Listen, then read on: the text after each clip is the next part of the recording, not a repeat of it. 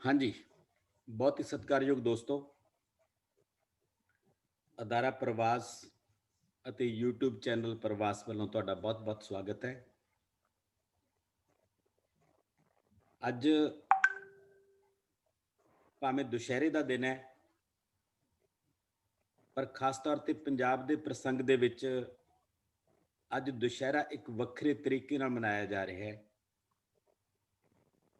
ਸਮਾਜ ਨੇ ਤੇ ਸਮਾਜ ਵਿੱਚ ਵਸਦੇ ਲੋਕਾਂ ਨੇ ਫੈਸਲਾ ਕਰਨਾ ਹੁੰਦਾ ਹੈ ਕਿ ਉਹਨਾਂ ਦੇ ਨਾਇਕ ਕੌਣ ਨੇ, ਉਹਨਾਂ ਦੇ ਖਲਨਾਇਕ ਕੌਣ ਨੇ। ਤੇ ਵਕਤ ਦੇ ਬਦਲ ਦੇ ਨਾਲ ਬਹੁਤ ਕੁਝ ਬਦਲਦਾ ਹੈ। ਜਦੋਂ ਸੱਤਾ ਤੇ ਉਹਨਾਂ ਦੀਆਂ ਨੀਤੀਆਂ ਲੋਕਾਂ ਦੇ ਪੱਖ 'ਚ ਨਹੀਂ ਰਹਿੰਦੀਆਂ ਤਾਂ ਫਿਰ ਨਾਇਕਾਂ ਨੂੰ ਖਲਨਾਇਕਾਂ 'ਚ ਬਦਲਣ ਲੱਗੇ ਦੇਰ ਨਹੀਂ ਲੱਗਦੀ ਹੈਗੀ। ਰਾਵਣ ਨੂੰ ਅਸੀਂ ਬਦੀ ਦਾ ਪ੍ਰਤੀਕ ਮੰਨਦੇ ਹਾਂ, ਭਾਵੇਂ ਇਸ ਗੱਲ ਤੇ ਵੀ ਚਰਚਾ ਹੋ ਸਕਦੀ ਹੈ, ਪਰ ਫਿਰ ਵੀ ਰਾਵਣ ਇੱਕ ਬਦੀ ਦਾ ਸਿੰਬਲ ਹੈ, ਇੱਕ ਬਦੀ ਦਾ ਪ੍ਰਤੀਕ ਹੈ। ਤੇ ਪਰ ਅੱਜ ਪੰਜਾਬ ਦੇ ਵਿੱਚ ਇਸ ਸਿੰਬਲ ਨੂੰ ਬਦਲ ਕੇ ਹੋਰ ਤਰੀਕੇ ਨਾਲ ਮਨਾਇਆ ਜਾ ਰਿਹਾ ਹੈ।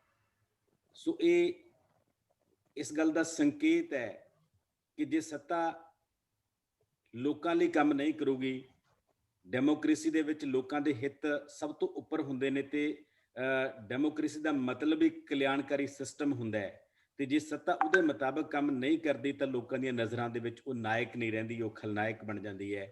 ਸੋ ਅੱਜ ਇਹੋ ਜਿਹੇ ਦੌਰ ਦੇ ਵਿੱਚ ਆਪਾਂ ਕਿਸਾਨ ਸੰਕਟ ਤੇ ਵਰਤਮਾਨ ਸੰਘਰਸ਼ ਦੇ ਵਿੱਚੋਂ ਨਿਕਲਣ ਦੀਆਂ ਦਿਸ਼ਾਵਾਂ ਤੇ ਗੱਲਬਾਤ ਕਰ ਰਹੇ ਹਾਂ।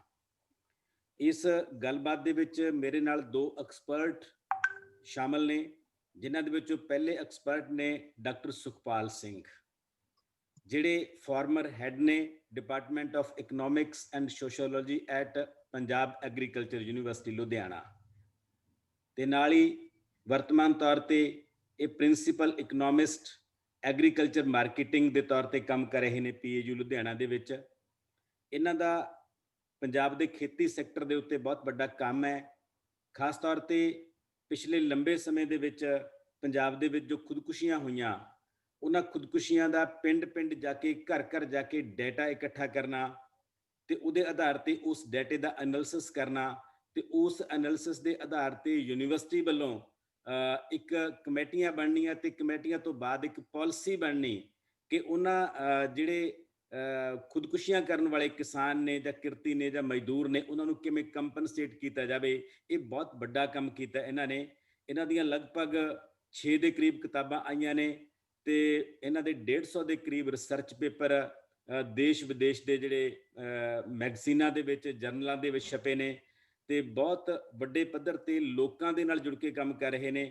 ਇੱਕ ਯੂਨੀਵਰਸਿਟੀ ਨੂੰ ਤੇ ਯੂਨੀਵਰਸਿਟੀ ਦੇ ਪ੍ਰੋਫੈਸਰ ਨੂੰ ਲੋਕ ਹਿੱਤ ਦੇ ਵਿੱਚ ਕਿਵੇਂ ਕੰਮ ਕਰਨਾ ਚਾਹੀਦਾ, ਇਹ ਡਾਕਟਰ ਸੁਖਪਾਲ ਸਿੰਘ ਹੋਰਾਂ ਤੋਂ ਸਿੱਖਿਆ ਜਾ ਸਕਦਾ ਹੈ। ਇਹਨਾਂ ਦੇ ਨਾਲ ਮੇਰੇ ਨਾਲ ਸੁਖਦਰਸ਼ਨ ਨੱਤ ਹੋਰੀ ਨੇ। ਸੁਖਦਰਸ਼ਨ ਨੱਤ ਹੋਰੀ ਕਿਸੇ ਜਾਣ ਪਹਿਚਾਣ ਦੇ ਮੁਹਤਾਜ ਨਹੀਂ। ਲਗਭਗ 4-5 ਦਹਾਕਿਆਂ ਤੋਂ ਇਹਨਾਂ ਦਾ ਮਾਲਵੇ ਦੇ ਖੇਤਰ ਦੇ ਵਿੱਚ ਖਾਸ ਤੌਰ ਤੇ ਕਿਰਤੀ ਤੇ ਕਿਸਾਨਾਂ ਦੇ ਹਿੱਤਾਂ ਦੀ ਲੜਾਈ ਲੜਨ ਵਾਲੇ ਬੰਦਿਆਂ ਦੇ ਵਿੱਚ ਮੋਹਰੀ ਭੂਮਿਕਾ ਇਹਨਾਂ ਦੀ। ਹਰ ਫਰੰਟ ਤੇ ਇਹਨਾਂ ਨੇ ਕਿਰਤੀ ਤੇ ਕਿਸਾਨਾਂ ਦੇ ਹਿੱਤਾਂ ਦੀ ਲੜਾਈ ਲੜੀ ਹੈ। ਉਹਦੇ ਲਈ ਚਾਹੇ ਇਹਨਾਂ ਨੂੰ ਜੇਲ੍ਹ ਜਾਣਾ ਪਿਆ ਤੇ ਚਾਹੇ ਸੜਕਾਂ ਤੇ ਨਿਤਰਨਾ ਪਿਆ, ਲਗਾਤਾਰ ਪੂਰਾ ਪਰਿਵਾਰ ਸੁਖਦਰਸ਼ਨ ਨੱਤ, ਇਹਨਾਂ ਦੇ ਹਮਸਫਰ ਜਸਵੀਰ ਨੱਤ, ਇਹਨਾਂ ਦਾ ਬੇਟਾ ਅਜੇਪਾਲ ਨੱਤ, ਇਹਨਾਂ ਦੀ ਬੇਟੀ ਨਵਕਿਰਨ ਨੱਤ, ਇਹਨਾਂ ਦੇ ਭਰਾ, ਇਹਨਾਂ ਦਾ ਪੂਰਾ ਜਿਹੜਾ ਸਾਰਾ ਉਸ ਸਮਾਜ ਦੇ ਵਿੱਚ ਜਿੱਥੇ ਰਹਿੰਦੇ ਨੇ ਉੱਥੇ ਬਹੁਤ ਸਾਰੇ ਲੋਕਾਂ ਨੂੰ ਨਾਲ ਲਾ ਕੇ ਇਹਨਾਂ ਨੇ ਇੱਕ ਵੱਡੀ ਮੂਵਮੈਂਟ ਖੜੀ ਕੀਤੀ ਪੰਜਾਬ ਦੇ ਵਿੱਚ, ਕਿਰਤੀ ਕਿਸਾਨਾਂ ਦੀ ਮੂਵਮੈਂਟ। ਇਹਨਾਂ ਨੇ ਕਈ ਕਿਤਾਬਾਂ ਲਿਖੀਆਂ ਨੇ। ਇਹਨਾਂ ਦੀ ਨਕਸਲੀ ਯੋਧਾ ਕਿਤਾਬ ਇੱਕ ਆਈ, ਫਿਰ ਭਾਰਤ ਦੀ ਦੂਜੀ ਜੰਗੇ ਆਜ਼ਾਦੀ ਦੇ ਮਹਾਨਾਇਕ ਇੱਕ ਹੋਰ ਕਿਤਾਬ ਆਈ, ਪੰਜਾਬ ਦੀ ਨਕਸਲਵਾੜੀ ਲਹਿਰ ਦਾ ਨਾਇਕ ਕਿਤਾਬ ਆਈ, ਤੇ ਇੱਕ ਇਹਨਾਂ ਨੇ ਜੇਲ੍ਹ ਤੇ ਕਿਤਾਬ ਲਿਖੀ। ਜਿਹੜਾ ਸਮਾਂ ਇਹਨਾਂ ਨੇ ਜੇਲ੍ਹਾਂ ਦੇ ਵਿੱਚ ਬਿਤਾਇਆ, ਸਾਡਾ ਜੇਲ੍ਹਨਾਮਾ ਇਹਨਾਂ ਦੀ ਇੱਕ ਬਹੁਤ ਕਮਾਲ ਦੀ ਕਿਤਾਬ ਹੈ, ਜਿਹਦੇ ਵਿੱਚ ਉਹ ਸਾਰੇ ਅਨੁਭਵ ਨੇ ਇਹਨਾਂ ਦੇ ਜਿਹੜੇ ਜੇਲ੍ਹ ਦੇ ਵਿੱਚ ਰਹਿੰਦੇ ਹੋਏ ਇਹਨਾਂ ਨੇ ਹੰਢਾਏ। ਸੋ ਇਹ ਦੋ ਵਿਦਵਾਨ ਸਾਡੇ ਨਾਲ ਇਸ ਵਕਤ ਨੇ ਜਿਨ੍ਹਾਂ ਨਾਲ ਆਪਾਂ ਗੱਲਬਾਤ ਕਰਨੀ ਹੈ। ਇਸ ਤੋਂ ਇਲਾਵਾ ਕੁਝ ਅਸੀਂ ਸਿਲੈਕਟਡ ਬੰਦੇ ਇਸ ਪ੍ਰੋਗਰਾਮ ਦੇ ਵਿੱਚ ਸ਼ਾਮਲ ਕੀਤੇ ਨੇ ਤੇ ਬਾਕੀ ਫੇਸਬੁੱਕ ਤੇ ਲਾਈਵ ਆਪਾਂ ਨੂੰ ਦੇਖ ਰਹੇ ਨੇ ਤੇ ਬਾਅਦ ਦੇ ਵਿੱਚ ਇਹ ਸਾਰਾ ਪ੍ਰੋਗਰਾਮ YouTube ਦੇ ਉੱਤੇ ਪਊਗਾ, ਉਹਦਾ ਵੀ ਲਿੰਕ ਸਾਰਿਆਂ ਨਾਲ ਸਾਂਝਾ ਕਰਤਾ ਜਾਊਗਾ।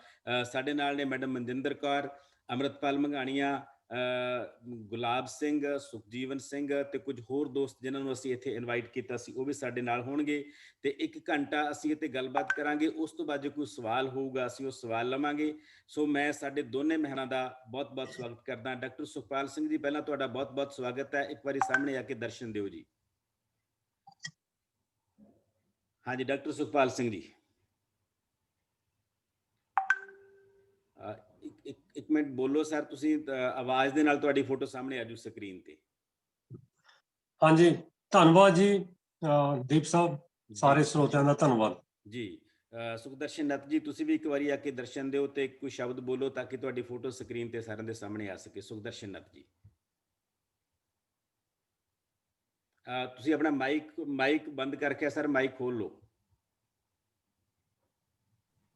ਹਾਂਜੀ ਹਾਂਜੀ ਜੀ, ਤੁਹਾਡਾ ਧੰਨਵਾਦ। ਸਾਰੇ ਉਹਨਾਂ ਸਰੋਤਾਂ ਦਾ ਵੀ ਧੰਨਵਾਦ ਜਿਹੜੇ ਫੇਸਬੁੱਕ ਦੇ ਥਰੂ ਨਾਲ ਜੁੜੇ ਨੇ।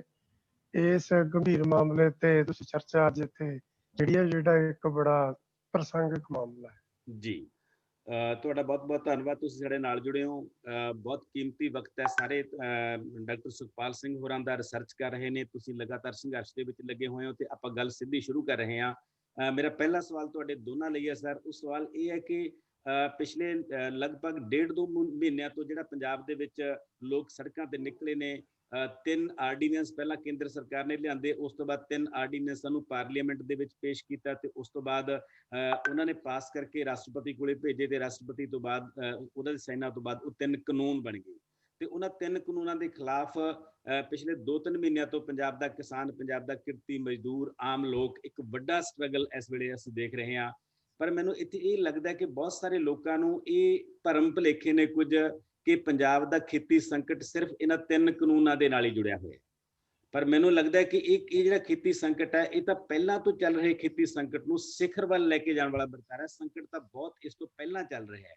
ਸੋ ਸਭ ਤੋਂ ਪਹਿਲਾਂ ਮੈਂ ਤੁਹਾਡੇ ਦੋਨਾਂ ਵਿਦਵਾਨਾਂ ਤੋਂ ਇਹ ਜਾਣਨ ਦੀ ਕੋਸ਼ਿਸ਼ ਕਰੂੰਗਾ ਕਿ ਖੇਤੀ ਸੰਕਟ ਅਸਲ ਦੇ ਵਿੱਚ ਹੈ ਕੀ। ਮੈਂ ਡਾਕਟਰ ਸੁਖਪਾਲ ਸਿੰਘ ਹੋਰਾਂ ਨੂੰ ਪਹਿਲਾਂ ਬੇਨਤੀ ਕਰੂੰਗਾ।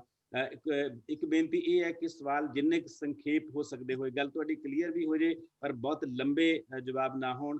ਡਾਕਟਰ ਸੁਖਪਾਲ ਸਿੰਘ ਜੀ, ਤੁਹਾਡੀ ਨਜ਼ਰ ਦੇ ਵਿੱਚ ਇਸ ਵੇਲੇ ਦਾ ਜਿਹੜਾ ਖੇਤੀ ਸੰਕਟ ਹੈ ਇਹ ਕੀ ਹੈ ਸਾਰਾ, ਇਹਦੇ ਬਾਰੇ ਦੱਸੋ ਦਰਸ਼ਕਾਂ ਨੂੰ ਕੁਝ। ਬਹੁਤ ਬਹੁਤ ਧੰਨਵਾਦ ਦੀਪ ਜੀ। ਜੀ, ਤੇ ਜਿਵੇਂ ਤੁਸੀਂ ਦੱਸਿਆ ਕਿ ਖੇਤੀ ਕਾਨੂੰਨ ਨੇ ਜਿਹੜੇ ਇਹ ਇਸ ਤਰ੍ਹਾਂ ਧਾਰਨਾ ਬਣ ਰਹੀ ਹੈ ਕਿ ਖੇਤੀ ਸੰਕਟ ਹੈਗਾ। ਅਸਲ ਦੇ ਵਿੱਚ ਇਹ ਖੇਤੀ ਸੰਕਟ ਨਹੀਂ, ਇਹ ਗੱਲ ਪੱਕੀ ਹੈ ਕਿ ਖੇਤੀ ਸੰਕਟ ਨੂੰ ਉਸ ਦਿਸ਼ਾ ਵਿੱਚ ਲੈ ਜਾਊਗਾ, ਪੂਰੇ ਹਾਈਐਸਟ ਸਟੇਜ ਤੇ ਲੈ ਜਾਊਗਾ, ਸਿਖਰਾਂ ਦੇ ਉੱਤੇ। ਤਾਂ ਅਸੀਂ ਸਭ ਤੋਂ ਪਹਿਲਾਂ ਕਿ ਜਿਹੜੇ 3 ਆਰਡੀਨੈਂਸ ਆਏ, ਜਿਵੇਂ ਤੁਸੀਂ ਕਿਹਾ ਕਿ ਫਿਰ ਉਹ ਬਿੱਲ ਬਣ ਗਏ, ਐਕਟ ਕਾਨੂੰਨ ਬਣ ਗਏ, ਤਾਂ ਇਸ ਖੇਤੀ ਸੰਕਟ ਨੂੰ ਜਦੋਂ ਅਸੀਂ ਇਹਦੀਆਂ ਪਰਤਾਂ ਨੂੰ ਦੇਖਦੇ ਹਾਂ ਤਾਂ ਸਾਨੂੰ ਇਹ ਪਤਾ ਲੱਗਦਾ ਕਿ ਜਦੋਂ ਫਿਊਡਲਿਸਟਿਕ ਜਿਹੜੀ ਮੋਡ ਆਫ ਪ੍ਰੋਡਕਸ਼ਨ ਹੁੰਦੀ ਹੈ, ਜਦੋਂ ਟਰਾਂਸਫਾਰਮ ਹੁੰਦੀ ਹੈ ਪੂੰਜੀਵਾਦ ਮੋਡ ਆਫ ਪ੍ਰੋਡਕਸ਼ਨ ਦੇ ਵਿੱਚ, ਤਾਂ ਉਦੋਂ ਇੱਕ ਜਿਹੜਾ ਇਹ ਏਰੀਅਨ ਕੁਐਸਚਨ ਖੜਾ ਹੁੰਦਾ ਹੈ, ਖੇਤੀ ਦਾ ਸੰਕਟ ਹੈ ਜਿਹੜਾ ਖੜਾ ਹੁੰਦਾ ਹੈ।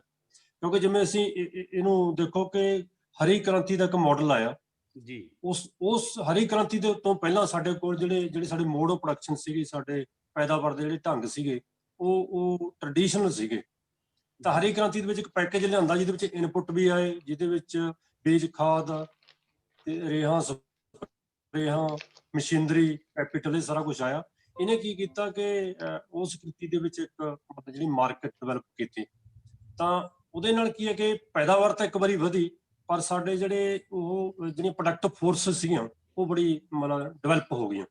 ਤਾਂ ਜਦੋਂ ਫਿਊਡਲਿਜ਼ਮ ਤੋਂ ਟ੍ਰਾਂਜੀਸ਼ਨ ਹੁੰਦੀ ਹੈ ਕੈਪੀਟਲਿਜ਼ਮ ਵੱਲ, ਤੇ ਇਹ ਨਵੀਂ ਮੋਡ ਆਫ ਪ੍ਰੋਡਕਸ਼ਨ ਜਦੋਂ ਆਉਂਦੀ ਹੈ ਤਾਂ ਉਹ ਜਦੋਂ ਟਰਾਂਸਫਾਰਮ ਕਰਦੀ ਹੈ ਇਸ ਫਿਊਡਲਿਸਟਿਕ ਮੋਡ ਆਫ ਪ੍ਰੋਡਕਸ਼ਨ ਨੂੰ ਕੈਪੀਟਲਿਸਟ ਮੋਡ ਆਫ ਪ੍ਰੋਡਕਸ਼ਨ ਦੇ ਵਿੱਚ, ਤਾਂ ਇਹ ਜਿਹੜਾ ਕ੍ਰਾਈਸਿਸ ਖੜਾ ਹੁੰਦਾ ਜਿਵੇਂ ਪੰਜਾਬ ਦੇ ਵਿੱਚ ਜਾਂ ਇਹਨਾਂ ਹੋਰ ਖੇਤਿਆਂ ਦੇ ਵਿੱਚ, ਜਿਵੇਂ ਖੇਤੀ ਦੇ ਵਿੱਚ ਜਦੋਂ ਇਹ ਨਵੀਂ ਟੈਕਨੀਕ ਆਈ, ਨਵੀਂ ਟੈਕਨੋਲੋਜੀ ਆਈ, ਤਾਂ ਜਦੋਂ ਹੀ ਪੰਜਾਬ ਦੇ ਵਿੱਚ ਇਹ ਜਾਂ ਪੰਜਾਬ ਦੇ ਵਿੱਚ, ਹਰਿਆਣੇ ਦੇ ਵਿੱਚ, ਵੈਸਟਰਨ ਯੂਪੀ ਦੇ ਵਿੱਚ ਜਦੋਂ ਇਹ ਟੈਕਨੋਲੋਜੀ ਆਉਂਦੀ ਹੈ, ਉਹਦੇ ਨਾਲ ਕੀ ਹੈ ਕਿ ਉਹਨੇ ਸ਼ੁਰੂ ਦੇ ਵਿੱਚ ਭਾਵੇਂ ਏਰੀਆ ਅੰਡਰ ਜਿਹੜਾ ਕ੍ਰੌਪ ਵਧ ਗਿਆ, ਕ੍ਰੌਪ ਇੰਟੈਂਸਿਟੀ ਵਧ ਗਈ, ਤਾਂ ਏਰੀਆ ਪ੍ਰੋਡਕਟਿਵਿਟੀ ਵੀ ਵਧੀ। ਤਾਂ ਇਸ ਦੇ ਨਾਲ ਹੀ ਕੀ ਹੋਇਆ ਕਿ ਇਹ ਵਧਣ ਦੇ ਨਾਲ ਕੀ ਹੋਇਆ ਕਿ ਸਾਡਾ ਲੇਬਰ ਦਾ ਜਿਹੜਾ ਕੰਮ ਹੈ ਉਹ ਘਟ ਗਿਆ। ਲੇਬਰ ਨੂੰ ਮਸ਼ੀਨ ਹੈ ਜਾਂ ਟੈਕਨੋਲੋਜੀ ਨੇ ਡਿਸਪਲੇਸ ਕਰਤਾ। ਲੇਬਰ ਡਿਸਪਲੇਸ ਹੋਣ ਨਾਲ ਕੀ ਹੋਇਆ ਕਿ ਸਾਡੀ ਜਿਹੜੀ ਅਨਐਮਪਲੋਇਮੈਂਟ ਹੋ ਗਈ। ਅਨਐਮਪਲੋਇਮੈਂਟ ਹੋਣ ਨਾਲ ਕੀ ਹੋਇਆ ਕਿ ਸਪਲਾਈ ਆਫ ਲੇਬਰ ਵੱਧ ਗਈ। ਤਾਂ ਲੇਬਰ ਵਧਣ ਨਾਲ ਕੀ ਹੈ ਕਿ ਸਾਡੀਆਂ ਜਿਹੜੀਆਂ ਵੇਜਸ ਨੇ, ਵੇਜ ਰੇਟ ਨੇ, ਉਹ ਰੀਅਲ ਵੇਜ ਰੇਟ ਉਹ ਘਟ ਗਈ। ਉਹ ਘਟਣ ਕਰਕੇ ਕੀ ਸਾਡੀ ਇਨਕਮ ਘਟ ਗਈ। ਇਨਕਮ ਇਹਦੇ ਨਾਲ ਹੀ ਜਿਹੜੀ ਕੈਪੀਟਲ ਹੈ ਉਹਦਾ ਵਿਆਜ ਵਧਣ ਕਰਕੇ ਕੈਪੀਟਲ ਵੀ ਦੋਵਾਂ ਪਾਸਿਆਂ ਤੋਂ ਆਈ। ਇੱਕ ਕੈਪੀਟਲ ਜਿਹੜੀ ਇੰਸਟੀਟਿਊਸ਼ਨ ਤੋਂ ਆਈ, ਇੱਕ ਦੂਜੀ ਨੌਨ ਇੰਸਟੀਟਿਊਸ਼ਨ ਤੋਂ ਆਈ, ਜਿਹੜੀ ਬੜੀ ਮਹਿੰਗੀ ਪਈ। ਇਹਦੇ ਨਾਲ ਕਿਸਾਨੀ ਜਿਹੜੀ ਉਹ ਕਰਜ਼ੇ ਥੱਲੇ ਆ ਗਈ। ਤਾਂ ਅਸੀਂ ਇਹ ਦੇਖਦੇ ਹਾਂ ਕਿ ਇਸ ਸਾਰੇ ਸਰਕਲ ਦੇ ਵਿੱਚ ਜਿਹੜਾ ਕ੍ਰਾਈਸਿਸ ਹੈ ਉਹ ਸਾਡਾ ਜਿਹੜੀਆਂ ਟਰਮਜ਼ ਆਫ ਟ੍ਰੇਡ ਨੇ ਉਹ ਵੀ ਖੇਤੀ ਦੇ ਵਿੱਚ ਜਿਹੜੀਆਂ ਉਸ ਤਰ੍ਹਾਂ ਜਿਹੜੀਆਂ ਖੇਤੀ ਦੇ ਉਲਟ ਰਹੀਆਂ। ਤਾਂ ਇਹਦੇ ਵਿੱਚ ਕੀ ਹੋਇਆ ਕਿ ਸ਼ੁੱਧ ਮੁਨਾਫਾ ਜਿਹੜਾ ਕਿਸਾਨੀ ਦਾ ਘਟਿਆ।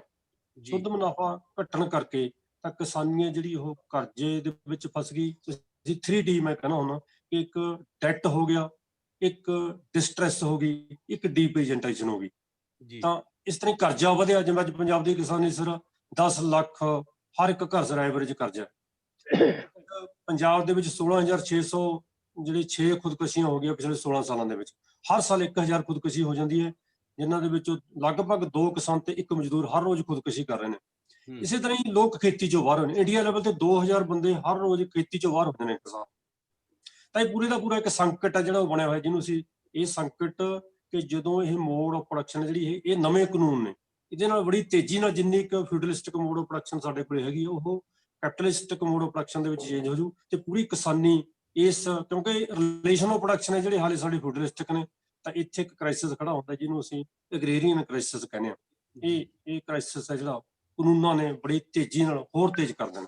ਜੀ ਸੁਖਦਰਸ਼ਨ ਦੱਤ ਜੀ, ਮੈਂ ਇਸੇ ਗੱਲ ਨੂੰ ਤੁਹਾਡੇ ਤੱਕ ਲਿਜਾਣਾ ਚਾਹੁੰਦਾ। ਤੁਸੀਂ ਥੋੜਾ ਜਿਹਾ ਹੋਰ ਸੌਖੇ ਤਰੀਕੇ ਨਾਲ ਆਪਣੀ ਇਨਪੁਟ ਦੇ ਕੇ ਇਸ ਨੂੰ ਕਿਵੇਂ ਕਹਿਣਾ ਚਾਹੋਗੇ ਕਿ ਕਿਸਾਨ ਸੰਕਟ ਕੀ ਹੈ?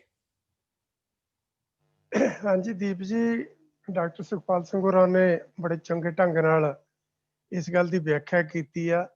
ਮੈਂ ਥੋੜਾ ਕਿਸਾਨੀ ਦੇ ਜੋ ਜ਼ਰੂਰਤਾਂ ਸੀ ਜੀ ਉਸ ਤੋਂ ਨਜ਼ਰੀਏ ਤੋਂ ਗੱਲ ਕਰਨਾ ਚਾਹੁੰਦਾ। ਜੀ ਸਾਡੇ ਇਹ ਠੀਕ ਹੈ ਕਿ ਜਣੀ ਖੇਤੀਬਾੜੀ ਦੇ ਵਿੱਚ ਵਿਕਾਸ ਦੀ ਜ਼ਰੂਰਤ ਸੀ, ਉਹ ਕਿਸਾਨਾਂ ਨੂੰ ਵੀ ਸੀ, ਦੇਸ਼ ਨੂੰ ਵੀ ਸੀ।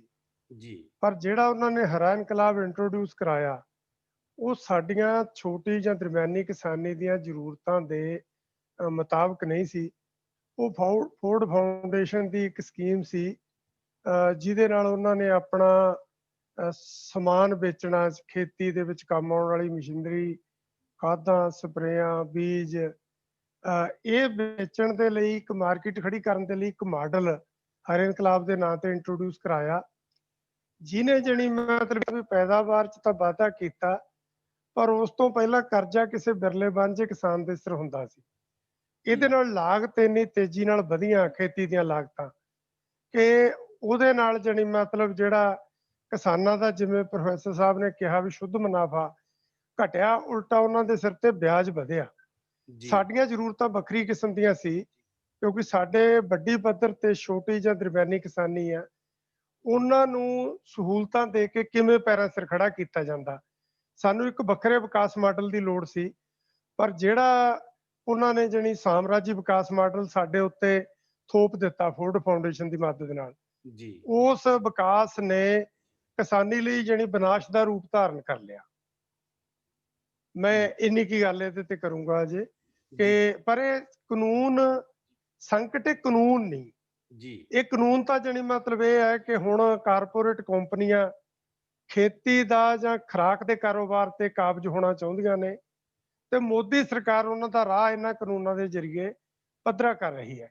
ਸੰਕਟ ਲਗਭਗ ਜਣੀ 75 ਤੋਂ ਸ਼ੁਰੂ ਹੋ ਗਿਆ ਸੀ, 74-75 ਤੋਂ ਉਹ ਵੱਧਦਾ ਜਾ ਰਿਹਾ ਸੀ। ਉਹਨੂੰ ਠੀਕ ਢੰਗ ਨਾਲ ਐਡਰੈਸ ਕਰਨ ਦੀ ਥਾਂ ਤੇ, ਉਸ ਕਿਸਮ ਦੀਆਂ ਨੀਤੀਆਂ ਲਿਆਉਣ ਦੀ ਥਾਂ ਤੇ, ਜਿਹੜੀਆਂ ਨੀਤੀਆਂ ਕਿਸਾਨਾਂ ਦਾ ਜੀਵਨ ਪੱਧਰ ਉੱਚਾ ਚੱਕਦੀਆਂ, ਉਹਨਾਂ ਨੂੰ ਜਿਹੜਾ ਵਿਹਲਾ ਟਾਈਮ ਉਹਨਾਂ ਦਾ ਮਸ਼ੀਨਰੀ ਨੇ ਕੀਤਾ ਉਹਦੇ 'ਚ ਕੋਈ ਰੁਜ਼ਗਾਰ ਮੁਹੱਈਆ ਕਰਾਇਆ ਜਾਂਦਾ, ਉਹਦੀ ਥਾਂ ਤੇ ਉਲਟਾ ਇਹ ਹੋ ਗਿਆ ਕਿ ਉਹਨਾਂ ਨੂੰ ਜ਼ਮੀਨ ਤੋਂ ਹੀ ਕੱਢ ਦਿੱਤਾ ਜਾਵੇ ਤੇ ਖੇਤੀ ਦਾ ਕੰਮ ਕਾਰਪੋਰੇਟ ਕੰਪਨੀਆਂ ਦੇ ਹਵਾਲੇ ਕਰ ਦਿੱਤਾ ਜਾਵੇ, ਜਿਹਦੇ ਕਰਕੇ ਇਹ ਕਾਨੂੰਨ ਜਾਣੀ ਕੋਰਟ ਦੇ ਵਿੱਚ ਖਾਜ ਦਾ ਕੰਮ ਕਰਦੇ ਨੇ। ਇਹ ਸੰਕਟ ਨੂੰ ਹੋਰ ਤਿੱਖਾ ਕਰਦੇ ਨੇ। ਇਸੇ ਗੱਲ ਨੂੰ ਮਹਿਸੂਸ ਕਰਕੇ ਕਿਸਾਨੀ ਅੱਜ ਪੰਜਾਬ ਦੀ ਵੱਡੀ ਪੱਧਰ ਤੇ ਸੜਕਾਂ ਦੇ ਉੱਤੇ ਹੋਈ ਹੈ। ਜੀ ਡਾਕਟਰ ਸੁਖਪਾਲ ਸਿੰਘ ਜੀ, ਬਿਲਕੁਲ ਗੱਲ ਮੇਰੇ ਖਿਆਲ ਦੇ ਵਿੱਚ ਕਲੀਅਰ ਹੋ ਗਈ ਕਿ ਕਿਸਾਨ ਸੰਕਟ ਬਹੁਤ ਪਿਛਲੇ ਸਮੇਂ ਤੋਂ ਸ਼ੁਰੂ ਹੋਇਆ, ਪਰ ਵੱਧਦਾ ਇਹਨਾਂ ਕਾਨੂੰਨਾਂ ਦੇ ਨਾਲ ਹੋਰ ਕਲਾਈਮੈਕਸ ਤੇ ਜਾਣਾ ਇਸ ਨੇ। ਆਪਾਂ ਗੱਲ ਇਸ ਇਸ਼ੂ ਤੇ ਕਰਨਾ ਚਾਹੁੰਦੇ ਹਾਂ ਕਿ ਜਿਹੜੇ ਇਹ 3 ਕਾਨੂੰਨ ਪੈਦਾ ਹੋਏ ਨੇ, ਇਹ ਕੋਈ ਰਾਤੋਂ ਰਾਤ ਕਿਸੇ ਨੂੰ ਫੁਰਨਾ ਫੁਰਿਆ ਕਿ 3 ਕਾਨੂੰਨ ਹੋਣੇ ਚਾਹੀਦੇ ਨੇ, ਜਾਂ ਇਹਦੇ ਪਿੱਛੇ ਕੋਈ ਲੰਬਾ ਪਿਛੋਕੜ ਹੈ, ਕੋਈ ਪਾਲਿਸੀਆਂ ਦਾ, ਕੋਈ ਨੀਤੀਆਂ ਦਾ, ਕੋਈ ਮਨਸ਼ਾ ਦਾ? ਆਪਾਂ ਉਸ ਤੇ ਥੋੜਾ ਜਿਹਾ ਫੋਕਸ ਕਰੀਏ ਕਿ ਕੀ ਇਹਦੀ ਬੁਨਿਆਦ ਕੀ ਹੈ ਬੇਸਿਕਲੀ 3 ਕਾਨੂੰਨਾਂ ਦੀ, ਕਿਉਂ ਪੈਦਾ ਹੋਏ ਨੇ, ਇਹ ਕਿਹੜੇ ਹਾਲਾਤ ਨੇ ਜਿਨ੍ਹਾਂ 'ਚ ਪੈਦਾ ਹੋਏ ਨੇ? ਬਿਲਕੁਲ ਜੀ, ਇਹ ਕਾਨੂੰਨ ਕੋਈ ਇਸ ਤਰ੍ਹਾਂ ਹੀ ਹਵਾ 'ਚੋਂ ਨਹੀਂ ਆਏ ਜਿਵੇਂ ਤੁਸੀਂ ਕਿਹਾ ਜੀ ਤੇ ਇਹ ਕਾਨੂੰਨਾਂ ਦੇ ਪਿੱਛੇ ਬੜਾ ਪਿਛੋਕੜ ਹੈ ਜੀ। ਜਿਵੇਂ ਅਸੀਂ ਦੇਖਿਆ ਕਿ ਸਾਡੀ ਇਸ ਜਿਹੜੀ ਖੇਤੀ ਦੀ ਮੰਡੀ ਹੈ ਇਹਦੇ ਉੱਤੇ ਬੜੇ ਲੰਬੇ ਸਮੇਂ ਤੋਂ ਇੱਕ ਮੰਨ ਲਾ ਕਾਰਪੋਰੇਟਸ ਦੀ ਬੜੀ ਵੱਡੀ ਜਿਹੜੀ ਅੱਖ ਸੀਗੀ ਕਿ ਇਸ ਦੇ ਵਿੱਚ ਐਂਟਰ ਕੀਤਾ ਜਾਵੇ। ਦੋ ਚੀਜ਼ਾਂ ਨੇ ਇਸ ਦੇ ਵਿੱਚ, ਜਿਹੜਾ ਇਸ ਦੇ ਪਿਛੋਕੜ ਜੋ ਜਾਂਦੇ ਆ, ਇੱਕ WTO ਉਹਦੀਆਂ ਨੀਤੀਆਂ, ਇੱਕ ਕਾਰਪੋਰੇਟਾਂ ਦਾ ਖੇਤੀ ਦੀ ਮਾਰਕੀਟ ਉੱਤੇ ਕੰਟਰੋਲ ਕਰਨਾ। WTO ਦੇ ਵਿੱਚ ਸਾਡੇ ਕੋਲ AOA ਐਗਰੀਮੈਂਟ ਔਨ ਐਗਰੀਕਲਚਰ ਹੈ ਜਿਹੜਾ, ਉਹਦੀਆਂ ਮੀਟਿੰਗਾਂ ਦੇ ਵਿੱਚ ਇਹ ਹੁੰਦਾ ਰਿਹਾ ਕਿ ਤੁਸੀਂ ਖੇਤੀ ਨੂੰ ਸਪੋਰਟ ਨਾ ਦਿਓ। ਖੇਤੀ ਨੂੰ ਸਪੋਰਟ ਭਾਵੇਂ ਉਹ ਸਬਸਿਡੀ ਦੇ ਰੂਪ 'ਚ ਹੈ, ਭਾਵੇਂ MSP ਦੇ ਰੂਪ 'ਚ ਹੈ, ਤੇ ਭਾਵੇਂ ਉਹ ਪ੍ਰੋਕਿਉਰਮੈਂਟ ਕਰਨਾ ਕਿ ਇੰਨਾ ਤੁਸੀਂ ਮਤਲਬ ਪ੍ਰੋਕਿਉਰ ਕਰਕੇ ਰੱਖੋਗੇ ਉਹਨਾਂ ਦਾ, ਮਤਲਬ ਸ਼ੋਰਟ ਮਾਰਕੀਟ ਜਿਹੜੀ ਅਸੀਂ ਦੇ ਰਹੇ ਹਾਂ ਪਬਲਿਕ ਪ੍ਰੋਕਿਉਰਮੈਂਟ, ਜਾਂ ਖੇਤੀ ਨੂੰ ਹੋਰ ਕਿਸੇ ਵੀ ਤਰ੍ਹਾਂ ਦੀ ਸਬਸਿਡੀ, ਭਾਵੇਂ ਪਾਵਰ ਦੀ ਸਬਸਿਡੀ ਹੈ, ਇਹ ਸਾਰੀਆਂ ਸਬਸਿਡੀਆਂ ਉਹ ਵਰਜਿਤ ਕਰਦਾ ਹੈ WTO ਕਿ ਨਹੀਂ ਦੇਣੀਆਂ। ਇਸ ਉੱਤੇ ਬਾਲੀ ਦੀ ਮੀਟਿੰਗ ਜਿਹੜੀ ਹੁੰਦੀ ਹੈ ਉਹਦੇ ਵਿੱਚ ਸਾਨੂੰ ਇਹ ਸੀਗਾ ਕਿ ਦਸੰਬਰ 2018 ਤੱਕ ਅਸੀਂ ਵੱਧ ਤੋਂ ਵੱਧ, 13 ਦੇ ਵਿੱਚ ਮੀਟਿੰਗ ਹੁੰਦੀ ਹੈ, ਉਦੋਂ ਸਾਨੂੰ 5 ਸਾਲ ਮਿਲ ਗਏ ਸੀਗੇ ਕਿ ਤੁਸੀਂ 5 ਸਾਲ ਦਸੰਬਰ 18 ਤੱਕ ਸਬਸਿਡੀ ਵੱਧ ਤੋਂ ਵੱਧ ਦੇ ਸਕਦੇ, ਉਸ ਤੋਂ ਬਾਅਦ ਸਾਨੂੰ ਬੰਦ ਕਰਨੀ ਪੈਣੀ ਹੈ। ਤੇ ਇਸ ਕਰਕੇ ਅਸੀਂ ਇਹ WTO ਦੇ ਪ੍ਰੈਸ਼ਰ ਕਰਕੇ, ਇਸੇ ਕਰਕੇ ਜਿਹੜੀ ਸ਼ਾਂਤਾ ਕੁਮਾਰ ਕਮੇਟੀ ਦੀ ਰਿਪੋਰਟ ਲਿਆਂਦੀ ਕਿ FCA ਨੂੰ ਬੰਦ ਕੀਤਾ ਜਾਵੇ, ਪਬਲਿਕ ਪ੍ਰੋਕਿਉਰਮੈਂਟ ਬੰਦ ਕੀਤੀ ਜਾਵੇ। ਇਹ ਪ੍ਰੈਸ਼ਰ ਸੀ ਇੱਕ ਤਾਂ WTO ਦਾ। ਦੂਜਾ ਪ੍ਰੈਸ਼ਰ ਇਹ ਸੀ ਕਿ ਕਾਰਪੋਰੇਟਾਂ ਦਾ, ਉਹ ਭਾਵੇਂ ਇੰਡੀਅਨ ਕਾਰਪੋਰੇਟ ਹੈ, ਭਾਵੇਂ ਫੋਰਨ ਕਾਰਪੋਰੇਟ MNC ਨੇ, ਇਹ ਸਾਰੀਆਂ ਹੀ ਜਿਹੜੀਆਂ ਕਾਰਪੋਰੇਟਸ ਨੇ, ਉਹਦਾ ਇਹ ਸਾਡੇ ਉੱਤੇ ਪ੍ਰੈਸ਼ਰ ਸੀਗਾ ਕਿ ਅਸੀਂ ਇਸ ਮਾਰਕੀਟ ਦੇ ਵਿੱਚ ਅਸੀਂ ਐਂਟਰ ਕਰਨਾ, ਕਿਉਂਕਿ ਇਹ ਬਹੁਤ ਵੱਡੀ ਮਾਰਕੀਟ ਹੈ। ਸਾਡੇ ਕੋਲ ਦੋ ਮਾਰਕੀਟ ਆ। ਸਭ ਤੋਂ ਵੱਡੀ ਜਿਹੜੀ ਮਾਰਕੀਟ ਹੈ ਫਾਰਮਾਸਿਊਟੀਕਲ ਹੈ, ਜਿਹੜੀਆਂ ਦਵਾਈਆਂ ਨੇ, ਤੇ ਇਸ ਤੋਂ ਬਾਅਦ ਦੂਜੇ ਨੰਬਰ ਤੇ ਐਗਰੀ ਬਿਜ਼ਨਸ ਹੋਣਾ।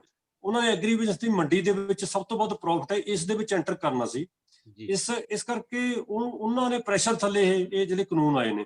ਤਾਂ ਸਾਨੂੰ ਦੇਖੋ ਇਹਦੇ ਵਿੱਚ ਕੀ ਹੈ ਕਿ ਇਹਦੇ ਵਾਸਤੇ ਕਰਨ ਵਾਸਤੇ ਸਾਨੂੰ ਕਰਨਾ ਚਾਹੀਦਾ ਸੀ ਕਿ ਇਹ 3 ਕਾਨੂੰਨ, ਜਿਹੜਾ ਕਿਸਾਨ ਉਪਜ ਵਪਾਰ ਅਤੇ ਵਣਜ ਵਾਲਾ ਕਾਨੂੰਨ ਹੈ, ਉਹਦੇ ਵਿੱਚ ਇਹ ਹੈ ਕਿ APMC ਜਿਹੜੀਆਂ ਮੰਡੀਆਂ ਬਣੀਆਂ ਸੀ ਰੈਗੂਲੇਟਰ, ਉਹ ਖਤਮ ਕਰੋ, ਪ੍ਰਾਈਵੇਟ ਮੰਡੀਆਂ ਬਣਾਓ। ਉਹਦੀ ਥਾਂ ਤੇ ਦੂਜੀ ਸੀ ਕੀਮਤ ਗਰੰਟੀ ਤੇ ਖੇਤੀ ਸੇਵਾਵਾਂ ਵਾਲਾ, ਜਿਹਨੂੰ ਕੰਟਰੈਕਟ ਫਾਰਮਿੰਗ ਕਹਿੰਦੇ ਨੇ। ਇਹ ਵੀ ਉਹਦੇ ਨਾਲ ਜੁੜਿਆ ਹੋਇਆ ਕਿ ਕੰਟਰੈਕਟ ਫਾਰਮਿੰਗ ਕਰੋ, ਲੋਕਾਂ ਤੋਂ ਕਰੋ। ਮੈਂ 3-4 ਤਰ੍ਹਾਂ ਦੀ ਕੰਟਰੈਕਟ ਫਾਰਮਿੰਗ ਹੈ ਕਿ ਪ੍ਰਾਈਸ ਦੇ ਦਿਓ ਜਾਂ ਇਨਪੁਟ ਦੇ ਕੇ ਉਹਨਾਂ ਤੋਂ ਪੈਦਾ ਕਰਾ ਲਓ, ਜਾਂ ਆਪ ਜ਼ਮੀਨ ਠੇਕੇ ਤੇ ਲੈ ਲਓ। ਵੱਖ-ਵੱਖ ਕੰਟਰੀਆਂ 'ਚ ਕੰਟਰੈਕਟ ਫਾਰਮਿੰਗ ਦੀਆਂ ਕਈ ਕਿਸਮਾਂ ਨੇ। ਤੇ ਇਹ ਸਾਰੇ ਦੇ ਵਿੱਚ ਕੀ ਹੈ ਕਿ ਅਸੀਂ ਕੰਟਰੈਕਟ ਫਾਰਮਿੰਗ ਕਰਾਂਗੇ, ਅਸੀਂ ਫਸਲਾਂ ਜਿਹੜੀਆਂ ਉਹ ਤੁਹਾਨੂੰ ਦੱਸਾਂਗੇ ਕਿਹੜੀਆਂ ਬੀਜਣੀਆਂ ਨੇ, ਫਿਰ ਉਹਦਾ ਕਿੰਨਾ ਕੁ ਅਸੀਂ ਖਰੀਦਣਾ ਉਹ ਖਰੀਦਾਂਗੇ, ਬਾਕੀ ਜਿਹੜੀ ਮਾਰਕੀਟ ਦੇ ਵਿੱਚ ਪਈ ਰਹੂਗੀ। ਇਹਦੇ ਨਾਲ ਹੀ ਜੁੜੇ ਜਿਹੜਾ ECA ਐਕਟ ਹੈਗਾ, ਜਿਹਦੇ ਵਿੱਚ ਇਹ ਸੀਗਾ ਕਿ ਜ਼ਖੀਰੇਬਾਜ਼ੀ, ਜਿਹਨੂੰ ਅਸੀਂ ਸਟੋਰੇਜ ਕਹਿੰਦੇ ਹਾਂ, ਕਿ ਕਿੰਨਾ ਮਰਜ਼ੀ ਕਰ ਲਓ। ਇਹ ਸਾਰੇ ਇੱਕ ਦੂਜੇ ਨਾਲ ਜੁੜੇ ਹੋਏ ਕਾਨੂੰਨ ਨੇ ਜਿਹੜੇ 3 ਆਏ, ਤਾਂ ਕਿ ਇਹ ਪੂਰਾ ਦਾ ਪੂਰਾ ਜਿਹੜਾ ਮੰਡੀ ਦੇ ਉੱਤੇ ਕੰਟਰੋਲ ਹੋ ਜਾਏ। ਤਾਂ ਇਹ ਇਸੇ ਕਰਕੇ ਸਰਕਾਰੀ ਜਿਹੜੀ ਮੰਡੀ ਹੈ ਜਿਹੜੀ ਉਹਨੂੰ ਖਤਮ ਕਰਨਾ, ਉਹਦੇ ਮੁਕਾਬਲੇ 'ਚ ਪ੍ਰਾਈਵੇਟ ਮੰਡੀ ਲਿਆਉਣੀ, ਸਾਰੀਆਂ ਸਬਸਿਡੀਆਂ ਖਤਮ ਕਰੀਆਂ, ਪਬਲਿਕ ਪ੍ਰੋਕਿਉਰਮੈਂਟ ਤੇ MSP ਖਤਮ ਕਰਨੀ, ਜਿਹਦਾ ਖਰਚਾ ਆਮ ਤੌਰ ਤੇ ਸਰਕਾਰ ਕਹਿੰਦੀ ਹੈ ਕਿ ਚੱਲੂਗੀ, ਤੇ ਕਿਸਾਨ ਕਹਿੰਦੇ ਨੇ ਤੇ ਹੋਰ ਬੁੱਧੀਜੀਵੀ ਕਹਿੰਦੇ ਨੇ ਕਿ ਇਹ ਨਹੀਂ ਚੱਲੂਗੀ। ਇਹ MSP ਨੂੰ ਚੱਕਣ ਕਰਕੇ ਇੰਨਾ ਪ੍ਰੈਸ਼ਰ ਪਿਆ ਹੋਇਆ ਕਿ ਇਹ ਅਸੀਂ ਨਹੀਂ ਦੇ ਸਕਦੇ WTO ਕਰਕੇ, ਤੇ ਕਾਰਪੋਰੇਟ ਵੀ ਇਹਨੂੰ ਨਹੀਂ ਦੇਣਾ ਚਾਹੁੰਦੇ। ਤਾਂ ਇਹ ਇਹਨਾਂ ਪ੍ਰੈਸ਼ਰਾਂ ਕਰਕੇ ਸਾਨੂੰ ਇਹ ਲੱਗਦਾ ਕਿ ਆਉਣ ਵਾਲੇ ਸਮੇਂ 'ਚ ਇਹ ਜਿਹੜੇ ਕਾਨੂੰਨ ਨੇ ਜਿਹੜੇ ਉਹ ਕਾਰਪੋਰੇਟਾਂ ਦੇ ਪ੍ਰੈਸ਼ਰ ਕਰਕੇ ਇਹਨੇ ਕਾਰਪੋਰੇਟ ਦੇ ਉੱਤੇ ਕੰਟਰੋਲ ਕਰੂਗਾ, ਤੇ ਉਸਨੇ ECA ਦੇ ਵਿੱਚ ਇਸ ਤਰ੍ਹਾਂ ਕੰਟਰੋਲ ਕਰ ਲੈਣਾ ਕਿ ਉਹ ਜਦੋਂ ਖਰੀਦੂਗਾ ਉਦੋਂ ਉਹ ਔਲੀਗੋਪੋਲ ਜਾਂ ਮੋਨੋਪਸੋਨੀ ਅਸੀਂ ਕਹਿੰਦੇ ਹਾਂ ਕਿ ਇੱਕੋ ਹੀ ਬੰਦਾ ਖਰੀਦ ਜਾਂ 5-7 ਬੰਦੇ ਖਰੀਦ ਕਰਨ ਵਾਲੇ ਹੋਣਗੇ। ਜਦੋਂ ਖਰੀਦ ਫਾਰਮਰ ਤੋਂ ਪ੍ਰੋਡਿਊਸ ਖਰੀਦ ਕਰਨੀ ਹੈ ਉਦੋਂ ਵੀ ਉਹ ਘੱਟ ਰੇਟ ਤੇ ਲੈਣਗੇ ਕਿਉਂਕਿ ਥੋੜੇ ਨੇ। ਜਦੋਂ ਉਹਨਾਂ ਨੇ ਅੱਗੇ ਜਾ ਕੇ ਵੇਚਣੀ ਹੈ ਲੋਕਾਂ ਨੂੰ, ਕੰਜ਼ਿਊਮਰ ਨੂੰ, ਉਦੋਂ ਵੀ ਉਹ ਇਕੱਲੇ ਜਾਂ ਥੋੜੇ ਬੰਦੇ ਵੇਚਣ ਵਾਲੇ ਹੋਣਗੇ। ਤਾਂ ਉਦੋਂ ਵੀ ਅਸੀਂ ਇਹ ਮਾਰਕੀਟ ਦੀਆਂ 2 ਕੰਡੀਸ਼ਨਾਂ ਸਭ ਤੋਂ ਜਿਹੜੀਆਂ ਮਾਰੀਆਂ ਕੰਡੀਸ਼ਨਾਂ ਹੁੰਦੀਆਂ ਨੇ, ਜਿਹਦੇ ਵਿੱਚ ਮੋਨੋਪੋਲੀ ਹੁੰਦੀ ਹੈ, ਜੇ ਔਲੀਗੋਪੋਸੋਨੀ ਜਾਂ ਮੋਨੋਪੋਸੋਨੀ ਹੁੰਦੀ ਹੈ। ਦੋਵੇਂ ਕੰਡੀਸ਼ਨਾਂ ਜਿਹੜੀਆਂ ਇੱਥੇ ਹੋਣਗੀਆਂ ਕਿ ਖਰੀਦ ਵੇਲੇ ਵੀ ਲੁੱਟੋ ਪ੍ਰੋਡਿਊਸਰ ਨੂੰ, ਵੇਚਣ ਵਾਲੇ ਕੰਜ਼ਿਊਮਰ ਨੂੰ ਲੁੱਟੋ, ਇਹ ਦੋਵੇਂ ਬਣਨ ਜਾ ਰਹੀਆਂ ਨੇ ਜਿਹੜੀਆਂ ਇਹ ਜਿਹੜਾ ਜਿਹੜੀ ਹੈ ਨਵੀਆਂ ਜਿਹੜੇ ਕਾਨੂੰਨ ਨੇ, ਇਹ ਖੇਤੀ ਦੇ ਸੰਕਟ ਨੂੰ ਹੋਰ ਐਗਰਾਵੇਟ ਕਰਨਗੇ, ਇਹ ਪ੍ਰੋਡਿਊਸਰ ਨੂੰ ਭਾਵ ਫਾਰਮਰ ਨੂੰ ਵੀ ਲੁੱਟਣਗੇ, ਇਹ ਜਿਹੜਾ ਕੰਜ਼ਿਊਮਰ ਹੈ ਉਪਭੋਗੀ ਹੈ ਉਹਨੂੰ ਵੀ ਲੁੱਟਣਗੇ। ਇਹਦੇ ਵਿੱਚ ਜਿਹੜਾ ਵੇਜ ਲੇਬਰ ਹੈ, ਕਿਉਂਕਿ ਵੇਜ ਦੀ ਸਪਲਾਈ ਵੱਧ ਜਾਣੀ ਹੈ ਜਿਹੜੀ ਲੇਬਰਰ ਦੀ, ਤੇ ਵੇਜੇਜ ਵੀ ਘਟਣ ਦੇ ਤੇ ਲੇਬਰ ਨੂੰ ਵੀ ਇਹਦੇ ਨਾਲ ਨੁਕਸਾਨ ਹੋਣ ਦੇ ਜਿਹੜੇ ਖਦਸ਼ੇ ਨੇ। ਜੀ ਜੀ ਬਿਲਕੁਲ, ਬਹੁਤ ਸਾਰੇ ਲੋਕ ਵਿਹਲੇ ਹੋ ਜਾਣਗੇ ਤੇ ਉਹਨਾਂ ਨੂੰ ਕੰਮ ਕਰਨ ਦੇ ਸੰਕਟ ਹੋਣਗੇ, ਰੁਜ਼ਗਾਰ ਦੇ ਸੰਕਟ ਹੋਣਗੇ। WTO ਦਾ ਪ੍ਰੈਸ਼ਰ ਤੇ ਕਾਰਪੋਰੇਟ ਸੈਕਟਰ ਦੀਆਂ ਨੀਤੀਆਂ ਨੇ ਮਿਲ ਕੇ ਸਿਸਟਮ ਨੂੰ ਇਸ ਪਾਸੇ ਵੱਲ ਧੱਕਿਆ ਕਿ ਇਹੋ ਜਿਹੇ ਕਾਨੂੰਨ ਲਿਆਂਦੇ ਜਾਣ।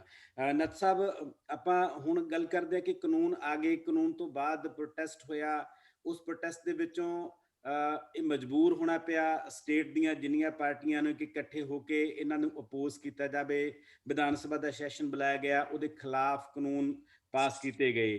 ਤੁਹਾਨੂੰ ਕੀ ਲੱਗਦਾ ਹੈ ਕਿ ਉਹਨਾਂ 3 ਕਾਨੂੰਨਾਂ ਦੇ ਖਿਲਾਫ ਜਿਹੜੇ 4 ਕਾਨੂੰਨ ਜਾਂ 3 ਕਾਨੂੰਨ ਸਟੇਟ ਅਸੈਂਬਲੀ ਨੇ ਪਾਸ ਕੀਤੇ ਨੇ, ਇਹ ਕਾਨੂੰਨ ਉਸ ਸੰਕਟ ਦਾ ਕੋਈ ਹੱਲ ਕੱਢ ਸਕਣਗੇ? ਨਹੀਂ, ਦੇਖੋ ਜੀ, ਇਹ ਕਾਨੂੰਨ ਪਹਿਲੀ ਗੱਲ ਤਾਂ ਇਹ ਹੈ ਵੀ ਕਿਸੇ ਪੋਜ਼ਿਟਿਵ ਥਿੰਕਿੰਗ ਚੋਂ ਜਾਂ ਕੋਈ ਕਿਸਾਨ ਪੱਖੀ ਸੋਚ ਚੋਂ ਉਹਨਾਂ ਨੇ ਨਹੀਂ ਲਿਆਂਦੇ ਜੀ। ਆਪਾਂ ਸਾਰਿਆਂ ਨੇ ਦੇਖਿਆ ਕਿ ਜਿੰਨਾ ਚਿਰ ਕਿਸਾਨ ਅੰਦੋਲਨ ਨੇ ਉਹਨਾਂ ਨੂੰ ਮਜਬੂਰ ਨਹੀਂ ਕੀਤਾ, ਉਹਨਾਂ ਚਿਰ ਇਹਨਾਂ ਪਾਰਟੀਆਂ ਨੇ ਇਸ ਮਾਮਲੇ ਦੇ ਉੱਤੇ ਕੋਈ ਪਹਿਲੀ ਗੱਲ ਪ੍ਰਤੀਕਰਮ ਨਹੀਂ ਦਿਖਾਇਆ, ਦੂਜੀ ਗੱਲ ਕਾਨੂੰਨਾਂ ਦੇ ਹੱਕ 'ਚ ਸਟੈਂਡ ਲਿਆ ਸੀ। ਉਹ ਅਕਾਲੀ ਦਲ ਸੀ ਜਿਹੜਾ ਬੜੀ ਦੇਰ ਤੱਕ ਮਤਲਬ ਕਾਨੂੰਨਾਂ ਨੂੰ ਠੀਕ ਕਹਿੰਦਾ ਰਿਹਾ, ਇਹ ਕਹਿੰਦਾ ਰਿਹਾ, ਸਾਨੂੰ ਚਿੱਠੀ ਦੇਤੀ ਖੇਤੀ ਮੰਤਰੀ ਨੇ ਸੈਂਟਰ ਦੇ ਨੇ ਕਿ MSP ਬਰਕਰਾਰ ਰਹੂਗੀ। ਸੁਖਬੀਰ ਬਾਦਲ ਅਕਾਲੀ ਦਲ ਦੇ ਪ੍ਰੈਜ਼ੀਡੈਂਟ ਨੇ, ਜਗ੍ਹਾ ਜਗ੍ਹਾ ਤੇ ਉਹ ਚਿੱਠੀ ਦੀ ਗੱਲ ਕਰਦੇ ਰਹੇ। ਪਰ ਜਦੋਂ ਦਬਾਅ ਵਧਿਆ ਤੇ ਸਾਰੀਆਂ ਪਾਰਟੀਆਂ ਨੂੰ ਕਿਸਾਨ ਅੰਦੋਲਨ ਦੇ ਦਬਾਅ ਹੇਠ ਆਪਣੀ ਬੋਲੀ ਬਦਲਣੀ ਪਈ। ਜੀ। ਪੰਜਾਬ ਦੀ ਜਿਹੜੀ ਕਾਂਗਰਸ ਸਰਕਾਰ ਹੈ, ਕਾਂਗਰਸ ਸਰਕਾਰ ਨੀਤੀ ਦੇ ਪੱਧਰ ਤੇ BJP ਨਾਲੋਂ ਵੱਖਰਾ ਨਹੀਂ ਸੋਚਦੀ। ਕਾਰਪੋਰੇਟ ਵਿਕਾਸ ਮਾਡਲ ਨੂੰ ਇੰਟਰੋਡਿਊਸ ਕਰਾਉਣ ਵਾਲੀ ਖੁਦ ਕਾਂਗਰਸ ਹੈ। ਡਾਕਟਰ ਮਨਮੋਹਨ ਸਿੰਘ ਵੇਲੇ 1992 ਤੋਂ ਮਤਲਬ ਇਹਨਾਂ ਨੀਤੀਆਂ ਦੀ ਸਟੈਪ ਵਾਈਜ਼ ਸ਼ੁਰੂਆਤ ਇਹਨਾਂ ਨੇ ਕੀਤੀ ਸੀ। ਜੀ। ਪੰਜਾਬ 'ਚ ਵੀ 2017 'ਚ ਇਹਨਾਂ ਨੇ ਕੁਝ ਮੰਡੀ ਐਕਟ ਦੇ ਵਿੱਚ ਸੋਧਾਂ ਕਰਕੇ ਪ੍ਰਾਈਵੇਟ ਮੰਡੀਆਂ ਦੀ ਇਜਾਜ਼ਤ ਦਿੱਤੀ ਸੀ। ਪਰ ਹੁਣ ਅੰਦੋਲਨ ਦੇ ਦਬਾਅ ਥੱਲੇ ਜੇ ਉਹਨਾਂ ਨੇ ਕੇਂਦਰ ਦੇ ਕਾਨੂੰਨਾਂ ਨੂੰ ਰੱਦ ਕਰਨ ਦੀ ਗੱਲ ਕੀਤੀ ਹੈ, ਉਹਦਾ ਇਹ ਹਾਂ ਪੱਖ ਤਾਂ ਜ਼ਰੂਰ ਹੈ ਵੀ ਇਹਦੇ ਨਾਲ ਅੰਦੋਲਨ ਨੂੰ ਦੀ ਇੱਕ ਨੈਤਿਕ ਜਿੱਤ ਹੋਈ ਹੈ। ਇੱਕ ਸੂਬੇ ਦੀ ਸਰਕਾਰ ਨੂੰ ਇਹ ਕਹਿਣਾ ਪਿਆ ਕਿ ਹਾਂ, ਕਿਸਾਨੀ ਦੀ ਗੱਲ ਠੀਕ ਹੈ, ਅਸੀਂ ਮਤਲਬ ਇਹਦਾ ਸਮਰਥਨ ਕਰਦੇ ਹਾਂ, ਜਿੰਨੀ ਕਿ ਸਾਡੇ ਕੋਲੇ ਤਾਕਤ ਹੈ ਅਸੀਂ ਅਸੈਂਬਲੀ 'ਚ ਉਹਨਾਂ ਕਾਨੂੰਨਾਂ ਦੇ ਖਿਲਾਫ ਰੋਕਣ ਲਈ ਇੱਕ ਆਪਣੇ ਕਾਨੂੰਨ ਲੈ ਕੇ ਆਉਂਦੇ ਆ। ਪਰ ਜੇ ਕਿਹਾ ਜਾਵੇ ਕਿ ਹੱਲ ਕਰ ਦੇਣਗੇ, ਨਹੀਂ, ਕਿਉਂਕਿ ਕਈ ਕਾਰਨ ਨੇ ਉਹਦੇ। ਇੱਕ ਤਾਂ ਇਹ ਹੈ ਕਿ ਪੰਜਾਬ ਦੇ ਵਿੱਚ ਜਿਹੜੀ ਖਰੀਦ ਹੁੰਦੀ ਹੈ ਕਣਕ ਤੇ ਝੋਨੇ ਦੀ, ਕਣਕ ਤੇ ਝੋਨੇ ਦੀ ਖਰੀਦ ਪੰਜਾਬ ਸਰਕਾਰ ਸੈਂਟਰ ਤੋਂ ਪੈਸਾ ਲੈ ਕੇ ਕਰਦੀ ਹੈ। ਉਹ ਆਪਾਂ ਦੇਖਦੇ ਹਾਂ 31,000 ਕਰੋੜ 32,000 ਕਰੋੜ ਜਿਹੜਾ ਇਹਨਾਂ ਨੂੰ ਮਤਲਬ ਲੋਨ ਦਿੰਦਾ ਸੈਂਟਰ। ਤੇ ਜੇ ਹੁਣ ਸੈਂਟਰ ਨੇ ਕਹਿਤਾ ਕਿ ਅਸੀਂ ਪੈਸੇ ਨਹੀਂ ਦਿੰਦੇ, ਠੀਕ ਹੈ, ਤੁਸੀਂ ਕਹੋ ਅਸੀਂ ਕਾਨੂੰਨਾਂ ਨੂੰ ਨਹੀਂ ਮੰਨਦੇ, ਤਾਂ ਇਹਨਾਂ ਪੈਸਾ ਜਿਹੜਾ ਪੰਜਾਬ ਦੇ ਬਜਟ ਦਾ ਲਗਭਗ 25% ਬਣ ਜਾਂਦਾ ਹੈ। ਸਰਕਾਰ ਪਹਿਲੀ ਗੱਲ ਤਾਂ ਖਰਚ ਨਹੀਂ ਸਕਦੀ, ਦੂਜੀ ਗੱਲ ਜੇ ਕਿਸੇ ਲੈਵਲ ਤੇ ਵੀ ਚਲੋ ਪ੍ਰਾਈਵੇਟ ਲੋਨ ਲੈ ਕੇ ਖਰਚ ਲੇ ਤੇ ਇਸ ਅਨਾਜ ਨੂੰ ਸੈਂਟਰ ਚੱਕੇ ਨਾ, ਤਾਂ ਪੰਜਾਬ ਦੀ ਸਰਕਾਰ ਇਹਦਾ ਕੀ ਕਰੂਗੀ? ਕਿਉਂਕਿ ਇਹ ਮਾਰਕੀਟ ਲਈ ਪੈਦਾ ਹੋਈ ਜਿਣਸ ਹੈ, ਇਹ ਘਰੇਲੂ ਜਾਂ ਸਟੇਟ ਦੀ ਖਪਤ ਲਈ ਨਹੀਂ। ਇਹ ਪਹਿਲਾਂ ਵੀ ਬਾਹਰ ਜਾਂਦੀ ਸੀ, ਹੁਣ ਵੀ। ਜੇ ਉਹ ਨਹੀਂ ਚੱਕਦੇ ਤਾਂ ਇਹਦਾ ਮਤਲਬ ਇਹ ਕਾਨੂੰਨ ਆਪਣੇ ਆਪ 'ਚ ਸੰਕਟ ਨੂੰ ਹੱਲ ਨਹੀਂ ਕਰਦੇ। ਇਹ ਸੰਕਟ ਨੂੰ ਹੱਲ ਕਰਾਉਣ ਦੇ ਲਈ ਲਾਜ਼ਮੀ ਤੌਰ ਤੇ ਇਹ ਆ ਕਿ ਸੈਂਟਰ ਸਰਕਾਰ ਨੂੰ ਇਹ ਨੀਤੀ ਬਦਲਣ ਲਈ ਮਜਬੂਰ ਕਰਨਾ ਪਊ। ਸਾਨੂੰ ਇੱਕ ਲੰਮੀ ਲੜਾਈ ਲੜਨੀ ਪਊ। ਜਿੰਨੀਆਂ ਵੀ ਕਿਸਾਨ ਸੰਗਠਨ ਨੇ ਦੇਸ਼ ਦੇ, ਇਹ ਠੀਕ ਹੈ ਕਿਉਂਕਿ ਪੰਜਾਬ ਤੇ ਹਰਿਆਣਾ ਸੀ ਜਿੱਥੇ 100% ਸਰਕਾਰੀ ਖਰੀਦ ਦੀ ਕਿਸਮ ਦੀ ਕਣਕ ਤੇ ਝੋਨੇ ਦੀ ਜਾਂ ਕਿਸੇ ਹੱਦ ਤੱਕ ਨਰਮੇ ਦੀ ਗਰੰਟੀ ਸੀ। ਪਰ ਬਾਕੀ ਥਾਵਾਂ ਦੇ ਉੱਤੇ ਇਸ ਕਿਸਮ ਦੀ ਸਰਕਾਰੀ ਖਰੀਦ ਨਹੀਂ। ਇਸੇ ਕਰਕੇ ਤੁਸੀਂ ਦੇਖਦੇ ਹੋ ਕਿ ਪੰਜਾਬ ਤੇ ਹਰਿਆਣੇ ਦੇ ਕਿਸਾਨ ਸਭ ਤੋਂ ਤਿੱਖੀ ਲੜਾਈ ਲੜ ਰਹੇ ਨੇ। ਤਾਂ ਇਸ ਲੜਾਈ ਨੂੰ ਅਸੀਂ ਕੋਸ਼ਿਸ਼ ਕਰਦੇ ਹਾਂ ਕਿ ਆਲ ਇੰਡੀਆ ਲੈਵਲ ਤੇ ਲਿਜਾਇਆ ਜਾਵੇ। ਨਵੰਬਰ ਦੇ ਵਿੱਚ ਅਸੀਂ ਦੇਸ਼ ਭਰ ਦੀਆਂ ਜਥੇਬੰਦੀਆਂ ਵੱਲੋਂ ਦਿੱਲੀ 2 ਦਿਨਾਂ ਦਾ ਇੱਕ ਪ੍ਰੋਗਰਾਮ ਰੱਖਿਆ। ਸੋ ਹੱਲ ਤਾਂ ਹੋਊ ਜੇ ਸੈਂਟਰ ਦੀ ਪਾਲਿਸੀ ਬਦਲੀ ਜਾਂਦੀ ਹੈ, ਉਸ ਤੋਂ ਵੀ ਵੱਡੀ ਗੱਲ ਹੈ ਕਿ ਵਿਕਾਸ ਦੀ ਇਹ ਜਿਹੜੀ ਕਾਰਪੋਰੇਟ ਪ੍ਰਸਤ ਦਿਸ਼ਾ ਇਹ ਬਦਲੀ ਜਾਂਦੀ ਹੈ ਤੇ ਕਿਸਾਨੀ ਨੂੰ ਜਿਹੜੀ ਕਿ ਜੀਵਨ ਰੇਖਾ ਹੈ, ਜਾਣੀ ਮਤਲਬ ਹਰ ਜਿਉਂਦੇ ਇਨਸਾਨ ਪਸ਼ੂ ਪੰਛੀਆਂ ਦੀ ਪੈਦਾ ਹੋਣ ਵਾਲੀਆਂ ਚੀਜ਼ਾਂ ਖੇਤੀ ਚੋਂ ਪੈਦਾ ਹੁੰਦੀਆਂ, ਇਹਨੂੰ ਪਹਿਲ ਦੇ ਆਧਾਰ ਤੇ ਬਚਾਉਣਾ, ਇਹਦੀ ਸਪੋਰਟ ਕਰਨਾ। ਜੇ ਜਣੀ ਇਹ ਇੱਕ ਵੱਖਰਾ ਮਾਡਲ ਨਹੀਂ ਲਿਆਂਦਾ ਜਾਂਦਾ ਤੇ ਸੰਕਟ ਕੱਲੇ ਕਾਨੂੰਨਾਂ ਨਾਲ ਹੱਲ ਨਹੀਂ ਹੋਣਾ। ਜੀ ਡਾਕਟਰ ਸੁਖਪਾਲ ਸਿੰਘ ਜੀ, ਇਸੇ ਗੱਲ ਦੇ ਨਾਲ ਹੀ ਮੈਂ ਤੁਹਾਨੂੰ ਅਟੈਚ ਕਰਨਾ ਚਾਹੁੰਦਾ ਕਿ ਕੇਂਦਰ ਦੇ ਕਾਨੂੰਨਾਂ ਦੇ ਖਿਲਾਫ ਸਟੇਟ ਵਿਧਾਨ ਸਭਾ ਦੇ ਕਾਨੂੰਨ ਬਣ ਗਏ। ਹੁਣ ਇਹਨਾਂ ਦੋਨੇ ਤਰ੍ਹਾਂ ਦੇ ਕਾਨੂੰਨਾਂ ਤੋਂ ਬਾਅਦ ਜਿਹੜੀ ਲੜਾਈ ਦੀ, ਜਿਹੜੀ ਸੰਘਰਸ਼ ਦੀ ਉਹ ਦਿਸ਼ਾ ਕੀ ਹੋਊਗੀ, ਕਿ ਕਿਸ ਪਾਸੇ ਵੱਲ ਤੁਹਾਨੂੰ ਜਾਣ ਦੀਆਂ ਸੰਭਾਵਨਾਵਾਂ ਲੱਗ ਰਹੀਆਂ ਨੇ?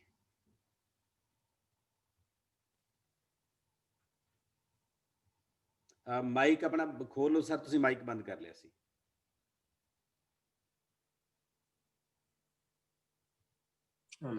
ਜੀ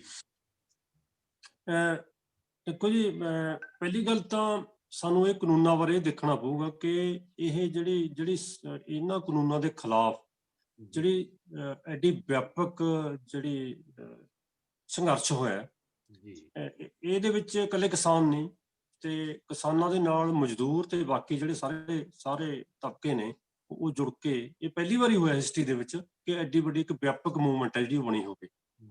ਤੇ ਇਹ ਵੀ ਪਹਿਲੀ ਵਾਰੀ ਹੋਇਆ ਕਿ ਕੋਈ ਮੂਵਮੈਂਟ ਸਿੱਧੀ ਕਾਰਪੋਰੇਟਾਂ ਦੇ ਮਤਲਬ ਖਿਲਾਫ ਗਈ ਹੋਵੇ। ਹਾਲ ਤੱਕ ਅਸੀਂ ਪੁਰਾਣੀ ਹਿਸਟਰੀ ਦੇ ਵਿੱਚ ਦੇਖਿਆ, ਬਿਰਲਾ, ਟਾਟਾ, ਇੱਥੇ ਬਹੁਤ ਸਾਰੇ ਵੱਡੇ ਕਾਰਪੋਰੇਟ ਰਹੇ ਨੇ, ਪਰ ਕਦੇ ਕਿਸੇ ਨੇ ਸਿੱਧੀ ਉਹਦੇ ਉੱਤੇ ਇਸ ਤਰ੍ਹਾਂ ਉਂਗਲ ਨਹੀਂ ਰੱਖੀ ਕਿ ਇਹ ਜਿਹੜੀਆਂ ਕਿਸਾਨ ਜਥੇਬੰਦੀਆਂ ਨੇ ਇਹ ਤਾਂ ਕਾਰਪੋਰੇਟਾਂ ਦੇ ਖਿਲਾਫ ਸਿੱਧੀਆਂ ਲੜੀਆਂ ਹੀ। ਜਿਹੜੀਆਂ ਸਿਆਸੀ ਪਾਰਟੀਆਂ ਨੇ, ਭਾਵੇਂ ਕਾਂਗਰਸ ਹੈ, ਉਹਨਾਂ ਨੇ ਵੀ ਸਿੱਧਾ ਹੀ ਜਿਹੜਾ ਕਾਰਪੋਰੇਟਾਂ ਦੇ ਨਾਲ ਲੜਾਈ ਬਣਾਈ ਹੈ। ਇਸ ਕਰਕੇ ਇਹ ਇੱਕ ਵੱਖਰੇ ਤਰ੍ਹਾਂ ਦੀ ਜਿਹੜੀ ਮੂਵਮੈਂਟ ਹੈ, ਵੱਖਰੇ ਤਰ੍ਹਾਂ ਦਾ ਕਿਸਾਨੀ ਸੰਘਰਸ਼ ਹੈ, ਜਿਹਦੇ ਵਿੱਚ ਇਕੱਲੇ ਕਿਸਾਨ ਹੀ ਨਹੀਂ, ਸਾਰੇ ਤਬਕੇ ਜਿਹੜੇ ਉਹ ਲੜੇ ਤੇ ਸਿੱਧਤ ਹੋਇਆ ਇੱਕ ਕਾਰਪੋਰੇਟ ਨੂੰ। ਇਹ ਇੱਕ ਨਵੀਂ ਗੱਲ ਇਹਦੇ ਵਿੱਚ ਦੇਖਣ ਨੂੰ ਮਿਲੀ ਹੈ। ਹੁਣ ਇਹ ਹੈ ਕਿ ਆਉਣ ਵਾਲੇ ਸਮੇਂ 'ਚ ਜਿਵੇਂ ਆਪਾਂ ਇਹ ਦੇਖੀਏ ਵੀ ਕੀ ਹੋ ਸਕਦਾ, ਜਿਵੇਂ ਪੰਜਾਬ ਨੇ ਇਹਨੂੰ ਇਹ ਮਤਲਬ ਕੀਤਾ ਕਿ ਆਪਣੇ ਇੱਕ ਕਾਨੂੰਨ ਹੈ ਜਿਹੜੇ ਉਹ ਬਣਾਏ, ਤੇ ਇਸੇ ਤਰ੍ਹਾਂ ਹੀ ਇਹ ਹੋ ਸਕਦਾ ਕਿ ਘੱਟੋ ਘੱਟ ਜਿਵੇਂ ਰਾਜਸਥਾਨ ਦੇ ਵਿੱਚ ਵੀ ਗੱਲ ਚੱਲੀ, ਉੱਥੇ ਬਣ ਰਹੇ ਨੇ, ਹੋਰ ਛੱਤੀਸਗੜ੍ਹ ਤੇ ਬਾਕੀ ਜਿਹੜੀਆਂ ਚਲੋ ਘੱਟੋ ਘੱਟ ਐਂਟੀ ਬੀਜੇਪੀ ਜਾਂ ਕਾਂਗਰਸ ਦੀਆਂ ਸਰਕਾਰਾਂ ਨੇ, ਉਹਨਾਂ ਸਟੇਟਾਂ ਦੇ ਵਿੱਚ ਇਹ ਜਿਹੜੇ ਕਾਨੂੰਨ ਇਸ ਤਰ੍ਹਾਂ ਬਣ ਸਕਦੇ। ਫਿਰ ਇਹਦੇ ਨਾਲ ਕੀ ਹੋਊਗਾ ਕਿ ਇੱਕ ਪ੍ਰੈਸ਼ਰ ਬਣ ਸਕਦਾ ਸਟੇਟ ਦੇ। ਤਾਂ ਇਹਦੇ ਨਾਲ ਹੀ ਜਿਹੜੀਆਂ ਕਿਸਾਨ ਜਥੇਬੰਦੀਆਂ ਨੇ ਉਹਦੇ ਲਈ ਕਰਨ ਲਈ ਇਹ ਹੈ ਕਿ ਘੱਟੋ ਘੱਟ ਸਾਨੂੰ ਮਿਨੀਮਮ ਜਿਹੜੀ ਸਪੋਰਟ ਪ੍ਰਾਈਸ ਹੈ ਉਹਦੇ ਉੱਤੇ ਲੜਨਾ ਚਾਹੀਦਾ ਕਿ ਇਹ ਜੇਕਰ ਸਰਕਾਰ, ਕੇਂਦਰ ਸਰਕਾਰ ਸਾਨੂੰ ਇਹ ਕਹਿੰਦੀ ਹੈ ਕਿ ਇਹ ਜਾਊਗੀ ਨਹੀਂ, ਇਹ ਰਹੂਗੀ, ਤਾਂ ਜਿਹੜੀ ਗੱਲ ਉਹ ਮੰਨ ਰਹੀ ਹੈ ਕੇਂਦਰ ਸਰਕਾਰ ਕਿ ਇਹ ਰਹਿਣੀ ਹੈ, ਤਾਂ ਉਹਦੇ ਵਿੱਚ ਉਹਨੂੰ ਕੋਈ ਹਰਜ ਨਹੀਂ ਹੋਣਾ ਚਾਹੀਦਾ ਕਾਨੂੰਨ ਬਣਾਉਣ ਦਾ। ਤਾਂ ਉਹਨੂੰ ਕਾਨੂੰਨੀ ਮਾਨਤਾ ਦੇਵੇ, ਕਾਨੂੰਨ ਬਣਾ ਕੇ ਦੇਵੇ ਕਿ ਅਸੀਂ ਖਰੀਦਾਂਗੇ। ਤਾਂ ਇਸ ਉੱਤੇ ਪ੍ਰੈਸ਼ਰ ਪਾਉਣਾ ਚਾਹੀਦਾ, ਕੱਲਾ MSP ਨਹੀਂ। ਇਸ ਤੋਂ ਪਹਿਲਾਂ ਵੀ ਸਾਡੇ ਕੋਲ ਮੰਗਾਂ ਸੀਗੀਆਂ। MSP ਵੀ ਜੋ ਸਾਨੂੰ ਹੁਣ ਮਿਲ ਰਹੀ ਹੈ ਉਹਦੇ ਵਿੱਚ ਸਵਾਮੀਨਾਥਨ ਦੀ ਅਸੀਂ ਮਤਲਬ ਗੱਲ ਕਰ ਰਹੀ ਸੀ, ਕਿਸਾਨ ਜਥੇਬੰਦੀਆਂ ਹੋਰ ਬੁੱਧੀਜੀਵੀ ਵੀ ਗੱਲ ਕਰ ਰਹੇ ਸੀ ਕਿ ਸਵਾਮੀਨਾਥਨ ਮੁਤਾਬਕ MSP ਫਿਕਸ ਕਰੋ, ਉਹਦੇ ਵਿੱਚ C2 ਤੇ 50% ਦਿਓ। ਈਵਨ ਸਵਾਮੀਨਾਥਨ ਵੀ, ਰਮੇਸ਼ ਚੰਦ ਕਮੇਟੀ ਨੇ ਕਿਹਾ ਸੀ ਕਿ C2 ਵੀ ਜਿਹੜਾ ਬਣਾਉਣਾ ਹੈ ਉਹਦੇ ਵਿੱਚ ਵੀ ਜਿਹੜਾ ਕਿਸਾਨ ਹੈ ਉਹਨੂੰ ਆਪਾਂ ਇਹ ਮੰਨੀਏ ਕਿ ਇਹ ਇੱਕ ਟੈਕਨੀਕਲ ਜਿਹੜਾ ਸਕਿਲਡ ਵਰਕਰ ਹੈ, ਇਹਦੀ ਦਿਹਾੜੀ ਵੱਧ ਪਾਓ, ਉਹਦੇ ਵਿੱਚ ਹੋਰ ਖਰਚੇ ਵੀ ਪਾਓ, ਉਹਦੇ ਵਿੱਚ ਜਿਹੜਾ ਪੂੰਜੀ ਆ ਉਹਦਾ ਵਿਆਜ 3 ਮਹੀਨਿਆਂ ਦਾ ਨਹੀਂ 6 ਮਹੀਨਿਆਂ ਦਾ ਪਾਓ, ਉਹਦੇ ਵਿੱਚ ਫਸਲ ਜਿਹੜੀ ਆਪਣੀ ਜ਼ਮੀਨ ਹੈ ਉਹਦਾ ਠੇਕਾ ਪਾਓ, ਫਸਲ ਨੂੰ ਮੰਡੀ ਤੱਕ ਲਿਜਾਣ ਦੇ ਖਰਚੇ ਪਾਓ, ਮੈਨੇਜਮੈਂਟ ਦੇ ਖਰਚੇ ਪਾਓ, ਤਾਂ ਫਿਰ ਕਿਸਾਨ ਨੂੰ 10% ਹੋਰ ਦਿਓ, ਉਹਨੂੰ ਵੀ ਬਚਣਾ ਚਾਹੀਦਾ ਕੁਛ। ਇਹ ਸਾਰਾ ਕੁਛ, ਇਹ ਸਾਰੀਆਂ ਕਮੇਟੀਆਂ ਸਰਕਾਰ ਦੀਆਂ ਆਪਣੀ ਕਮੇਟੀਆਂ ਨੇ, ਆਪਣੀ ਕਮਿਸ਼ਨ ਨੇ, ਉਹ ਚੀਜ਼ਾਂ ਵੀ ਸਾਨੂੰ ਰੱਖਣੀਆਂ ਚਾਹੀਦੀਆਂ ਨੇ ਕਿ ਕਿਉਂਕਿ ਦੇਖੋ ਇਸ ਵਾਰੀ 3.5% ਹੈ ਜਿਹੜਾ MSP ਦੇ ਵਿੱਚ ਵਾਧਾ ਕੀਤਾ। ਆਉਣ ਵਾਲੇ ਸਮੇਂ 'ਚ ਹੋ ਸਕਦਾ ਕਿ ਤੁਸੀਂ ਦੇਖੋ ਕਿ ਜਦੋਂ ਇਲੈਕਸ਼ਨਾਂ ਹੁੰਦੀਆਂ ਨੇ ਉਸ ਤੋਂ 1 ਸਾਲ ਪਹਿਲਾਂ ਦੀ MSP ਦੇਖ ਲਓ, ਉਹਦੇ ਵਿੱਚ ਕਿੰਨਾ ਜ਼ਿਆਦਾ ਵਾਧਾ ਹੁੰਦਾ। ਜਦੋਂ ਸਰਕਾਰਾਂ ਜਿੱਤ ਕੇ ਮਤਲਬ ਸਰਕਾਰ ਬਣ ਜਾਂਦੀ ਹੈ ਕੇਂਦਰ ਦੇ ਵਿੱਚ, ਅਗਲੇ ਸਾਰੀ MSP ਜਿਹੜੀ ਘਟ ਜਾਂਦੀ ਹੈ। ਤਾਂ ਹੋ ਸਕਦਾ ਹੈ ਕਿ ਸਰਕਾਰ ਆਉਣ ਵਾਲੇ ਸਮੇਂ 'ਚ ਇਹਨੂੰ 1% ਵਧਾਵੇ, ਫਿਰ 0.5% ਵਧਾਵੇ, ਤਾਂ ਸਾਡੇ ਖਰਚੇ ਜਦੋਂ ਵੱਧ ਗਏ ਤਾਂ MSP ਤੇ ਮਾਰਕੀਟ ਪ੍ਰਾਈਸ ਇੱਕੋ ਜਿਹਾ ਹੋ ਜਾਣਾ। ਇਸ ਗੱਲ ਦੀ ਮੰਗ ਸਾਨੂੰ ਰੱਖਣੀ ਚਾਹੀਦੀ ਹੈ ਕਿ ਸਾਨੂੰ MSP ਵੀ, ਕਿਉਂਕਿ ਕੇਂਦਰ ਸਰਕਾਰ ਆਪ ਫਿਕਸ ਕਰਦੀ ਹੈ। ਪੁਰਾਣੇ ਡਾਟੇ ਦੇਖ ਕੇ ਦੇਖੋ ਕਿ ਇਹ ਕੋਈ ਜ਼ਰੂਰੀ ਨਹੀਂ ਕਿ ਉਹ ਸਹੀ ਫਿਕਸ ਕਰੂਗੀ, ਕਿਉਂਕਿ ਉਹ ਚੀਜ਼ਾਂ ਵੀ ਜੋੜ ਲੈਂਦੀ ਹੈ ਕਿ ਮੈਂ ਇੰਟਰਨੈਸ਼ਨਲ ਪ੍ਰਾਈਸ, ਇੰਟਰਨੈਸ਼ਨਲ ਮਾਰਕੀਟ ਦੇ ਵਿੱਚ ਕਿੰਨਾ ਪ੍ਰੋਡਕਸ਼ਨ ਹੋਇਆ, ਸਾਰਾ ਕੁਝ ਦੇਖਦੇ ਨੇ। ਜਦੋਂ ਕਿ ਇਹ ਦੇਖਣੇ ਨਹੀਂ ਹੁੰਦੇ ਸਾਡੇ ਕਾਸਟ ਕਨਸੈਪਟਾਂ ਮੁਤਾਬਕ, ਤਾਂ ਸਾਨੂੰ MSP ਨੂੰ ਠੀਕ ਕਰਾਉਣਾ, ਇਹਦੇ ਨਾਲ ਹੀ ਸਾਨੂੰ ਕਰਜ਼ੇ ਦੀ ਸਮੱਸਿਆ ਦਾ ਹੱਲ ਕਰਨਾ, ਲੋਕਾਂ ਦੀ ਮਿਨੀਮਮ ਇਨਕਮ ਨੂੰ ਦੇਖਣਾ। ਜੇਕਰ ਕ੍ਰੌਪ ਫੇਲ ਹੋ ਜਾਂਦੀ ਹੈ ਤਾਂ ਉਹਦਾ ਕੋਈ ਕੰਪਨਸੇਸ਼ਨ ਦੇਣਾ, ਕ੍ਰੌਪ ਜਿਹੜੀ ਇੰਸ਼ੋਰੈਂਸ ਸਕੀਮ ਨਹੀਂ, ਕ੍ਰੌਪ ਦਾ ਕੰਪਨਸੇਸ਼ਨ ਹੋਵੇ ਕਿ ਜਿਹਦਾ ਮਰ ਗਈ ਉਹਨੂੰ ਦਿੱਤਾ ਜਾਵੇ। ਇਸੇ ਤਰ੍ਹਾਂ ਜੇਕਰ ਕੋਈ ਬੰਦਾ ਖੁਦਕੁਸ਼ੀ ਕਰ ਲੈਂਦਾ, ਕੋਈ ਕਿਸਾਨ ਮਜ਼ਦੂਰ, ਉਹਨਾਂ ਨੂੰ ਉਹਦੇ ਵਾਸਤੇ ਕੋਈ ਪਾਲਿਸੀ ਬਣੇ ਕਿ ਆਪਣੇ ਆਪ ਜਿਹੜਾ ਉਹਨੂੰ ਕੰਪਨਸੇਸ਼ਨ ਮਿਲਣਾ ਚਾਹੀਦਾ। ਇਹ ਸਾਰੀਆਂ ਚੀਜ਼ਾਂ ਵਾਸਤੇ ਕਿਸਾਨਾਂ ਨੂੰ ਲੜਨਾ ਚਾਹੀਦਾ। ਤੇ ਹੋਰ ਜਿਹੜੇ ਤਬਕੇ ਇਹਦੇ ਵਿੱਚ ਆਏ ਨੇ, ਉਹਨਾਂ ਦੀਆਂ ਜਿਹੜੀਆਂ ਮੰਗਾਂ ਨੇ, ਮਜ਼ਦੂਰਾਂ ਦੀਆਂ ਮੰਗਾਂ ਨੇ, ਔਰਤਾਂ ਦੀਆਂ ਮੰਗਾਂ ਨੇ, ਉਹ ਸਾਰੀਆਂ ਮੰਗਾਂ ਉੱਤੇ ਸਾਨੂੰ ਆਉਣ ਵਾਲੇ ਸਮੇਂ ਦੇ ਵਿੱਚ ਜਿਹੜੀ ਸੰਘਰਸ਼ ਕਰਨਾ ਚਾਹੀਦਾ ਜੀ। ਨੱਥ ਸਾਹਿਬ, ਇਸ ਵੇਲੇ ਸੰਘਰਸ਼ ਬਿਲਕੁਲ ਸਿਖਰ ਤੇ ਹੈ ਤੇ ਅਸੀਂ ਸਲੂਟ ਵੀ ਕਰਦੇ ਹਾਂ ਇਹਦੇ ਵਿੱਚ ਕਿਸਾਨ ਜਥੇਬੰਦੀਆਂ ਦੇ ਰੋਲ ਨੂੰ। ਉਹਨਾਂ ਨੇ ਪਿਛਲੇ ਸਮੇਂ ਤੋਂ ਆਪਣੀਆਂ ਪੂਰੀਆਂ ਜਿੰਨੀਆਂ ਵੀ ਆਪਣੀਆਂ ਤਾਕਤਾਂ ਸੀਆਂ ਸਾਰੀਆਂ ਇਕੱਠੀਆਂ ਕਰਕੇ ਸੰਘਰਸ਼ ਲੜਿਆ। ਪਰ ਥੋੜਾ ਜਿਹਾ ਜੇ ਆਪਣੀ ਪੀੜ੍ਹੀ ਥੱਲੇ ਸੋਟਾ ਫੇਰੀਏ ਤਾਂ ਇੱਕ ਧਾਰਨਾ ਇਹ ਨਿਕਲ ਕੇ ਆਉਂਦੀ ਹੈ ਕਿ ਕਿਸਾਨ ਜਥੇਬੰਦੀਆਂ ਵੀ ਹੁਣ ਤੱਕ ਮੁੱਦਾ ਆਧਾਰਿਤ ਅੰਦੋਲਨ ਕਰਦੀਆਂ ਰਹੀਆਂ ਨੇ। ਇਸ ਪੂਰੇ ਖੇਤੀ ਸੰਕਟ ਚੋਂ ਬਾਹਰ ਨਿਕਲਣ ਦਾ ਕੋਈ ਮੁਕੰਮਲ ਮਾਡਲ ਅਜੇ ਤੱਕ ਨਹੀਂ ਸਾਹਮਣੇ ਆ ਸਕਿਆ ਹੈਗਾ। ਕੀ ਤੁਹਾਨੂੰ ਇਸ ਕਿਸਮ ਦੀ ਗੱਲ ਲੱਗਦੀ ਹੈ? ਜੇ ਲੱਗਦੀ ਹੈ ਤਾਂ ਕੀ ਚੀਜ਼ਾਂ ਨੇ, ਉਹ ਕਿੱਥੇ ਕਮੀਆਂ ਨੇ? ਦੇਖੋ, ਕਿਸਾਨ ਜਥੇਬੰਦੀਆਂ ਵੀ ਟ੍ਰੇਡ ਯੂਨੀਅਨਾਂ ਵਾਂਗੂ ਆਪਣੇ ਰਾਈਟਸ ਦੀ ਜਾਂ ਉਹਨਾਂ ਤੇ ਜਿਹੜਾ ਉਹਨਾਂ ਨੂੰ ਮਿਲ ਰਿਹਾ ਉਹਨੂੰ ਖੋਹਣ ਦੇ ਖਿਲਾਫ ਲੜਦੀਆਂ ਨੇ। ਸੁਭਾਵਿਕ ਹੈ ਵੀ ਮਾਸ ਆਰਗੇਨਾਈਜੇਸ਼ਨਾਂ ਦੀ ਲੜਾਈ ਮੁੱਦਾ ਆਧਾਰਿਤ ਹੀ ਹੁੰਦੀ ਹੈ। ਮਾਡਲ ਨਵਾਂ ਇੰਟਰੋਡਿਊਸ ਕਰਨਾ ਇਹ ਆਮ ਤੌਰ ਤੇ ਜਾਣੀ ਮਤਲਬ ਪੋਲੀਟੀਕਲ ਪਾਰਟੀਆਂ ਕਰਦੀਆਂ, ਸਰਕਾਰਾਂ ਕਰਦੀਆਂ। ਸਮਰੱਥਾ ਵੀ ਸਰਕਾਰਾਂ ਕੋਲੇ ਹੁੰਦੀ ਹੈ ਕਿਉਂਕਿ ਉਹਦੇ ਚ ਵੱਡਾ ਫਾਈਨਾਂਸ ਇਨਵੋਲਵ ਹੁੰਦਾ ਹੈ। ਜਥੇਬੰਦੀਆਂ ਮੰਗ ਕਰਦੀਆਂ, ਜਥੇਬੰਦੀਆਂ ਅਵੇਅਰ ਕਰਦੀਆਂ ਕਿਸਾਨਾਂ ਨੂੰ, ਪਰ ਜਥੇਬੰਦੀਆਂ ਕਿਉਂਕਿ ਸਰਕਾਰ ਨਹੀਂ, ਜਿਹਦੇ ਕਰਕੇ ਉਹ ਨੀਤੀਆਂ ਨੂੰ ਪੂਰੀ ਤਰ੍ਹਾਂ ਬਦਲਣਾ ਉਹਨਾਂ ਦੇ ਵੱਸ 'ਚ ਨਹੀਂ, ਉਹ ਸਵਾਲ ਹੀ ਠਾ ਸਕਦੀਆਂ ਨੀਤੀਆਂ ਤੇ। ਤਾਂ ਇਹਨੂੰ ਮਤਲਬ ਸੰਕਟ ਨੂੰ ਆਪਾਂ ਮੁਕੰਮਲ ਮਾਡਲ ਦੀ ਗੱਲ ਕਰੀਏ ਤਾਂ ਲਾਜ਼ਮੀ ਤੌਰ ਤੇ ਕਿ ਇਸ ਕਿਸਮ ਦੇ ਸਾਨੂੰ ਸਹਿਕਾਰਤਾ ਵਾਲੇ ਮਾਡਲ ਦੀ ਲੋੜ ਹੈ, ਜਿਹਦੇ 'ਚ ਬਿਨਾਂ ਕਿਸੇ ਖਰਚੇ ਤੋਂ ਨੋ ਲਾਸ ਨੋ ਪ੍ਰੋਫਿਟ ਤੇ ਛੋਟੇ ਦਰਮਿਆਨੇ ਕਿਸਾਨਾਂ ਨੂੰ ਮਸ਼ੀਨਰੀ ਮਿਲੇ, ਉਹਨਾਂ ਨੂੰ ਜਾਣੀ ਜੋ ਉਹਨਾਂ ਦੀਆਂ ਲੋੜਾਂ ਨੇ, ਬਿਜਲੀ ਹੈ, ਖਾਦ ਹੈ, ਪਾਣੀ ਹੈ, ਬੀਜ ਹੈ, ਉਹ ਉਹਨਾਂ ਨੂੰ ਜਾਣੀ ਮਤਲਬ ਸਬਸਿਡੀ ਤੇ ਮਿਲਣ ਤੇ ਪਹਿਲ ਦੇ ਆਧਾਰ ਤੇ ਉਹਨਾਂ ਦੀ ਜਿਣਸ ਖਰੀਦੀ ਜਾਵੇ। ਉਹਨਾਂ ਨੂੰ ਜਿਣਸ, ਜੋ ਅੱਜ ਕੱਲ੍ਹ ਪ੍ਰਚਲਿਤ ਸ਼ਬਦ ਹੈ ਕਿ ਮੈਂ ਫਸਲ ਸਿੱਟਣ ਚੱਲਿਆ, ਅਸੀਂ ਵੇਚਣ ਤੇ ਸਿੱਟਣ ਦਾ ਫਰਕ ਜਾਣੀ ਸਮਝਦੇ ਹਾਂ ਬਈ ਜੇ ਉਹ ਪਹਿਲਾਂ ਹੀ ਪੈਸੇ ਲੈ ਕੇ ਉਦੋਂ ਵੱਧ ਖਾਈ ਬੈਠਾ ਹੈ, ਇਹਦਾ ਮਤਲਬ ਉਹ ਸਿੱਧੀ ਖੇਤ ਚੋਂ ਮੰਡੀ ਚ ਲਿਜਾਊ, ਕਿਸੇ ਵੀ ਰੇਟ ਵਿਕੇ, ਉਹਦੀ ਮਜਬੂਰੀ ਹੈ ਵੇਚਣਾ, ਉਹ ਰੱਖ ਨਹੀਂ ਸਕਦਾ ਜਾਣੀ ਮਤਲਬ ਮੰਨ ਲਓ ਫਸਲ ਨੂੰ। ਤਾਂ ਇਸ ਕਿਸਮ ਦਾ ਇੱਕ ਜਾਣੀ ਮਤਲਬ ਕੋਈ ਕੋਆਪਰੇਟਿਵ ਮਾਡਲ ਡਿਵੈਲਪ ਕਰਨਾ ਕਿ ਉਹਨਾਂ ਨੂੰ ਫਸਲਾਂ ਸਿੱਟਣੀਆਂ ਨਾ ਪੈਣ, ਉਹ ਆਪਦਾ ਜਾਣੀ ਮਤਲਬ ਮੰਨ ਲਓ ਜਾਇਜ਼ ਕੀਮਤ ਤੇ, ਜਿੱਥੇ ਕੀਮਤ ਚੰਗੀ ਮਿਲਦੀ ਹੈ ਉਹ ਕਲੈਕਟਿਵਲੀ ਉੱਥੇ ਜਾ ਕੇ ਵੀ ਉਹਨੂੰ ਸਪਲਾਈ ਕਰ ਸਕਣ, ਵੇਚ ਸਕਣ। ਪਰ ਇਹ ਸਾਰਾ ਸਰਕਾਰ ਦੀ ਨੀਤੀ ਤੋਂ ਬਿਨਾਂ ਤੇ ਸਰਕਾਰ ਦੀ ਸਪੋਰਟ ਤੋਂ ਬਿਨਾਂ ਪੋਸੀਬਲ ਨਹੀਂ। ਆਪਣੇ ਲੈਵਲ ਤੇ ਨਹੀਂ, ਆਪਣੇ ਲੈਵਲ ਤੇ ਤੁਸੀਂ ਆਈਡੀਆ ਫਲੋਟ ਕਰ ਸਕਦੇ ਹੋ, ਵਿਚਾਰ ਦੇ ਸਕਦੇ ਹੋ, ਪਰ ਉਹਨੂੰ ਕਰਨਾ ਲਾਜ਼ਮੀ ਤੌਰ ਤੇ ਇੱਥੇ ਹੀ ਇੱਕ ਪੋਲੀਟੀਕਲ ਬਿੱਲ ਦਾ ਸਵਾਲ ਉੱਠਦਾ ਹੈ। ਕੀ ਸਰਕਾਰਾਂ ਕੋਆਪਰੇਟਿਵ ਦੇ ਚੁੰਗਲ ਚੋਂ ਨਿਕਲ ਕੇ ਪ੍ਰੋ ਪੀਪਲ ਨੀਤੀਆਂ ਲਿਆਉਣ ਲਈ ਕੋਈ ਪਾਰਟੀ, ਕੋਈ ਸਰਕਾਰ ਹਿੰਮਤ ਕਰ ਸਕਦੀ ਹੈ? ਜਾਂ ਜਣੀ ਉਹਨਾਂ ਦੀ ਨਿਗਾਹ ਇਸ ਤੇ ਰਹੂਗੀ ਕਿ ਖਰਬਾਂ ਰੁਪਈਆ ਚੰਦਾ ਕੋਆਪਰੇਟਿਵ ਇਹਨਾਂ ਨੇ, ਕਾਰਪੋਰੇਟਰਾਂ ਨੇ ਦੇਣਾ ਹੈ ਤਾਂ ਸਾਨੂੰ ਉਹਨਾਂ ਦਾ ਹੁਕਮ ਹੀ ਮੰਨਣਾ ਪੈਣਾ ਹੈ। ਉਹ ਦੇਖਣ 'ਚ ਆਜ਼ਾਦ ਲੱਗ ਸਕਦੀਆਂ ਸਰਕਾਰਾਂ ਕਿ ਉਹ ਕਾਨੂੰਨ ਬਣਾਉਂਦੀਆਂ, ਉਹ ਸਮਰੱਥ ਹੈ, ਪਰ ਅਸੀਂ ਜਿਹੜੀ ਅਮਲ 'ਚ ਦੇਖਦੇ ਹਾਂ ਕਿ ਉਹ ਉਹਨਾਂ ਦੀ ਇੱਕ ਕਿਸਮ ਦੀ ਕਠਪੁਤਲੀ ਬਣੀਆਂ ਹੋਈਆਂ ਨੇ। ਸਾਨੂੰ ਜਿਹੜੀ ਇਸ ਕਿਸਮ ਦੀ ਇੱਕ ਸਰਕਾਰ ਦੀ ਲੋੜ ਹੈ ਜਿਹੜੀ ਡਿਵੈਲਪਮੈਂਟ ਦੀ ਨੀਤੀ ਹੈ ਉਹ ਮਜ਼ਦੂਰਾਂ ਕਿਸਾਨਾਂ ਦੀ ਬਿਹਤਰੀ ਤੋਂ ਸ਼ੁਰੂ ਕਰੀ, ਉਹ ਕਾਰਪੋਰੇਟਰਾਂ ਦੇ ਮੁਨਾਫੇ ਤੋਂ ਜਣੀ ਮਤਲਬ ਡਿਵੈਲਪਮੈਂਟ ਦੀਆਂ ਨੀਤੀਆਂ ਬਣਾਉਣੀਆਂ ਸ਼ੁਰੂ ਨਾ ਕਰੇ। ਸੋ ਇਸ ਕਰਕੇ ਕਿਸਾਨ ਜਥੇਬੰਦੀਆਂ ਨੇ ਸਵਾਲ ਖੜਾ ਕੀਤਾ ਹੈ, ਬੁੱਧੀਜੀਵੀਆਂ ਨੇ, ਨੀਤੀਵਾਨਾਂ ਨੇ, ਉਹਨਾਂ ਨੇ ਸਾਰਿਆਂ ਨੇ ਰਲ ਕੇ ਜਣੀ ਇਹਦੇ ਲਈ ਸਮਾਜ ਦੇ ਵਿੱਚ ਇੱਕ ਉਹਨਾਂ ਨੂੰ ਯਤਨ ਕਰਨਾ ਪੈਣਾ ਕਿ ਇਸ ਕਿਸਮ ਦਾ ਮਾਡਲ ਜਨਤਾ 'ਚ ਪਾਪੂਲਰ ਹੋਵੇ ਕਿ ਜਿਹਦੇ 'ਚ ਛੋਟੇ ਵਪਾਰੀ, ਛੋਟੇ ਕਿਸਾਨ, ਛੋਟੇ ਦੁਕਾਨਦਾਰ, ਮਜ਼ਦੂਰ, ਖੇਤ ਮਜ਼ਦੂਰ, ਉਹਨਾਂ ਦੀ ਬਿਹਤਰੀ ਕਿੰਨਾ ਗੱਲਾਂ 'ਚ ਹੈ, ਸਮਾਜਿਕ ਸੁਰੱਖਿਆ ਕਿੰਨਾ ਗੱਲਾਂ 'ਚ ਹੈ। ਇਹ ਜਿਹੜੀ ਮਤਲਬ ਇੱਕ ਮਾਡਲ ਇਕੱਲਾ ਕਿਸਾਨੀ ਦਾ ਨਹੀਂ, ਮੁਕੰਮਲ ਸਮਾਜ ਦੀ ਡਿਵੈਲਪਮੈਂਟ ਦੇ ਇੱਕ ਨਵੇਂ ਮਾਡਲ ਦੀ ਸਾਨੂੰ ਲੋੜ ਹੈ। ਜੀ ਜੀ ਜੀ ਬਹੁਤ ਪਤੇ ਦੀ ਗੱਲ ਹੈ ਅਸਲ ਦੇ ਵਿੱਚ, ਕਿਉਂਕਿ ਜੇ ਕੁਝ ਗੱਲਾਂ ਹਵਾ ਦੇ ਵਿੱਚ ਆਉਣਗੀਆਂ, ਕੁਝ ਨੁਕਤੇ ਉਭਾਰੇ ਜਾਣਗੇ, ਉਹ ਜਥੇਬੰਦੀਆਂ ਦੇ ਪਲੇਟਫਾਰਮ ਤੋਂ ਹੁਣ ਇਸ ਵੇਲੇ ਵੱਧ ਜ਼ਰੂਰਤ ਇਸ ਗੱਲ ਦੀ ਲੱਗਦੀ ਹੈ, ਕਿਉਂਕਿ ਇਸ ਵੇਲੇ ਜਥੇਬੰਦੀਆਂ ਮੂਹਰਲੇ ਫਰੰਟ ਤੇ ਨੇ। ਬਿਲਕੁਲ ਇਹ 'ਚ ਕੋਈ ਸ਼ੱਕ ਨਹੀਂ ਕਿ ਸਾਨੂੰ ਸਮੁੱਚੇ ਸਮਾਜ ਦੇ ਸਰਬਪੱਖੀ ਵਿਕਾਸ ਦਾ ਕੋਈ ਮਾਡਲ ਲੈ ਕੇ ਆਉਣਾ ਪਊਗਾ। ਤੇ ਇਹ ਹੁਣ ਸਵਾਲ ਇਹ ਹੈ ਕਿ ਇਹ ਮਾਡਲ ਉਹ ਕਿਉਂ ਲੈ ਕੇ ਆਉਣਗੇ ਜਿਨ੍ਹਾਂ ਨੂੰ ਇਹਦੀ ਜ਼ਰੂਰਤ ਨਹੀਂ ਹੈਗੀ। ਜਿਨ੍ਹਾਂ ਨੂੰ ਜ਼ਰੂਰਤ ਹੈ ਉਹਨਾਂ ਨੂੰ ਮਾਡਲ ਫਲੋਟ ਕਰਨਾ ਪਊਗਾ। ਉਹਦੇ ਵਿੱਚ ਕਿਸਾਨ ਜਥੇਬੰਦੀਆਂ, ਉਹਦੇ ਵਿੱਚ ਬੁੱਧੀਜੀਵੀ, ਉਹਦੇ ਵਿੱਚ ਲੋਕਾਂ ਦੇ ਲੀਡਰ, ਹੋਰ ਜਥੇਬੰਦੀਆਂ ਰਲ ਕੇ ਸਾਰੀਆਂ। ਡਾਕਟਰ ਸੁਖਪਾਲ ਸਿੰਘ ਜੀ, ਮੈਂ ਇਸੇ ਗੱਲ ਨਾਲ ਜੋੜਦਾ ਅੱਗੇ। ਇਸ ਵੇਲੇ ਤੁਹਾਡੀ ਆਪਣੀ ਸਟੱਡੀ ਵੀ ਇਹੀ ਹੋਊਗੀ ਲਗਭਗ ਕਿ 80-90% ਦੇ ਕਰੀਬ ਸਾਡੇ ਕੋਲੇ 2.5 ਏਕੜ ਤੋਂ ਲੈ ਕੇ 3-4 ਏਕੜ ਵਾਲਾ ਕਿਸਾਨ ਹੈ।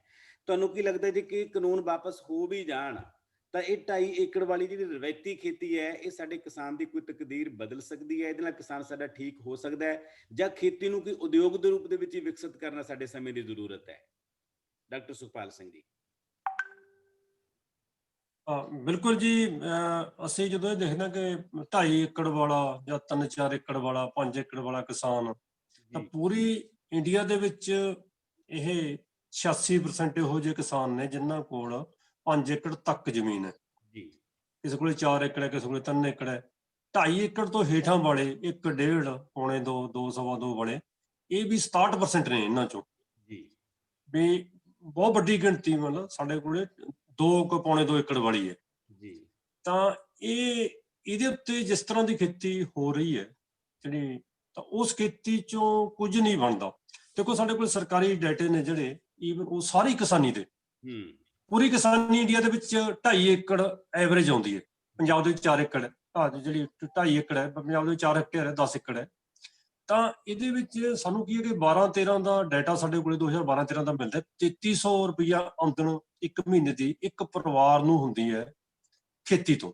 ਜੀ ਇਸੇ ਤਰ੍ਹਾਂ ਹੀ ਉਹ ਕੁਝ ਹੋਰ ਵੀ ਕਰਦਾ, ਕਿਉਂਕਿ ਛੋਟਾ ਕਿਸਾਨ ਬਾਕੀਆਂ ਦੇ ਵਿੱਚ ਮਾੜਾ ਮੋਟਾ ਕਿਤੇ ਨਾ ਕਿਤੇ ਕੁਝ ਹੋਰ ਵੀ ਕੰਮ ਕਰਦਾ, ਉਹਦੇ ਨਾਲ 6400 ਬਣ ਜਾਂਦੀ, ਜਿਹਨੂੰ ਜਿਹੜੀ ਕੇਂਦਰ ਸਰਕਾਰ ਨੇ ਕਿਹਾ ਸੀ ਕਿ ਅਸੀਂ 2022 ਦੇ ਵਿੱਚ ਦੁੱਗਣੀ ਕਰਕੇ 64,000 ਤੋਂ 12,800 ਕਰ ਦਿਆਂਗੇ। ਜੀ ਤਾਂ ਹੁਣ ਸਾਡੇ ਇਹ ਹੈਗਾ ਕਿ ਇਸ ਆਮਦਨ ਨਾਲ ਇੱਕ ਬੰਦਾ ਕੋਈ ਵੀ ਵਧੀਆ ਲਾਈਵਲੀਹੁੱਡ ਰਹਿ ਨਹੀਂ ਸਕਦਾ। ਉਹ ਆਪਣਾ ਜਿਹੜਾ, ਨਾ ਤਾਂ ਘਰ ਦੇ ਖਰਚੇ, ਨਾ ਖੇਤੀ ਦੇ ਖਰਚੇ, ਨਾ ਬੱਚੇ ਦੀ ਪੜ੍ਹਾਈ, ਨਾ ਕੋਈ ਹੈਲਥ ਦਾ ਕੁਝ ਵੀ, ਉਹਦੀ ਜਿਹੜੀ ਰਹਿਣ ਯੋਗਤਾ ਉਹ ਬਹੁਤ ਵਧੀਆ ਨਹੀਂ ਹੋ ਸਕਦੀ। ਜੀ ਇਹਦੇ ਵਿੱਚ ਸਾਨੂੰ ਇਸ ਕਰਕੇ ਸਾਨੂੰ ਇਹ ਹੈ ਕਿ ਇਸ ਦੇ ਵਿੱਚ ਸਾਨੂੰ ਸ਼ਿਫਟ ਕਰਨਾ ਪਊਗਾ। ਜਿਵੇਂ ਤੁਸੀਂ ਕਿਹਾ ਕਿ ਇੱਥੇ ਨਹੀਂ, ਸਾਨੂੰ ਇਹਨੂੰ ਕਿਸੇ ਹੋਰ ਰੂਪ ਦੇ ਵਿੱਚ ਬਦਲਣਾ ਪਊਗਾ। ਇੱਕ ਤਾਂ ਇਹ ਹੈ ਕਿ ਜਿਹੜੇ ਨਵੇਂ ਕਾਨੂੰਨ ਆਏ ਨੇ, ਜਦੋਂ ਅਸੀਂ ਇਹ ਦੇਖ ਲੈਂਦੇ ਪਤਾ ਨਹੀਂ ਇਹਨਾਂ ਨੇ ਕੋਈ ਹੱਲ ਕਰ ਦੇਣਾ, ਇਹ ਕੋਈ ਹੱਲ ਨਹੀਂ ਦੇਣਗੇ। ਇਹ ਨਵੇਂ ਕਾਨੂੰਨ ਆ ਜਿਹੜੇ ਇਹਨੂੰ ਹੋਰ ਇਸ ਕ੍ਰਾਈਸਿਸ ਨੂੰ ਵਧਾਉਣਗੇ। ਪਰ ਸਾਨੂੰ ਇਹਦੀ ਥਾਂ ਤੇ ਇੱਕ ਅਲਟਰਨੇਟਿਵ ਜਿਹੜਾ ਮਾਡਲ ਉਹ ਡਿਵੈਲਪ ਕਰਨਾ ਚਾਹੀਦਾ ਕਿ ਸਾਡੇ ਜਿਵੇਂ ਇਹ ਹੋਵੇ ਕਿ ਐਗਰੋ ਬੇਸਡ ਇੰਡਸਟਰੀ ਲੱਗੇ, ਉਹ ਪਿੰਡਾਂ ਦੇ ਵਿੱਚ ਲੱਗੇ, ਉੱਥੇ ਜਿਹੜੀ ਪਾਪੂਲੇਸ਼ਨ ਹੈ ਉਹਦੇ ਵਿੱਚ ਉੱਥੋਂ ਇਨਪੁੱਟ ਵੀ ਆਊਗਾ ਤੇ ਲੋਕਾਂ ਨੂੰ ਕੰਮ ਵੀ ਮਿਲੂਗਾ। ਉਹਦੇ ਵਿੱਚ ਪ੍ਰੋਸੈਸਿੰਗ ਲੱਗੇ, ਉਹਦੇ ਵਿੱਚ ਪ੍ਰਾਇਮਰੀ ਪ੍ਰੋਸੈਸਿੰਗ ਹੋਵੇ, ਸੈਕੰਡਰੀ ਹੋਵੇ, ਜਿਵੇਂ ਵੈਕਸਿੰਗ ਕਰਨੀ ਹੈ ਜਾਂ ਨਿੱਕਾ ਮੋਟਾ ਕਰਨਾ, ਗ੍ਰੇਡੇਸ਼ਨ ਕਰਨੀ ਹੈ। ਉਸ ਤੋਂ ਬਾਅਦ ਉਹਦੀ ਡੋਮੈਸਟਿਕ ਮਾਰਕੀਟ ਦੇ ਵਿੱਚ ਜਾਵੇ, ਉਹ ਇੰਟਰਨੈਸ਼ਨਲ ਮਾਰਕੀਟ ਦੇ ਵਿੱਚ ਵੀ ਜਾਵੇ। ਇਹ ਸਾਰਾ ਕੁਝ ਬਣਾ ਕੇ ਅਸੀਂ ਪਿੰਡ ਲੈਵਲ ਤੇ ਪਿੰਡ ਦੀ ਇਕਾਈ ਨੂੰ ਡਿਵੈਲਪ ਕਰ ਸਕਦੇ ਹਾਂ। ਜਿਵੇਂ ਅਸੀਂ ਦੇਖਿਆ ਕਿ ਏਸ਼ੀਆਟਿਕ ਮੋਡਲ ਪ੍ਰੋਡਕਸ਼ਨ ਦੇ ਵਿੱਚ ਜਦੋਂ ਮਾਰਕਸੋਂ ਇਹ ਮੈਂਸ਼ਨ ਕਰਦੇ ਨੇ ਕਿ ਜਿਹੜਾ ਏਸ਼ੀਆ ਦਾ ਜਿਹੜਾ ਪਿੰਡ ਹੈ, ਆਪਦੇ ਆਪ ਦੇ ਵਿੱਚ ਇੱਕ ਕੰਪਲੀਟ ਯੂਨਿਟ ਸੀਗਾ, ਜਿਹਦੇ ਵਿੱਚ ਜਿਹੜਾ ਸੈਲਫ ਡਿਪੈਂਡੈਂਟ ਯੂਨਿਟ ਸੀਗਾ। ਉੱਥੇ ਸਾਰੇ ਆਰਟੀਜਨ ਵੀ ਸੀ, ਰੂਰਲ ਵਰਕਰ ਵੀ ਸੀਗਾ, ਤੇ ਉੱਥੇ ਪੀਜੈਂਟ ਵੀ ਸੀਗਾ।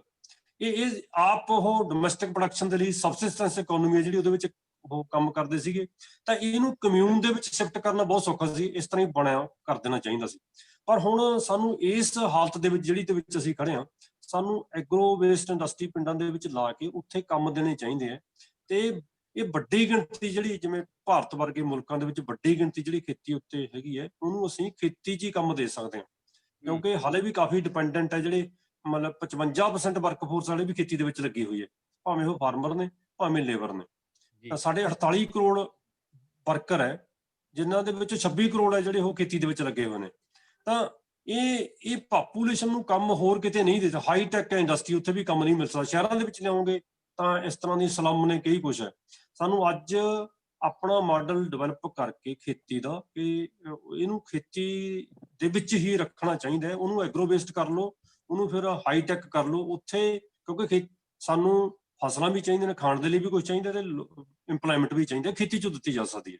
ਜੀ ਸੋ ਬਹੁਤ ਕਮਾਲ ਦੀ ਗੱਲ ਜਿਹੜੀ ਤੁਸੀਂ ਕੀਤੀ ਹੈ ਕਿ ਸਾਨੂੰ ਖੇਤੀ ਸੰਕਟ ਚੋਂ ਬਾਹਰ ਨਿਕਲਣ ਲਈ ਖੇਤੀ ਦੇ ਵਿੱਚ ਹੀ ਆਪਣੇ ਆਪ ਨੂੰ ਇਨਵੈਸਟ ਕਰਨਾ ਪੈਣਾ ਹੈ ਤੇ ਖੇਤੀ ਦੇ ਕੁਝ ਨਵੇਂ ਮਾਡਲ ਆਪਾਂ ਨੂੰ ਸਾਹਮਣੇ ਲਿਆਉਣੇ ਪੈਣਗੇ ਜਿਹੜੇ ਹਿੰਦੁਸਤਾਨ ਦੀਆਂ ਆਪਣੀਆਂ ਸਥਿਤੀਆਂ ਦੇ ਮੁਤਾਬਕ ਹੋਣਗੇ।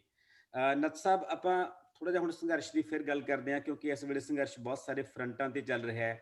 ਇੱਕ ਪਾਸੇ ਜਥੇਬੰਦੀਆਂ ਆਪਣੇ ਪੱਧਰ ਤੇ ਪਲਾਨ ਕਰ ਰਹੀਆਂ ਨੇ ਤੇ ਇੱਕ ਪਾਸੇ ਪੋਲੀਟੀਕਲ ਪਾਰਟੀਆਂ ਆਪਣੇ ਪੱਧਰ ਤੇ ਪਲਾਨ ਕਰ ਰਹੀਆਂ ਨੇ।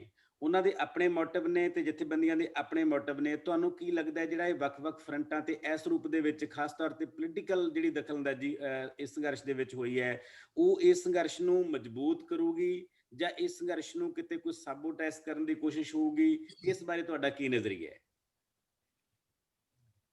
ਤੁਹਾਡੇ ਇਸ ਸਵਾਲ ਤੇ ਆਉਣ ਤੋਂ ਪਹਿਲਾਂ ਮੈਂ ਜਿਹੜੀ ਗੱਲ ਡਾਕਟਰ ਸੁਖਪਾਲ ਹੋਰਾਂ ਨੇ ਕਹੀ ਹੈ, ਜੀ ਮੈਂ ਉਹਦੇ ਨਾਲ ਜੋੜਨਾ ਚਾਹੁੰਦਾ। ਜਿੱਥੋਂ ਤੱਕ ਮੇਰੀ ਜਾਣਕਾਰੀ ਹੈ, ਜਿਹੜਾ ਨੈਸ਼ਨਲ ਲੇਬਰ ਕਮਿਸ਼ਨ ਹੈ, ਉਹ 2008 ਦੀ ਜਿਹੜੀ ਉਹਦੀ ਰਿਪੋਰਟ ਹੈ, ਜੀ ਉਹਦੇ ਚੋਂ ਲੇਬਰ ਬਾਰੇ ਉਹਦੀਆਂ ਰਿਕਮੈਂਡੇਸ਼ਨਾਂ ਨੇ ਕਿ 18,000 ਰੁਪਏ ਮਹੀਨੇ ਤੋਂ ਘੱਟ ਇੱਕ 5 ਬੰਦਿਆਂ ਦਾ ਪਰਿਵਾਰ ਬੰਦਿਆਂ ਵਰਗੀ ਜ਼ਿੰਦਗੀ ਨਹੀਂ ਜਿਉ ਸਕਦਾ। ਜੀ ਬਿਲਕੁਲ। ਲੇਬਰ ਲਈ 18,000 ਰੁਪਏ ਦੀ ਪਰਿਵਾਰ ਲਈ ਮਹੀਨੇ ਦੀ ਰਿਕਮੈਂਡੇਸ਼ਨ ਹੈ। ਡਾਕਟਰ ਸਾਹਿਬ ਨੇ ਅੰਕੜਾ ਦਿੱਤਾ ਕਿ ਖੇਤੀ ਚੋਂ 3300 ਰੁਪਇਆ ਐਵਰੇਜ ਇੱਕ ਪਰਿਵਾਰ ਨੂੰ ਮੰਥਲੀ ਮਿਲਦਾ ਹੈ। ਜੇ ਉਹ ਕੁਝ ਵਾਧੂ ਵੀ ਕੰਮ ਕਰੇ ਤਾਂ ਵੀ ਉਹ 6400 ਰੁਪਏ ਤੋਂ ਅੱਗੇ ਨਹੀਂ ਜਾਂਦਾ। ਜੀ ਕਿੱਥੇ 6400 ਰੁਪਇਆ ਤੇ ਕਿੱਥੇ ਸਰਕਾਰੀ ਕਮਿਸ਼ਨ 18,000 ਰੁਪਇਆ ਕਹਿੰਦਾ ਹੈ। ਜੀ ਹੁਣ ਜਦੋਂ ਬਹੁਤ ਸਾਰੇ ਲੋਕ ਸਵਾਲ ਕਰਦੇ ਆ ਕਿ ਕਿਸਾਨਾਂ ਦੇ ਮੁੰਡੇ ਖੇਤੀ ਨਹੀਂ ਕਰਦੇ, ਇੰਨੀ ਘੱਟ ਆਮਦਨ ਦੇ ਉੱਤੇ ਜੀ ਕੋਈ ਵੀ ਬੰਦਾ ਜਿਹੜਾ ਸੂਝਵਾਨ ਹੈ ਉਹ ਕਿਉਂ ਆਪਣੇ ਆਪ ਨੂੰ ਬੰਨ੍ਹ ਕੇ ਰੱਖੂਗਾ? ਬਿਲਕੁਲ ਉਹ ਬਾਹਰ ਜਾਣ ਦੀ ਕੋਸ਼ਿਸ਼ ਕਰੂਗਾ, ਕੁਝ ਵੀ ਕਰੂਗਾ। ਪਰ ਇਹਦੇ ਬਾਵਜੂਦ ਅਸੀਂ ਦੇਖਦੇ ਹਾਂ ਕਿ ਪੰਜਾਬ ਹੋਵੇ ਜਾਂ ਹਰਿਆਣਾ, ਇਹ ਗੱਲ ਬਹੁਤ ਫਾਲਤੂ ਹੈ ਜਿਹੜੀ ਆਮ ਤੌਰ ਤੇ ਅਮੀਰ ਲੋਕਾਂ ਦੇ ਅਮੀਰ ਸਰਕਲਾਂ 'ਚ ਪ੍ਰਚਲਿਤ ਹੈ ਕਿ ਕਿਸਾਨ ਕੰਮ ਛੱਡ ਗਏ ਜੀ। ਤੁਸੀਂ ਪੂਰੇ ਪੰਜਾਬ 'ਚ ਕੋਈ ਇੱਕ ਵੀ ਏਕੜ ਨਹੀਂ ਦਿਖਾ ਸਕਦੇ ਜਿਹੜਾ ਖਾਲੀ ਪਿਆ ਰਹਿ ਗਿਆ ਹੋਵੇ ਕੰਮ ਨਾ ਕਰਨ ਕਰਕੇ। ਹਰ ਏਕੜ, ਹਰ ਮਰਲਾ, ਹਰ ਵਿਸਵਾ ਮਤਲਬ ਖੇਤੀ ਹੁੰਦੀ ਹੈ ਤੇ ਵੱਧ ਤੋਂ ਵੱਧ ਪੈਦਾਵਾਰ ਲਈ ਜਾਂਦੀ ਹੈ। ਪਰ ਉਹਦਾ ਹਸ਼ਰ ਇਹ ਆ ਜਿਹਦੇ ਕਰਕੇ ਜਿਹੜੀ ਮਤਲਬ ਮੰਨ ਲਓ ਖੇਤੀ ਬੁਰੀ ਤਰ੍ਹਾਂ ਇਹ ਕਹਿ ਲਓ ਕਿਸਾਨ ਕ੍ਰਸ਼ ਹੋ ਰਹੇ ਨੇ। ਕਿਉਂਕਿ ਇੱਕ ਸਟੱਡੀ ਦੇ ਵਿੱਚ ਆਇਆ ਕਿ 15 ਏਕੜ ਤੇ ਜਾ ਕੇ 15 ਏਕੜ ਦੀ ਮਾਲਕੀ ਤੇ ਜਾ ਕੇ ਕਿਸਾਨਾਂ ਨੂੰ ਥੋੜੀ ਜਿਹੀ ਸੇਵਿੰਗ ਹੋਣੀ ਸ਼ੁਰੂ ਹੁੰਦੀ ਹੈ। 15 ਏਕੜ ਤੋਂ ਥੱਲੇ ਉਹ ਜਿੰਨਾ ਮਰਜ਼ੀ ਕੰਮ ਕਰ ਲੈਣ ਉਹ ਘਾਟੇ 'ਚ ਰਹਿੰਦੇ ਆ, ਖਰਚੇ ਜ਼ਿਆਦੇ ਆ, ਇਨਕਮ ਉਹਨਾਂ ਦੀ ਘੱਟ ਹੈ। ਤੇ ਡਾਕਟਰ ਸਾਹਿਬ ਨੇ ਠੀਕ ਦੱਸਿਆ ਵੀ ਵੱਡੀ ਗਿਣਤੀ ਜਣੀ ਮਤਲਬ ਮੰਨ ਲਓ 67% ਕਿਸਾਨ ਪੰਜਾਬ ਦੇ ਜਾਂ ਇੰਡੀਆ ਦੇ 80% ਜੇ 2.5 ਏਕੜ ਤੇ ਖੜੇ ਆ ਤੇ ਲਾਜ਼ਮੀ ਉਹ ਜਣੀ ਮਤਲਬ ਉਹਨਾਂ ਦਾ ਜਿਉਣਾ, ਸਰਵਾਈਵ ਕਰਨਾ ਵੀ ਮੁਸ਼ਕਲ ਹੈ। ਦੂਜੀ ਗੱਲ ਹੁਣ ਆਪਾਂ ਕਰਦੇ ਆ ਜਿਹੜਾ ਤੁਸੀਂ ਸਵਾਲ ਪੁੱਛਿਆ ਉਹਦੇ ਤੇ ਇਹ ਆ ਕਿ ਦੇਖੋ ਜਥੇਬੰਦੀਆਂ ਨੇ, ਕਿਉਂਕਿ ਉਹ ਕਿਸਾਨੀ ਦੀਆਂ ਪ੍ਰਤੀਨਿਧ ਨੇ, ਉਹਨਾਂ ਨੇ ਜਣੀ ਕਿਸਾਨੀ ਨੂੰ ਆਰਗੇਨਾਈਜ਼ ਕੀਤਾ ਇਹਨਾਂ ਸਵਾਲਾਂ ਤੇ। ਪਾਰਟੀਆਂ, ਆਪਾਂ ਪਹਿਲਾਂ ਵੀ ਗੱਲ ਕੀਤੀ ਹੈ ਕਿ ਪਾਰਟੀਆਂ ਸਿਰਦ ਨਹੀਂ ਸੀ, ਖਾਸ ਤੌਰ ਤੇ ਰੂਲਿੰਗ ਪਾਰਟੀਆਂ, ਉਹ ਕਾਂਗਰਸ ਹੋਵੇ, ਬੀਜੇਪੀ ਤਾਂ ਚਲੋ ਖਿਲਾਫ ਖੜੀ ਹੈ, ਇੱਥੋਂ ਤੱਕ ਕਿ ਆਮ ਆਦਮੀ ਪਾਰਟੀ ਹੋਵੇ। ਪਰ ਬਾਅਦ ਜਦੋਂ ਉਹਨਾਂ ਨੇ ਦੇਖਿਆ ਕਿ ਕਿਸਾਨਾਂ, ਵੱਡੀ ਪੱਧਰ ਤੇ ਕਿਸਾਨ, ਕਿਸਾਨੀ ਦੇ ਨਾਲ ਜੁੜੇ ਨੌਜਵਾਨ, ਵਪਾਰੀ, ਆੜਤੀਏ, ਮਜ਼ਦੂਰਾਂ ਦਾ ਕਾਫੀ ਹਿੱਸਾ ਉਹ ਅੰਦੋਲਨ 'ਚ ਚਲਿਆ ਗਿਆ ਇਹਦੇ 'ਚ, ਤਾਂ ਜਿਹਦੇ ਕਰਕੇ ਆਪਣੀ ਜ਼ਮੀਨ ਖਿਸਕਦੀ ਦੇਖ ਕੇ ਉਹ ਮਜਬੂਰ ਹੋਏ ਇਸ ਐਜੀਟੇਸ਼ਨ 'ਚ ਆਉਣ ਦੇ ਲਈ। ਚਲੋ ਅਸੀਂ ਇਹ ਤਾਂ ਨਹੀਂ ਕਹਿੰਦੇ ਕਿ ਐਜੀਟੇਸ਼ਨ ਨੂੰ ਇਹਦੇ ਨਾਲ ਕੋਈ ਨੁਕਸਾਨ ਹੋਇਆ।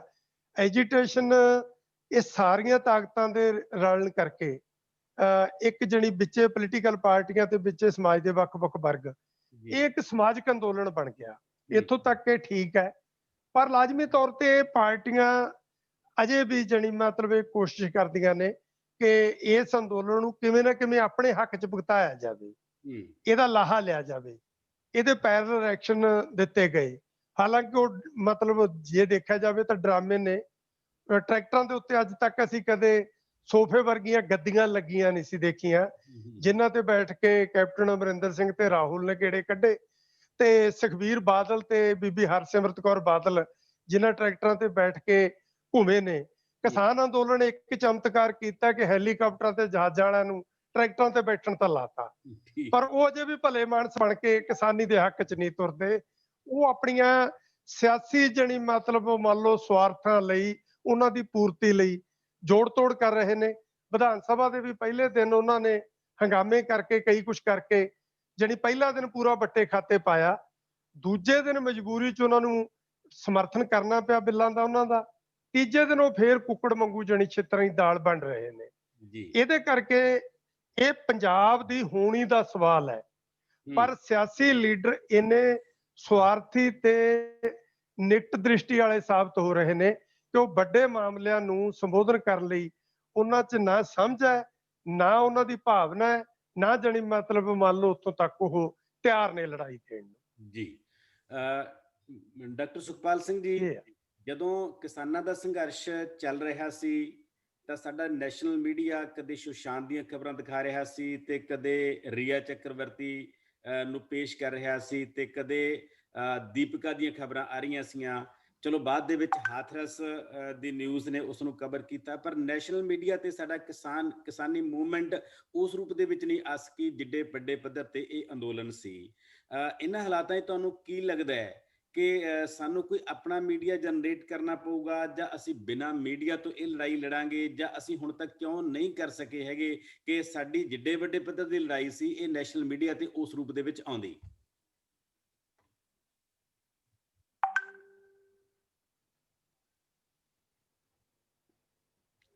ਡਾਕਟਰ ਸਾਹਿਬ, ਇਸ ਕੁਐਸਚਨ ਦਾ ਜਵਾਬ ਦੇਣ ਤੋਂ ਪਹਿਲਾਂ ਮੈਂ ਇੱਕ ਲਾਈਨ ਹੋਰ ਬੋਲਣੀ ਚਾਹੁੰਦਾ ਨੱਥ ਸਾਹਿਬ ਦੇ ਉਸ ਕੰਟੈਕਸਟ ਦੇ ਵਿੱਚ ਹੀ ਜੀ।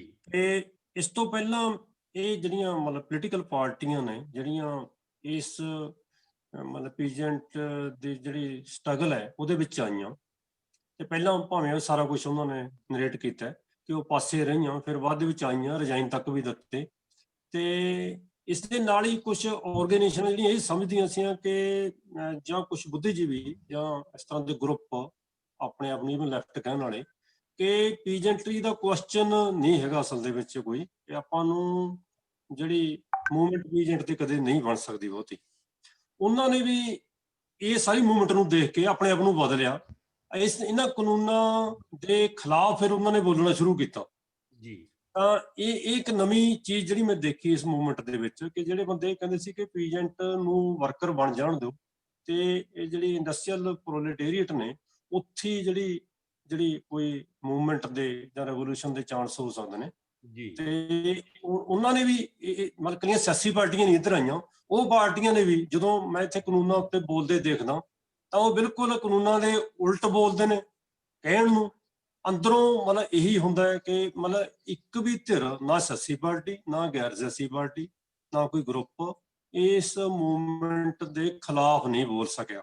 ਕਿਉਂਕਿ ਹੁਣ ਸ਼ਾਇਦ ਇਹ ਵੀ ਸਮਝਣਾ ਸਾਨੂੰ ਪਊਗਾ ਕਿ ਜੇਕਰ ਅਸੀਂ ਮਤਲਬ ਇਸ ਤਰ੍ਹਾਂ ਦੀ ਕੋਈ ਚੇਂਜ ਚਾਹੁੰਦੇ ਹਾਂ ਤਾਂ ਪੀਜੈਂਟ ਕੁਐਸਚਨ ਹੈ ਜਿਹੜਾ ਉਹਨੂੰ ਸੈਂਟਰ 'ਚ ਰੱਖਣਾ ਹੈ ਜਾਂ ਨਹੀਂ ਰੱਖਣਾ, ਕਿਉਂਕਿ ਇਹਦੇ ਉੱਤੇ ਮੂਵਮੈਂਟ ਹੈ ਜਿਹੜੀ ਉਹ ਜਿਵੇਂ ਬਣੀ, ਜਿਵੇਂ ਸਾਰੇ ਅਦਾਰੇ ਇਹਦੇ ਨਾਲ ਲੱਗੇ, ਇਹ ਸਾਨੂੰ ਰੀਥਿੰਕ ਕਰਨ ਦੀ ਲੋੜ ਹੈ ਸਾਡੀਆਂ ਸਾਰੀਆਂ ਧਿਰਾਂ ਨੂੰ, ਬੁੱਧੀਜੀਵੀਆਂ ਨੂੰ ਵੀ। ਇਸ ਤੋਂ ਬਾਅਦ ਜਿਹੜਾ ਨੈਸ਼ਨਲ ਮੀਡੀਆ ਦਾ ਤੁਸੀਂ ਸਵਾਲ ਰੱਖਿਆ ਕਿ ਪਿਛਲੇ ਸਮੇਂ ਦੇ ਵਿੱਚ ਨੈਸ਼ਨਲ ਮੀਡੀਆ ਨੇ ਜਿਵੇਂ ਰੱਖਿਆ ਕਿ ਬਿਲਕੁਲ ਇਸ ਤਰ੍ਹਾਂ ਤੱਕ ਵੀ ਆਇਆ ਕਿ ਮਤਲਬ ਬਣਾ ਤਰਾ ਕੇ, ਜਿਵੇਂ ਬਿਹਾਰ ਮਾਡਲ ਦੇ ਵਿੱਚ ਜਦੋਂ APMC ਐਕਟ 2006 ਦੇ ਵਿੱਚ ਬੰਦ ਕੀਤਾ, ਉੱਥੇ ਸਰਕਾਰੀ ਰਿਪੋਰਟਾਂ ਪਈਆਂ ਨੇ ਕਿ ਬਿਹਾਰ ਦੇ APMC ਐਕਟ ਤੋੜਨ ਦਾ ਸਾਨੂੰ ਬਹੁਤ ਫਾਇਦਾ ਹੋਇਆ, ਨੈਟ ਤੇ ਪਈਆਂ ਨੇ ਰਿਪੋਰਟਾਂ। ਜਦੋਂ ਕਿ ਅਸੀਂ ਦੇਖਿਆ ਕਿ ਉੱਥੇ ਸਾਰਾ ਕੁਝ ਜਿਹੜਾ ਸੱਤਿਆਨਾਸ਼ ਹੋ ਗਿਆ, ਗਰੋਥ ਰੇਟ ਉੱਤੇ ਘਟ ਗਿਆ, ਬਿਹਾਰ ਦੇ ਜਿਹੜਾ ਕਿਸਾਨ ਹੈ ਉਹਦੀ 8% ਇਨਕਮ ਘਟ ਗਈ, ਬਾਕੀ ਸਾਰੀ ਇੰਡੀਆ 'ਚ ਵਧੀ ਹੈ, ਤੇ ਉੱਥੇ ਜਿਹੜੇ ਹੈਗਾ ਪੂਰਾ ਨੁਕਸਾਨ ਹੋ ਗਿਆ। ਫਿਰ ਵੀ ਸਾਡੇ ਜਿਹੜਾ ਇਹ ਮੀਡੀਆ ਉਸ ਗੱਲ ਨੂੰ ਚੱਕ ਰਿਹਾ ਕਿ ਇਹਦਾ ਬਹੁਤ ਫਾਇਦਾ ਹੋ ਗਿਆ, ਇਹਨਾਂ ਕਾਨੂੰਨਾਂ ਦੇ ਪੱਖ ਦੇ ਵਿੱਚ ਲਿਖੀ ਜਾਂਦਾ। ਤੇ ਇਸ ਦੇ ਵਿੱਚ ਸਾਨੂੰ ਆਉਂਦਾ ਕਿ ਸਾਨੂੰ ਇਸ ਤਰ੍ਹਾਂ ਦੇ ਪਲੇਟਫਾਰਮ ਜਿੱਥੇ ਇਸ ਤਰ੍ਹਾਂ ਦੀ ਗੱਲ ਹੋ ਸਕੇ ਉੱਥੇ ਸਾਨੂੰ ਜਨਰੇਟ ਕਰਨਾ ਚਾਹੀਦਾ ਹੈ। ਇਸ ਦੇ ਨਾਲ ਕੀ ਹੈ ਕਿ ਜਿਵੇਂ ਸੋਸ਼ਲ ਮੀਡੀਆ ਉਹਦਾ ਇੱਕ ਫਾਇਦਾ ਹੋ ਸਕਦਾ ਹੈ, ਪਰ ਇੰਡੀਆ ਦੇ ਵਿੱਚ ਇਹ ਬੜੀ ਇੱਕ ਪ੍ਰੋਬਲਮ ਹੈ ਕਿ ਲੈਂਗੁਏਜ ਦੀ ਇੱਕ ਆਪਣੀ ਪ੍ਰੋਬਲਮ ਹੈ। ਪਹਿਲਾਂ ਤਾਂ ਲੋਕ ਪੜ੍ਹੇ ਲਿਖੇ ਨਹੀਂ ਹੈਗੇ, ਫਿਰ ਕੋਈ ਵੀ ਇਹੋ ਜਿਹੀ ਲੈਂਗੁਏਜ ਜਿਹਨੂੰ ਸਾਰਾ ਇੰਡੀਆ ਸਮਝ ਲੇ, ਹਿੰਦੀ ਵੀ ਨਹੀਂ ਆਉਂਦੀ, ਇੰਗਲਿਸ਼ ਵੀ ਨਹੀਂ ਆਉਂਦੀ, ਪੰਜਾਬੀ ਥੋੜੇ ਇਲਾਕੇ 'ਚ ਹੈ, ਤਾਂ ਹਰ ਇੱਕ ਇਹ ਜਿਹੜੀਆਂ ਪ੍ਰੋਬਲਮਾਂ ਨੇ ਸਾਨੂੰ ਕਿ ਜਿਹਦੇ ਵਿੱਚ ਸਾਨੂੰ ਇਹਨੂੰ ਕਿਵੇਂ ਟੈਕਲ ਕਰਨਾ, ਕਿ ਜਿਵੇਂ ਆਲ ਇੰਡੀਆ ਸੰਘਰਸ਼ ਕਮੇਟੀ ਹੈ ਉਹ ਆਪਣੇ ਖਿੱਤਿਆਂ ਦੇ ਵਿੱਚ ਇਹ ਚੀਜ਼ਾਂ ਨੂੰ ਲੈ ਕੇ ਜਾਵੇ ਆਪਣੀ ਲੈਂਗੁਏਜ ਦੇ ਵਿੱਚ, ਤੇ ਸੋਸ਼ਲ ਮੀਡੀਆ ਨੂੰ ਕਿਵੇਂ ਵਰਤਣਾ ਹੈ, ਹੋਰ ਸਾਨੂੰ ਨਵੀਆਂ ਜਿਹੜੀਆਂ ਚੀਜ਼ਾਂ ਆਉਂਦੀਆਂ ਨੇ ਉਹਨਾਂ ਨੂੰ ਕਿਵੇਂ ਵਰਤ ਕੇ ਅਸੀਂ ਲੋਕਾਂ ਤੱਕ ਆਪਣੀ ਆਵਾਜ਼ ਪਹੁੰਚਾ ਸਕਦੇ ਹਾਂ। ਇਹਦੇ ਪੈਰਲਲ ਸਾਨੂੰ ਇਹ ਡਿਵੈਲਪ ਕਰਨਾ ਪਊਗਾ। ਆਹ ਜਿਹੜੇ ਮੈਥਡ ਨੇ ਜਿਹੜੇ ਤੁਸੀਂ ਯੂਜ਼ ਕਰ ਰਹੇ ਹੋ, ਇਹ ਵੀ ਇੱਕ ਵਧੀਆ ਕਾਰਗਰ ਹੈਗਾ ਕਿ ਇਹਨਾਂ ਉੱਤੇ ਗੱਲ ਕਰਕੇ ਲੋਕਾਂ ਤੱਕ ਪਹੁੰਚਾਉਣ ਦੀ ਲੋੜ ਹੈ, ਆਪਦਾ ਇੱਕ ਡਿਵੈਲਪ ਕਰਨ ਦੀ ਲੋੜ ਹੈ। ਸਾਰੀਆਂ ਜਥੇਬੰਦੀਆਂ ਨੂੰ ਇਹਦੇ ਤੇ ਸੋਚਣਾ ਚਾਹੀਦਾ ਕਿ ਅਸੀਂ ਇਸ ਤਰ੍ਹਾਂ ਦਾ ਇੱਕ ਜਿਹੜਾ ਅਸੀਂ ਮੰਨ ਲਓ ਪਲੇਟਫਾਰਮ ਬਣਾਈਏ ਜਿੱਥੇ ਲੋਕ ਦੇਖਣ ਕਿ ਇਹ ਆਹ ਇੱਕ ਸਹੀ ਸੱਚਾ ਹੈ। ਸਾਨੂੰ ਇਹ ਪਤਾ ਕਿ ਇਹ ਝੂਠੇ ਮੀਡੀਆ ਨੇ ਸਾਰੇ, ਫਿਰ ਵੀ ਸਾਨੂੰ ਸੱਚਾ ਮੀਡੀਆ ਜਿਹੜਾ ਉਹ ਸਾਹਮਣੇ ਨਹੀਂ ਆਉਂਦਾ। ਇਹ ਬਣਾਉਣ ਦੀ ਬਹੁਤ ਵੱਡੀ ਲੋੜ ਹੈ। ਜੀ ਜੀ ਜੀ, ਬਿਲਕੁਲ ਬਿਲਕੁਲ। ਜਿੰਨੀ ਦੇਰ ਤੱਕ ਅਸੀਂ ਹੋਰ ਕੋਈ ਵੱਡਾ ਪਲੇਟਫਾਰਮ ਨਹੀਂ ਡਿਵੈਲਪ ਕਰ ਸਕਦੇ ਤਾਂ ਸੋਸ਼ਲ ਮੀਡੀਆ ਦੀ ਤਾਕਤ ਨੂੰ ਵੀ ਸਮਝਣਾ ਪੈਣਾ ਹੈ ਤੇ ਇਸ ਨੂੰ ਸੀਰੀਅਸਲੀ ਅੱਗੇ ਦੀ ਅੱਗੇ ਔਨ ਕਰਨਾ ਪੈਣਾ ਹੈ ਤਾਂ ਕਿ ਅਸੀਂ ਆਪਣੀ ਗੱਲ ਲੋਕਾਂ ਤੱਕ ਲੈ ਕੇ ਜਾ ਸਕੀਏ। ਇਹ ਇੱਕ ਵੱਡਾ ਕੁਐਸਚਨ ਹੈ ਅੱਜ ਦੇ ਦੌਰ ਦਾ। ਨੱਥ ਸਾਹਿਬ, ਤੁਹਾਨੂੰ ਮੈਂ ਇਹਦੇ ਵਿੱਚ ਸ਼ਾਮਲ ਕਰਦਾ ਇੱਕ ਹੋਰ ਪੱਖ ਜਿਹੜਾ ਇਸ ਵੇਲੇ ਕਿਸਾਨੀ ਸੰਘਰਸ਼ ਦਾ ਆ ਰਿਹਾ ਹੈ। ਉਹ ਇਹ ਕਿ ਇਸ ਵੇਲੇ ਬਹੁਤ ਸਾਰੇ ਗਾਇਕ, ਬਹੁਤ ਸਾਰੇ ਫਿਲਮੀ ਸਟਾਰ ਜਿਹੜੇ ਹੈਗੇ ਨੇ ਉਹ ਕਿਸੇ ਨਾ ਕਿਸੇ ਰੂਪ ਦੇ ਵਿੱਚ ਇਸ ਸੰਘਰਸ਼ ਦੇ ਵਿੱਚ ਆਏ ਨੇ ਤੇ ਇਹਨਾਂ ਚੋਂ ਬਹੁਤ ਸਾਰੇ ਉਹ ਨੇ ਜਿਨ੍ਹਾਂ ਨੇ ਪਹਿਲਾਂ ਜੱਟਾਂ ਦੇ ਨਾਂ ਤੇ ਜਾਂ ਹੋਰ ਰੂਪਾਂ ਦੇ ਵਿੱਚ ਜਿਹੜਾ ਫਿਊਡਲ ਵੈਲਿਊ ਸੀ ਉਹ ਸਾਡੀ ਸੁਸਾਇਟੀ ਦੇ ਵਿੱਚ ਥੋਪੀਆਂ, ਬੰਦੂਕ ਕਲਚਰ, ਸ਼ਰਾਬ ਕਲਚਰ, ਤੇ ਹੁਣ ਉਹ ਬਦਲ ਕੇ ਕਿਸੇ ਹੋਰ ਰੂਪ ਦੇ ਵਿੱਚ ਆਏ ਨੇ। ਉਹਨਾਂ ਦੇ ਪਰਪਸ ਕੀ ਨੇ, ਉਹਨਾਂ ਦਾ ਰੋਲ ਕੀ ਬਣਦਾ ਹੈ, ਕਿ ਉਹ ਉਹਨਾਂ ਤੋਂ ਸਾਨੂੰ ਕਿਸ ਰੂਪ ਦੇ ਵਿੱਚ ਸੁਚੇਤ ਰਹਿਣ ਦੀ ਲੋੜ ਹੈ, ਕਿੰਨਾ ਉਹਨਾਂ ਨੂੰ ਆਪਣੇ ਸ਼ਾਮਲ ਕਰਨ ਦੀ ਜ਼ਰੂਰਤ ਹੈ ਤਾਂ ਕਿ ਥੋੜਾ ਜਿਹਾ ਆਮ ਇਨਸਾਨ ਉਹਨਾਂ ਦੀ ਭੂਮਿਕਾ ਨੂੰ ਸਮਝ ਸਕੇ। ਇਹਦੇ ਬਾਰੇ ਆਪਾਂ ਕੁਝ ਗੱਲ ਕਰੋ ਕਿਉਂਕਿ ਤੁਹਾਡੇ ਕੋਲ ਪ੍ਰੈਕਟੀਕਲ ਇਸ ਕਿਸਮ ਦਾ ਤਜਰਬਾ ਹੈ। ਹਾਂ, ਇਹ ਬੜਾ ਇਸ ਸੰਘਰਸ਼ 'ਚ ਪਹਿਲੀ ਵਾਰੀ ਹੋਇਆ ਜੀ ਕਿ ਜਿਹੜੇ ਜਾਣੀ ਪਾਪੂਲਰ ਕਹੇ ਜਾਂਦੇ ਗਾਇਕ ਨੇ ਜੀ। ਉਹਨਾਂ ਨੇ ਇਹਦੇ 'ਚ ਜਾਣੀ ਆਉਣਾ ਇਕੱਠਾਂ 'ਚ ਸ਼ੁਰੂ ਕੀਤਾ। ਇਹਦੇ ਕਈ ਕਿਸਮ ਦੇ ਰਿਐਕਸ਼ਨ ਵੀ ਆਏ। ਇਹਨੂੰ ਅਸੀਂ ਓਵਰਆਲ ਤਾਂ ਜਾਣੀ ਸਾਰੇ ਕੋਈ ਗਾਇਕ ਜਾਂ ਕਲਾਕਾਰਾਂ ਨੂੰ ਇੱਕੋ ਸ਼੍ਰੇਣੀ 'ਚ ਨਹੀਂ ਰੱਖਦੇ। ਇਹ ਠੀਕ ਹੈ, ਇੱਕ ਹਿੱਸਾ ਉਹਨਾਂ ਦਾ ਨੈਗੇਟਿਵ ਗਾਉਣ ਵਾਲਾ ਹੈ। ਪਹਿਲੀ ਗੱਲ ਤਾਂ ਐਜੀਟੇਸ਼ਨ ਨੇ ਦਿਖਾਤਾ ਕਿ ਜੱਟ ਨਹੀਂ, ਕਿਸਾਨ ਦੀ ਹਾਲਤ ਕੀ ਹੈ। ਜਾਣੀ ਜਿਹੜਾ ਜੱਟ ਗੀਤਾਂ 'ਚ, ਜਿਹੜਾ ਜੱਟ ਫਿਲਮਾਂ 'ਚ ਸੀ, ਉਹ ਜ਼ਮੀਨ ਤੇ ਕਿਤੇ ਨਹੀਂ ਦਿਸਦਾ। ਉਹ ਕਹਿੰਦੇ ਨੇ ਕਚਹਿਰੀਆਂ ਤੇ ਮੇਲੇ ਲੱਗਦੇ ਨੇ ਜਦੋਂ ਜੱਟ ਦੀ ਤਰੀਕ ਪੈਂਦੀ ਹੈ। ਇੱਥੇ ਜੱਟਾਂ ਦੀਆਂ ਤਰੀਕਾਂ ਪੈਂਦੀਆਂ ਜਦੋਂ ਉਹਨਾਂ ਤੋਂ ਬੈਂਕਾਂ ਦੇ ਕਰਜ਼ੇ ਨਹੀਂ ਮੁੜਦੇ ਤੇ ਉਹਨਾਂ ਦੇ ਚੈੱਕ ਬਾਉਂਸ ਹੁੰਦੇ ਨੇ, ਉਹਨਾਂ ਦੀਆਂ ਜਾਣੀ ਕੁਰਕੀਆਂ ਲਈ ਤੇ ਉਹਨਾਂ ਦੀਆਂ ਗ੍ਰਿਫਤਾਰੀਆਂ ਲਈ ਤਰੀਕਾਂ ਪੈਂਦੀਆਂ ਨੇ ਜੇਲ੍ਹ ਭੇਜਣ ਲਈ ਉਹਨਾਂ ਨੂੰ। ਤਾਂ ਉਦੋਂ ਜਾਣੀ ਇਹ ਗਾਇਕ ਕੋਈ ਨਹੀਂ ਹੁੰਦਾ ਉੱਥੇ, ਉਦੋਂ ਕਿਸਾਨ ਜਥੇਬੰਦੀਆਂ ਉਹਨਾਂ ਦੀ ਬਾਂਹ ਫੜਨ ਨੂੰ ਆਉਂਦੀਆਂ ਨੇ, ਜਿਹਦੇ ਕਰਕੇ ਇੱਕ ਹਿੱਸਾ ਪਹਿਲਾਂ ਤੋਂ ਵੀ ਸੰਵੇਦਨਸ਼ੀਲ ਰਿਹਾ ਹੈ, ਜਿਹੜਾ ਜਾਣੀ ਮਤਲਬ ਮੰਨ ਲਓ ਕਿਸਾਨਾਂ ਬਾਰੇ ਸਹਿਰਦਤਾ ਨਾਲ ਸੋਚਦਾ ਰਿਹਾ। ਇਹ ਠੀਕ ਹੈ, ਜਿੱਥੇ ਮਾਰਕੀਟ ਹੁੰਦੀ ਹੈ, ਮਾਰਕੀਟ ਦੀ ਨਬਜ਼ ਸਮਝਣ ਵਾਲੇ ਲੋਕ ਉੱਥੇ ਪਹੁੰਚ ਹੀ ਜਾਂਦੇ ਨੇ। ਇਸੇ ਕਰਕੇ ਕਿਸਾਨ ਜਥੇਬੰਦੀਆਂ ਦੀ ਕਮੇਟੀ ਨੇ ਬੜੀ ਸੂਝ-ਬੂਝ ਨਾਲ ਇਹ ਗੱਲ ਕਹੀ ਕਿ ਅਸੀਂ ਜਾਣੀ ਮਤਲਬ ਉਹ ਆਉਣ, ਵੈਲਕਮ, ਸਾਡੇ ਇਕੱਠਾਂ 'ਚ ਕਿਸੇ ਨੂੰ ਵੀ ਆਉਣ ਤੇ ਰੋਕ ਨਹੀਂ, ਆਉਣ ਬੈਠਣ, ਪਰ ਅਸੀਂ ਇਹ ਨਹੀਂ ਜਾਣੀ ਉਹਨਾਂ ਨੂੰ ਅਲਾਉ ਕਰਾਂਗੇ ਕਿ ਪੂਰੇ ਦਾ ਪੂਰਾ ਜਾਣੀ ਮਤਲਬ ਉਹ ਕਿਸਾਨ ਅੰਦੋਲਨ ਨੂੰ ਖਾੜਾ ਬਣਾ ਦੇਣ ਗਾਇਕੀ ਦਾ। ਉਹ ਤੇ ਬਾਅਦ 'ਚ ਇਹ ਜਾਵੇ ਵੀ ਲੋਕ ਕਿਸੇ ਦੁੱਖ ਚੋਂ ਇਕੱਠੇ ਨਹੀਂ ਹੋਏ, ਇਹ ਤਾਂ ਸਿੰਗਰਾਂ ਕਰਕੇ ਆਏ ਸੀ। ਇਹ ਗੱਲ ਜਾਣੀ ਮਤਲਬ ਨਾ ਜਾਵੇ। ਉਹਨਾਂ ਨੇ ਕਿਹਾ ਕਿ ਉਹ ਆ ਸਕਦੇ ਆ, ਉਹ ਅਸੀਂ ਸੋਚਾਂਗੇ ਵੀ ਕਿਸੇ ਨੂੰ ਗਾਉਣ ਦਾ ਜਾਂ ਬੋਲਣ ਦਾ ਮੌਕਾ ਦੇਣਾ ਜਾਂ ਨਹੀਂ ਦੇਣਾ। ਤਾਂ ਇਕੱਲੇ ਗੀਤਕਾਰਾਂ ਤੱਕ ਵੀ ਸੀਮਤ ਨਾ ਰਹੀਏ। ਸਭ ਤੋਂ ਵੱਡੀ ਗੱਲ ਹੈ ਕਿ ਪੰਜਾਬ ਦਾ ਜਿਹੜਾ ਰੰਗਮੰਚ ਹੈ, ਇਹ ਬਹੁਤ ਪਹਿਲਾਂ ਤੋਂ ਲੋਕਾਂ ਦੇ ਦੁੱਖਾਂ ਦਰਦਾਂ ਨਾਲ ਜੁੜਿਆ ਰਿਹਾ ਹੈ, ਬਹੁਤ ਨੇੜਿਓਂ। ਇਸ ਐਜੀਟੇਸ਼ਨ ਦੇ ਵਿੱਚ ਵੀ ਰੰਗਮੰਚ ਦੇ ਜਿੰਨੀਆਂ ਟੀਮਾਂ ਨੇ ਉਹਨਾਂ ਨੇ ਬਹੁਤ ਸ਼ਾਨਦਾਰ ਰੋਲ ਨਿਭਾਇਆ। ਵੱਖ-ਵੱਖ ਧਰਨਿਆਂ 'ਚ, ਇਕੱਠਾਂ 'ਚ, ਜਾਮਾਂ 'ਚ ਜਾ ਕੇ ਉਹਨਾਂ ਨੇ ਨਾਟਕ ਖੇਡੇ ਨੇ, ਬੁੱਧੀਜੀਵੀ ਗਏ ਨੇ, ਗਾਇਕ ਵੀ ਗਏ ਨੇ। ਕੁੱਲ ਮਿਲਾ ਕੇ ਤਾਂ ਉਹ ਇੱਕ ਚੰਗਾ ਫਨਾਮਨਾ ਹੋਇਆ ਕਿ ਸਾਰੇ ਲੋਕਾਂ ਨੂੰ ਅੰਦੋਲਨ ਦੀ ਤਾਕਤ ਨੇ ਆਪਣੇ ਵੱਲ ਆਉਣ ਲਈ ਮਜਬੂਰ ਕੀਤਾ। ਇਹ ਠੀਕ ਆ, ਕੁਝ ਲੋਕ ਚੰਗੇ ਮਨੋਰਥ ਨਾਲ ਨਹੀਂ ਆਏ, ਅਸੀਂ ਉਹਦੇ ਬਾਰੇ ਅਵੇਅਰ ਆ। ਅਸੀਂ ਜਾਣੀ ਮਤਲਬ ਉਹਦੀ ਅਗਵਾਈ ਇਸ ਕਿਸਮ ਦੇ ਲੋਕਾਂ ਦੇ ਹੱਥ ਨਹੀਂ ਜਾਣ ਦਿੱਤੀ ਜਿਨ੍ਹਾਂ ਲੋਕਾਂ ਦੀ ਕ੍ਰੈਡੀਬਿਲਿਟੀ ਸ਼ੱਕੀ ਸੀ। ਉਹ ਜਥੇਬੰਦੀਆਂ ਨੇ ਆਪਣੇ ਹੱਥ ਰੱਖੀ ਹੈ।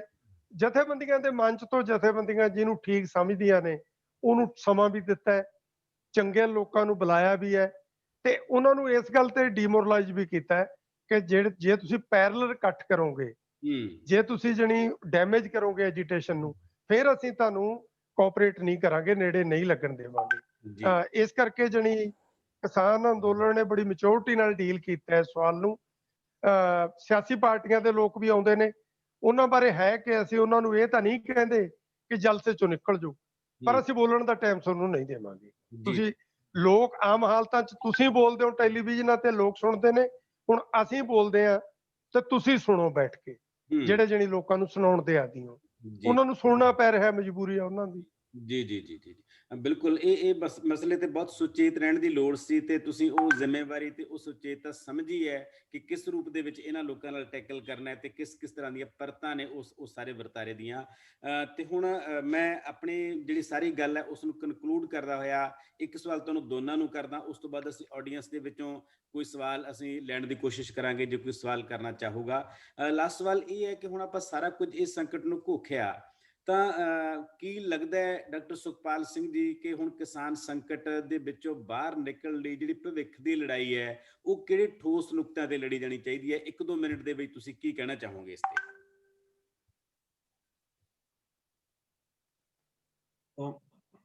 ਇਹਦੇ ਵਿੱਚ ਜਿਹੜੇ ਦੋ ਤਰ੍ਹਾਂ ਦੀ ਅਪਰੋਚ ਮੈਨੂੰ ਲੱਗਦਾ ਕਿ ਅਪਣਾਉਣੀ ਚਾਹੀਦੀ ਹੈ। ਇੱਕ ਤਾਂ ਹੈ ਕਿ ਇਮੀਡੀਏਟ ਫੌਰੀ ਅਪਰੋਚ ਕੀ ਹੈ ਜੀ। ਦੂਜੀ ਗੱਲ ਹੈ ਕਿ ਅਸੀਂ ਲੰਬੇ ਸਮੇਂ ਦੇ ਵਿੱਚ ਕੀ ਲੈ ਕੇ ਜਾਣਾ। ਔਰ ਇਹਦੇ ਵਿੱਚ ਜਿਵੇਂ ਅੱਜ ਜਿਹੜੀ ਖੇਤੀ ਹੈ ਉਹ ਵਾਇਬਲ ਨਹੀਂ ਹੈਗੀ, ਇਹਨੂੰ ਵਾਇਬਲ ਇਨਪੁਟ ਆਊਟਪੁੱਟ ਸਟਰਕਚਰ ਦੇ ਕੇ ਉਹ ਬਣਾਇਆ ਜਾ ਸਕਦਾ ਹੈ। ਬਣਾਉਣ ਦੀ ਪ੍ਰੋਡਕਟਿਵ ਜਿਹੜੀ ਖੇਤੀ ਉਹ ਬਣਾਉਣ ਦੀ ਗੱਲ ਹੈ। ਖੇਤ ਮਜ਼ਦੂਰਾਂ ਦੀ ਜਿਹੜੀ ਦਿਹਾੜੀ ਦਾ ਮਸਲਾ ਹੈ ਉਹ ਮਸਲੇ ਸਾਨੂੰ ਹੱਲ ਕਰਨੇ ਚਾਹੀਦੇ ਆ। ਪਹਿਲਾਂ ਲੰਬੇ ਦਾ ਤੋਂ ਸਾਨੂੰ ਇਹ ਕਰਨਾ ਚਾਹੀਦਾ ਕਿ ਸਾਡੇ ਕੋਲ ਇਸ ਤਰ੍ਹਾਂ ਦੀ ਪਲੈਨਿੰਗ ਹੋਵੇ, ਇੱਕ ਮੈਕਰੋ ਪਲੈਨਿੰਗ ਕਿ ਪੂਰੇ ਇੰਡੀਆ ਦੇ ਵਿੱਚ ਕੀ ਹੋਣਾ ਚਾਹੀਦਾ। ਉਹਦੇ ਵਿੱਚ ਸਾਨੂੰ ਕਿ ਕਿੰਨਾ ਸਾਨੂੰ ਮਤਲਬ ਪ੍ਰੋਡਕਸ਼ਨ ਚਾਹੀਦਾ ਖਾਣ ਦੇ ਲਈ, ਕਿੰਨੀ ਸਾਨੂੰ ਮਤਲਬ ਕਣਕ ਚਾਹੀਦੀ ਹੈ, ਕਿੰਨਾ ਸਾਨੂੰ ਝੋਨਾ ਚਾਹੀਦਾ ਹੈ, ਕਿੰਨੀਆਂ ਸਾਨੂੰ ਫਲਾਂ ਚਾਹੀਦੇ ਨੇ, ਸਬਜ਼ੀਆਂ ਚਾਹੀਦੀਆਂ ਨੇ, ਉਹ ਕਿਹੜੇ ਕਿਸ ਏਰੀਏ 'ਚ ਹੋ ਸਕਦੀਆਂ ਨੇ। ਇਹ ਪਲਾਨ ਬਣਾ ਕੇ ਇੱਕ ਮਾਈਕਰੋ ਪਲੈਨਿੰਗ ਬਣੇ ਕਿ ਸਟੇਟ ਲੈਵਲ ਦੀ ਕਿ ਕਿਹੜਾ ਸਟੇਟ ਹੈ ਜਿਹੜਾ ਉਹ ਕਿੰਨਾ ਜਿਹੜਾ ਪੈਦਾ ਕਰੂਗਾ। ਤਾਂ ਇਹ ਸਾਰੀ ਪਲੈਨਿੰਗ ਜਿਹੜੀ ਮਾਈਕਰੋ ਪਲੈਨਿੰਗ ਹੈ ਉਹ ਮਾਈਕਰੋ ਦੇ ਵਿੱਚ ਜਿਹੜੀ ਵੱਡੀ ਪਲੈਨਿੰਗ ਦੇ ਵਿੱਚ ਆਵੇ। ਤਾਂ ਅਸੀਂ ਇਸ ਤੋਂ ਬਾਅਦ ਅਸੀਂ ਜਿਹੜੀਆਂ ਸਬਜ਼ੀਆਂ ਫਲ ਫਰੂਟ ਜਿਹਨੂੰ ਅਸੀਂ ਕਹਿੰਦੇ ਖਰਾਬ ਹੋਣ ਵਾਲੀਆਂ ਹਾਰਟੀਕਲਚਰ ਕ੍ਰੌਪਸ ਨੇ, ਉਹਨਾਂ ਦੇ ਵਾਸਤੇ ਸਾਨੂੰ ਉਹਨਾਂ ਦੀ ਪ੍ਰੋਸੈਸਿੰਗ, ਉਹਨਾਂ ਦਾ ਵੈਲਿਊ ਐਡੀਸ਼ਨ, ਉਹਨਾਂ ਦੀ ਮਾਰਕੀਟਿੰਗ, ਡੋਮੈਸਟਿਕ ਤੇ ਫੋਰਨ ਮਾਰਕੀਟਿੰਗ, ਇਹ ਸਾਰਾ ਕੁਝ ਕਰਨ ਦੀ ਲੋੜ ਹੈ। ਤੇ ਇਹਦੇ ਵਾਸਤੇ ਸਾਨੂੰ ਇਹ ਨਹੀਂ ਕਿ ਕਾਰਪੋਰੇਟਾਂ ਤੇ ਛੱਡ ਦਿਓ, ਇਹ ਸਟੇਟ ਸੈਕਟਰ ਦੇ ਵਿੱਚ ਹੋਣੇ ਚਾਹੀਦੇ ਨੇ। ਫਿਰ ਇਹ ਕੋਆਪਰੇਟਿਵ ਸੈਕਟਰ ਦੇ ਵਿੱਚ, ਗਰੁੱਪ ਫਾਰਮਿੰਗ ਦੇ ਵਿੱਚ ਹੋਣੇ ਚਾਹੀਦੇ ਨੇ, ਕਿਉਂਕਿ ਸਾਨੂੰ ਇਹ ਲੱਗਦਾ ਕਿ ਸਟੇਟ ਤਾਂ ਕਰ ਨਹੀਂ ਸਕਦੀ। ਸਟੇਟ ਨਹੀਂ ਕਰ ਸਕਦੀ ਕਿਉਂਕਿ ਇਹਦੇ ਕੋਲ ਪੈਸਾ ਨਹੀਂ। ਤਾਂ ਤੁਸੀਂ ਦੇਖ ਲਓ ਕਿ ਜਿੰਨਾ ਵੀ ਕਾਰਪੋਰੇਟਾਂ ਨੇ ਕੀਤਾ ਉਹ ਵੀ ਪੈਸਾ ਸਾਡੇ ਲੋਕਾਂ ਦਾ ਹੀ ਹੈ। ਇਹਨਾਂ ਬੈਂਕਾਂ 'ਚੋਂ ਪੈਸੇ ਹੀ ਲਾਉਂਦੇ ਨੇ, ਉਹ 10% ਵੀ ਕੋਲੋਂ ਨਹੀਂ ਪਾਉਂਦੇ।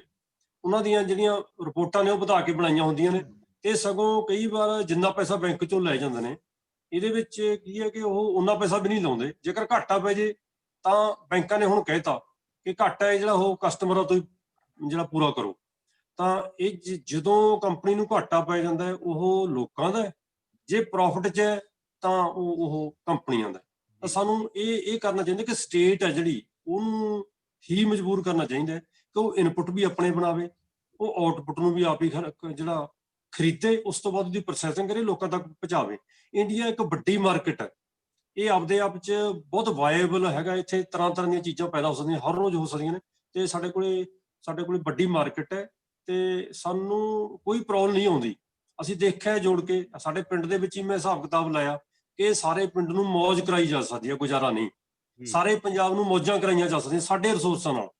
ਤੇ ਗੱਲ ਤਾਂ ਇਹ ਕਿ ਸਾਡੀ ਇਸ ਤਰ੍ਹਾਂ ਦੀ ਪਲੈਨਿੰਗ ਬਣ ਜੇ ਜਿਹਦੇ ਨਾਲ ਅਸੀਂ ਜਿਹੜਾ ਪੂਰੇ ਜਿਹੜੇ ਕਿਸਾਨੀ ਨਹੀਂ, ਮਜ਼ਦੂਰ ਨਹੀਂ, ਸਾਰੇ ਲੋਕਾਂ ਜਿਹੜੇ ਹੋਰ ਵੀ ਨਿੱਕੇ ਮੋਟੇ ਕੰਮ ਕਰਨ ਵਾਲੇ ਦੁਕਾਨਦਾਰ ਨੇ, ਸ਼ਹਿਰੀ ਬਸਤੀਆਂ ਦੇ ਵਿੱਚ ਲੋਕ ਬੈਠੇ ਨੇ, ਲੋਕ ਜਿਹੜੇ ਬਿਨਾਂ ਘਰਾਂ ਤੋਂ ਵੀ ਬੈਠੇ ਨੇ ਬਾਹਰ ਦੇ ਵਿੱਚ, ਪੈਰੀ ਦੇ ਵਿੱਚ, ਇਹ ਸਾਰੇ ਲੋਕਾਂ ਦਾ ਜਿਹੜਾ ਬਹੁਤ ਵਧੀਆ ਜੀਵਨ ਪੱਧਰ ਹੋ ਸਕਦਾ। ਕੋਈ ਐਸੀ ਗੱਲ ਨਹੀਂ ਹੈਗੀ, ਕਿਉਂਕਿ ਜਿਹੜੀ ਇਨਇਕੁਅਲਿਟੀ ਹੈ, ਜਿਹੜੀ ਉਸ ਕਾਰਪੋਰੇਟ ਜਿਹੜੇ ਘਰਾਣੇ ਨੇ ਉਹ ਲੁੱਟੀ ਜਾਂਦੇ ਨੇ, ਉਹਨਾਂ ਨੂੰ ਬੰਦ ਕਰਨ ਦੀ ਲੋੜ ਹੈ। ਜੀ ਨੱਥ ਸਾਹਿਬ ਕੀ ਕਹਿਣਾ ਚਾਹੋਗੇ? ਮੈਂ ਇਹ ਕਹਿਣਾ ਚਾਹੁੰਦਾ ਵੀ ਡਾਕਟਰ ਸਾਹਿਬ ਨੇ ਵਿਆਖਿਆ ਪੂਰੀ ਕਰਤੀ, ਬਸ ਇੱਕ ਸ਼ਬਦ ਉਹਨਾਂ ਨੇ ਨਹੀਂ ਵਰਤਿਆ, ਉਹ ਹੈ ਸਮਾਜਵਾਦ। ਕਿਉਂਕਿ ਇਹ ਸਾਰਾ ਕੁਝ ਇੱਕ ਸੈਂਟਰਲ ਪਲਾਨਿੰਗ ਦੇ ਤਹਿਤ ਕੀਤਾ ਜਾ ਸਕਦਾ ਹੈ, ਤੇ ਸੈਂਟਰਲ ਪਲਾਨਿੰਗ ਕਰਨਾ ਇਹ ਪੂੰਜੀਵਾਦ ਦੇ ਵਿੱਚ ਸੰਭਵ ਨਹੀਂ, ਜਿੱਥੇ ਨਿੱਜੀ ਮਾਲਕੀ ਹੈ। ਹਰ ਕਿਸਾਨ ਆਪਣੇ ਪੱਧਰ ਤੇ ਤੈਅ ਕਰਦਾ ਉਹ ਕੀ ਬੀਜੂ, ਹਰ ਕੰਪਨੀ ਆਪਣੇ ਪੱਧਰ ਤੇ ਤੈਅ ਕਰਦੀ ਹੈ।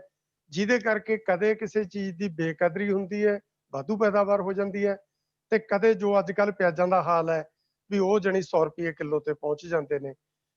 ਇਹ ਜਿਹੜੀ ਅਨਪਲਾਨਿੰਗ ਹੈ, ਇਹ ਪੂੰਜੀਵਾਦ ਦੇ ਸੁਭਾਅ ਦਾ ਇੱਕ ਜ਼ਰੂਰੀ ਲੱਛਣ ਹੈ।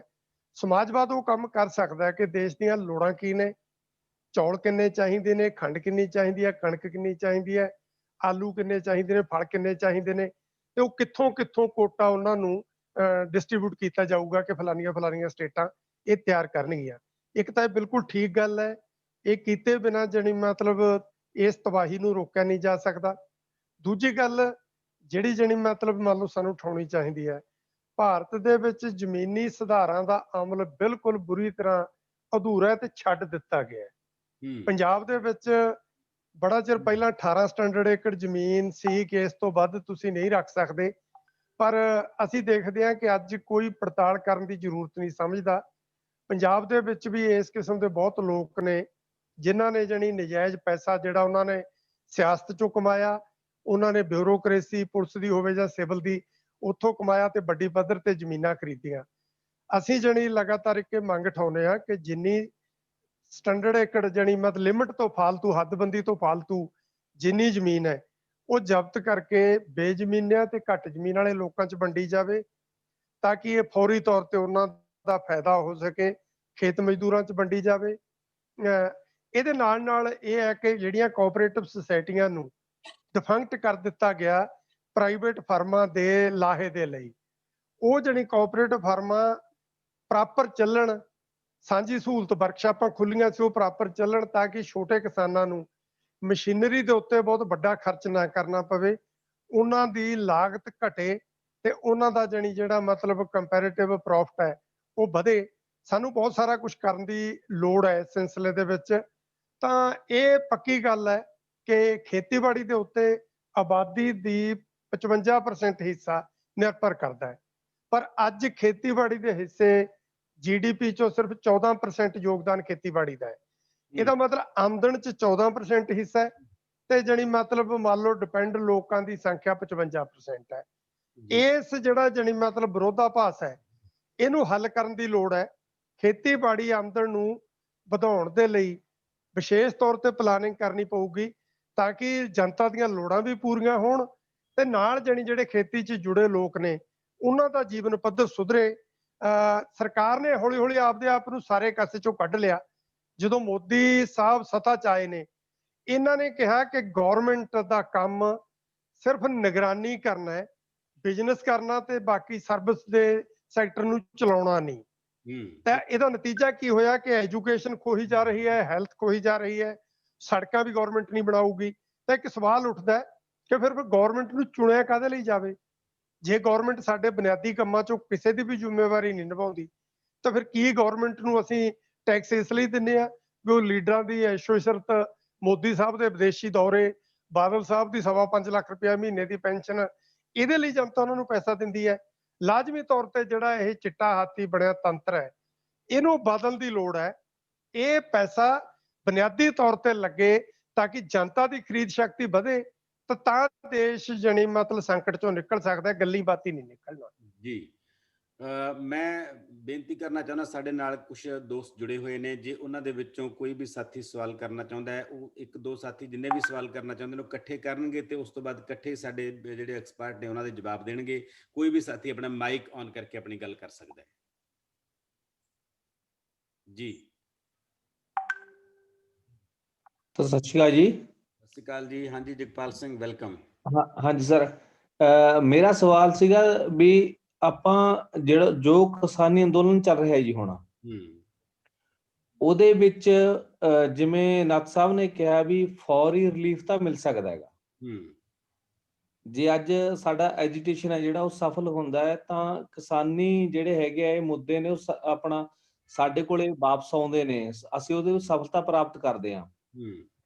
ਪਰ ਲੰਬੇ ਤੌਰ ਦੇ ਉੱਤੇ ਜੇ ਅਸੀਂ ਭਵਿੱਖ ਦੇ ਵਿੱਚ ਸੋਚੀਏ ਕਿ ਇਹ ਸੰਘਰਸ਼ ਇਸੇ ਤਰ੍ਹਾਂ ਜਾਰੀ ਰਹਿਣਗੇ, ਜਾਂ ਜਿਵੇਂ ਉਹਨਾਂ ਨੇ ਗੱਲ ਕਹੀ ਹੈ ਵੀ ਇਹ ਫੌਰੀ ਜਿਹੜੇ ਆਪਣਾ ਰਿਲੀਫ ਨੇ ਉਹਨਾਂ ਤੋਂ ਬਾਅਦ ਸਾਨੂੰ ਕਿਸ ਤਰ੍ਹਾਂ ਦੀ ਕੋਈ ਸਿਚੁਏਸ਼ਨ ਜਾਂ ਕਿਸ ਤਰ੍ਹਾਂ ਦਾ ਕੋਈ ਸੰਘਰਸ਼ ਕਰਨ ਦੀ ਲੋੜ ਹੈ, ਜਾਂ ਕਿਸ ਤਰ੍ਹਾਂ ਦੀ ਕੋਈ ਸਰਕਾਰ ਬਣਾਉਣ ਦੀ ਲੋੜ ਹੈ, ਜਾਂ ਕਿਸ ਤਰ੍ਹਾਂ ਦੀ ਸਾਨੂੰ ਇੱਕ ਸਟ੍ਰੈਟਜੀ ਅਪਣਾਉਣ ਦੀ ਲੋੜ ਹੈ ਜਿਸ ਦੇ ਤਹਿਤ ਸਾਡਾ ਇਹ ਸਾਰਾ ਵਰਗ ਹੈ ਜਿਹੜਾ ਉਹ ਸੁਚੇਤ ਹੋ ਕੇ ਪ੍ਰੋਪਰ ਚੱਲ ਸਕੇ ਜੀ। ਜੀ ਹੋਰ ਦੋਸਤ ਕੋਈ ਸਵਾਲ ਕਰਨਾ ਚਾਹੁੰਦਾ ਹੈ? ਮੇਰੇ ਖਿਆਲ ਬਲਜੀਤ ਪਾਲ ਵੀ ਆਪਣੇ ਨਾਲ ਜੁੜੇ ਹੋਏ ਨੇ ਸ਼ਾਇਦ, ਜਾਂ ਕੋਈ ਵੀ ਹੋਰ ਦੋਸਤ ਸਵਾਲ ਕਰਨਾ ਚਾਹੁੰਦਾ। ਹੈਲੋ ਹਾਂਜੀ ਬਲਜੀਤ ਪਾਲ ਜੀ। ਹੈਲੋ ਹਾਂਜੀ ਮੇਰੀ ਆਵਾਜ਼ ਆ ਰਹੀ ਸਰ? ਹਾਂ ਅਮਰਤਪਾਲ ਬੋਲੋ। ਆ ਰਹੀ ਹੈ ਜੀ, ਆ ਰਹੀ ਹੈ। ਹਾਂਜੀ ਸਰ, ਮੇਰਾ ਸਵਾਲ ਸਰ ਨਕਸੀ ਨੂੰ ਹੈ ਕਿ ਜਿਸ ਤਰ੍ਹਾਂ ਕਿ ਇੱਕ ਖਲਸਾ ਜਤਾਇਆ ਜਾ ਰਿਹਾ ਹੈ ਕਿ ਜਿਹੜਾ ਸੰਘਰਸ਼ੀ ਕਿਸਾਨੀ ਘੋਲ ਚੱਲ ਰਿਹਾ ਹੈ, ਜਿਵੇਂ ਇਹਨੂੰ ਤਾਰੋ ਪੀੜ ਕਰਨ ਦਾ ਇੱਕ ਸਾਜ਼ਿਸ਼ਾਂ ਜਿਹੜੀਆਂ ਪਿਛਲੇ ਦਿਨੀ ਆਪਾਂ ਨੇ ਦੇਖਿਆ ਕਿ ਨਵੇਂ ਸ਼ਹਿਰ ਦੇ ਵਿੱਚ ਇਹਨੂੰ ਇੱਕ ਨਵਾਂ ਰੂਪ ਦੇਣ ਦੀ ਕੋਸ਼ਿਸ਼ ਕੀਤੀ ਗਈ ਬੀਜੇਪੀ ਵੱਲੋਂ, ਉੱਥੇ ਭੀਮ ਰਾਓ ਅੰਬੇਦਕਰ ਦੇ ਬੁੱਤ ਦੇ ਉੱਪਰ। ਇਸ ਤੋਂ ਇਲਾਵਾ ਜਿਹੜੀਆਂ ਇੱਕ ਪਿਛਲੇ ਦਿਨਾਂ ਦੇ ਵਿੱਚ ਸਾਨੂੰ ਦੇਖਣ ਨੂੰ ਆਈਆਂ ਕਿ ਬੇਸ਼ੱਕ 31 ਕਿਸਾਨ ਜਥੇਬੰਦੀਆਂ ਇੱਕ ਝੰਡੇ ਥੱਲੇ ਇਕੱਠੀਆਂ ਹੋਈਆਂ, ਪਰ ਹੌਲੀ ਹੌਲੀ ਬਾਅਦ ਦੇ ਵਿੱਚ 29 ਤੇ 27 ਰਹਿ ਗਈਆਂ ਨੇ, ਜਿਹਦੇ ਵਿੱਚ 2-3 ਜਥੇਬੰਦੀਆਂ ਕੁਛ ਅਲੱਗ ਤੋਂ ਕਰਨਾ ਚਾਹ ਰਹੀਆਂ, ਜਾਂ ਉਹਨਾਂ ਨੇ 1-2 ਜਥੇਬੰਦੀਆਂ ਨੇ ਧਰਨੇ ਵੀ ਚੱਕੇ ਪਹਿਲਾਂ, ਜਾਂ ਉਹਨਾਂ ਨੇ ਆਪਣਾ ਪੈਂਤੜਾ ਚੇਂਜ ਕੀਤਾ। ਕੀ ਆਉਣ ਵਾਲੇ ਦਿਨਾਂ ਦੇ ਵਿੱਚ ਇਸ ਨੂੰ ਦੁਬਾਰਾ ਇੱਕ ਝੰਡੇ ਥੱਲੇ ਇਕੱਠਾ ਕਰਨ ਦੀ ਕੋਸ਼ਿਸ਼ ਕੀਤੀ ਜਾ ਰਹੀ ਹੈ, ਜਾਂ ਇਹਦੇ ਲਈ ਕੋਈ ਪਲਾਨ ਬੀ ਵੀ ਹੈ? ਜੀ ਹੋਰ ਕੋਈ ਦੋਸਤ ਜੋ ਕੋਈ ਸਵਾਲ ਕਰਨਾ ਚਾਹੁੰਦਾ ਹੈ?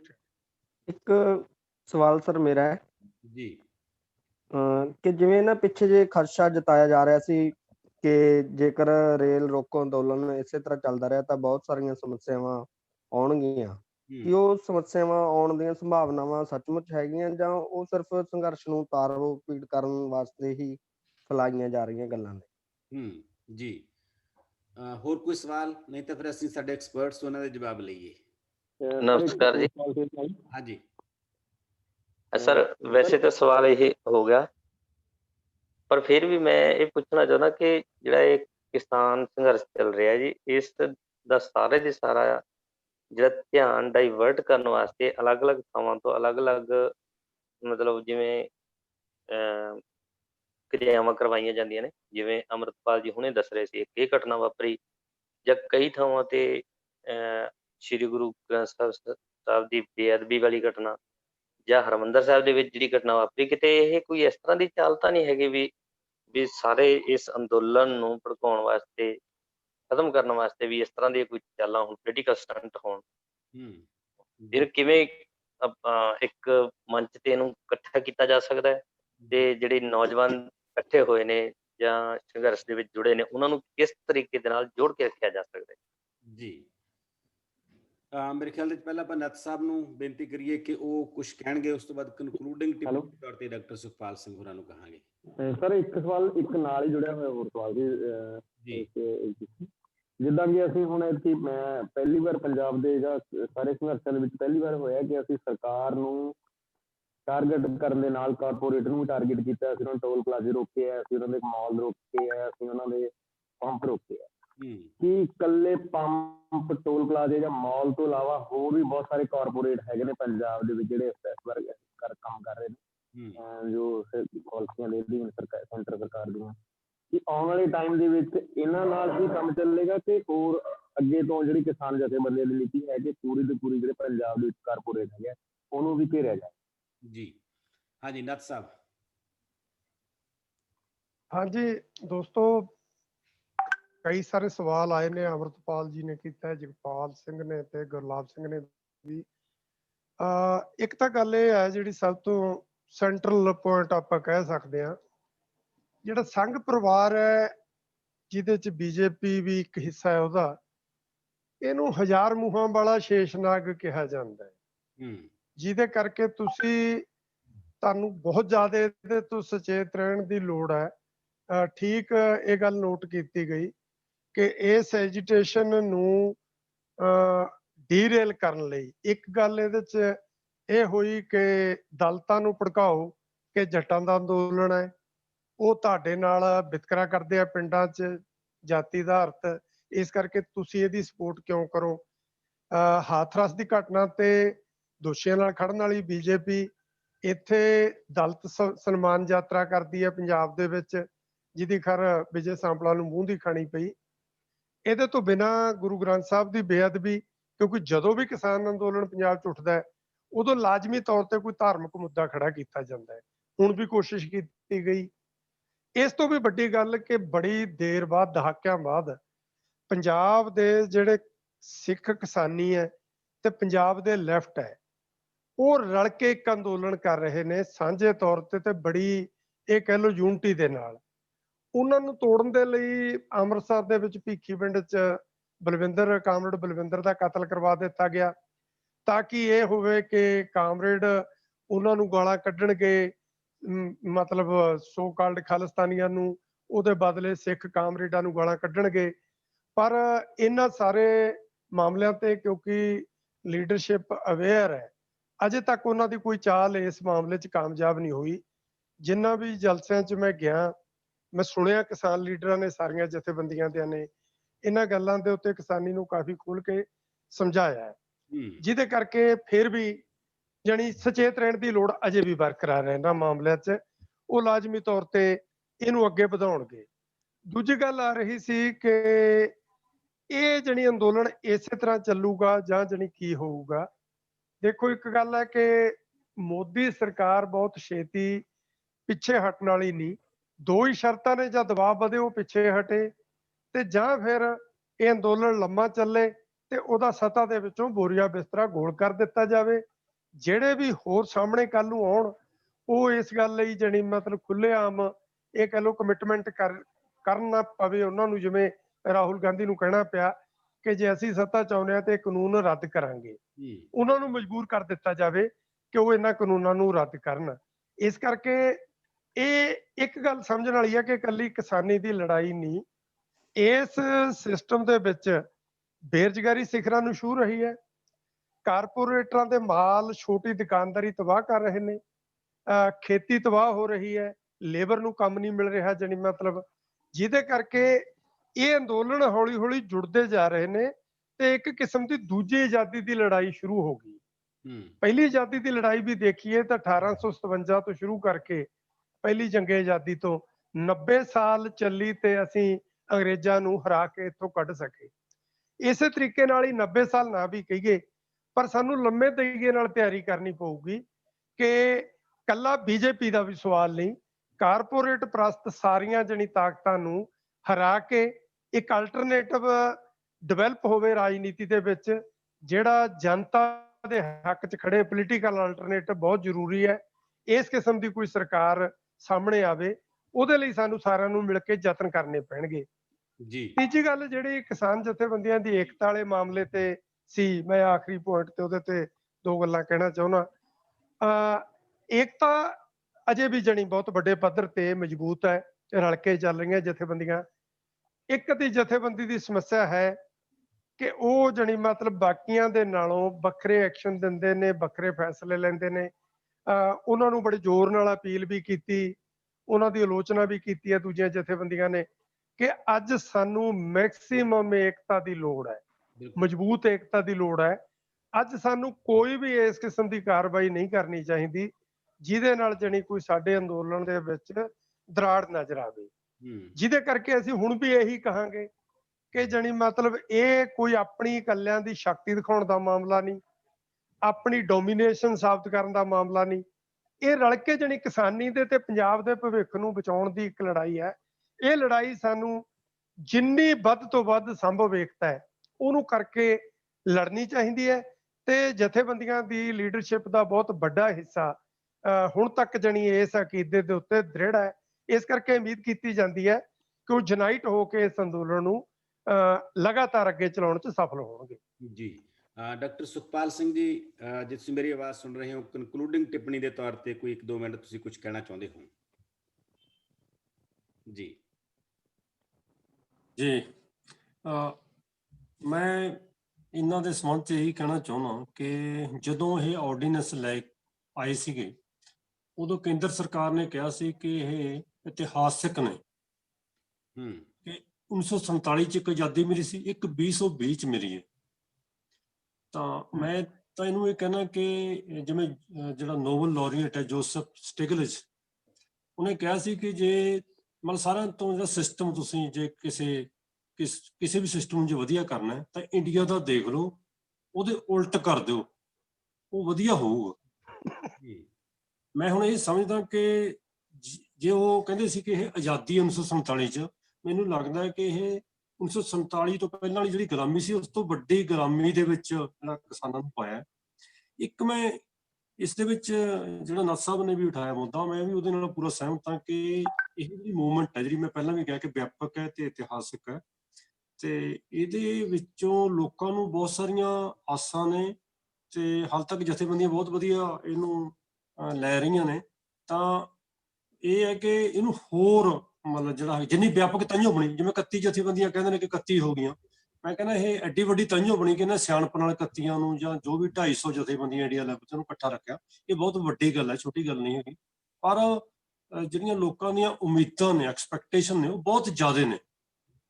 ਤੇ ਮੈਨੂੰ ਲੱਗਦਾ ਕਿ ਇਹ ਇੱਕ ਇਤਿਹਾਸਕ ਹੋਊਗਾ ਤੇ ਇਹਨੂੰ ਇਤਿਹਾਸਕ ਹੀ ਬਣਾਉਣਾ ਚਾਹੀਦਾ ਹੈ। ਕਿਤੇ ਇਹੋ ਜਿਹਾ ਨਾ ਹੋ ਜਾਏ ਕਿ ਜਿਵੇਂ ਮੈਂ ਪਹਿਲਾਂ ਕਿਹਾ ਕਿ ਅਸੀਂ ਇਤਿਹਾਸ ਨੇ ਫਿਰ ਮਾਫ ਨਹੀਂ ਕਰਨਾ, ਕਿ ਤੁਸੀਂ ਕੋਈ ਵੀ ਜੇਕਰ ਇਸ ਤਰ੍ਹਾਂ ਦੀ ਮਤਲਬ ਜਿਹੜੀ ਅਣਗਹਿਲੀ ਕੀਤੀ ਕਿਤੇ ਵੀ, ਜੇ ਲੋਕਾਂ ਨੂੰ ਲੱਗਿਆ ਵੀ ਕਿ ਅਣਗਹਿਲੀ ਹੋ ਗਈ, ਤਾਂ ਇਹ ਇਤਿਹਾਸਕ ਜਿਹੜੀ ਚੀਜ਼ ਹੈ ਸਾਨੂੰ ਕਿਤੇ ਇਤਿਹਾਸ ਦੇ ਵਿੱਚ ਇਹ ਦਰਜ ਹੋਣੀ ਹੈ। ਇਹਨੂੰ ਇੱਕ ਇਤਿਹਾਸ ਹੋਰ ਜਿਹੜਾ ਮੈਂ ਅੱਜ ਦੇਖਿਆ ਕਿ ਮੈਨੂੰ ਵੀ ਮਤਲਬ 25-30 ਸਾਲ ਹੋ ਗਏ ਇਸ ਤਰ੍ਹਾਂ ਲੈਕਚਰ ਦਿੰਦੇ ਨੂੰ, ਤਾਂ ਜਦੋਂ ਵੀ ਮੈਂ ਆਰਥਿਕ ਮੁੱਦਿਆਂ ਦੇ ਉੱਤੇ ਲੈਕਚਰ ਦਿੰਦਾ ਤਾਂ ਲੋਕ ਆਰਥਿਕਤਾ ਦੇ ਵਿੱਚ ਹੀ ਸਵਾਲ ਪੁੱਛਦੇ। ਤਾਂ ਅੱਜ ਪਹਿਲੀ ਵਾਰੀ ਮੈਨੂੰ ਹੋਇਆ ਕਿ ਜਿੰਨੇ ਸਵਾਲ ਸਾਡੇ ਕੋਲੇ ਆਏ, ਭਾਵੇਂ ਜਗਪਾਲ ਸਿੰਘ ਨੇ, ਅਮਰਤ ਹੋਰਾਂ ਨੇ, ਜਾਂ ਗੁਲਾਬ ਸਿੰਘ ਨੇ, ਜਾਂ ਦੂਜੇ ਨੌਜਵਾਨਾਂ ਨੇ ਪੁੱਛੇ, ਉਹ ਸਾਰੇ ਹੀ ਰਾਜਨੀਤਿਕ ਸਵਾਲ ਸੀਗੇ। ਤਾਂ ਮੈਨੂੰ ਇਹ ਲੱਗਦਾ ਕਿ ਜਦੋਂ ਆਰਥਿਕ ਮੁੱਦਿਆਂ ਦੇ ਉੱਤੇ ਰਾਜਨੀਤਿਕ ਸਵਾਲ ਖੜੇ ਹੋਣ ਤਾਂ ਤੁਸੀਂ ਸਮਝ ਲਓ ਕਿ ਅਸੀਂ ਰਾਈਟ ਡਾਇਰੈਕਸ਼ਨ 'ਚ ਜਾ ਰਹੇ ਹਾਂ, ਠੀਕ ਜਾ ਰਹੇ ਹਾਂ।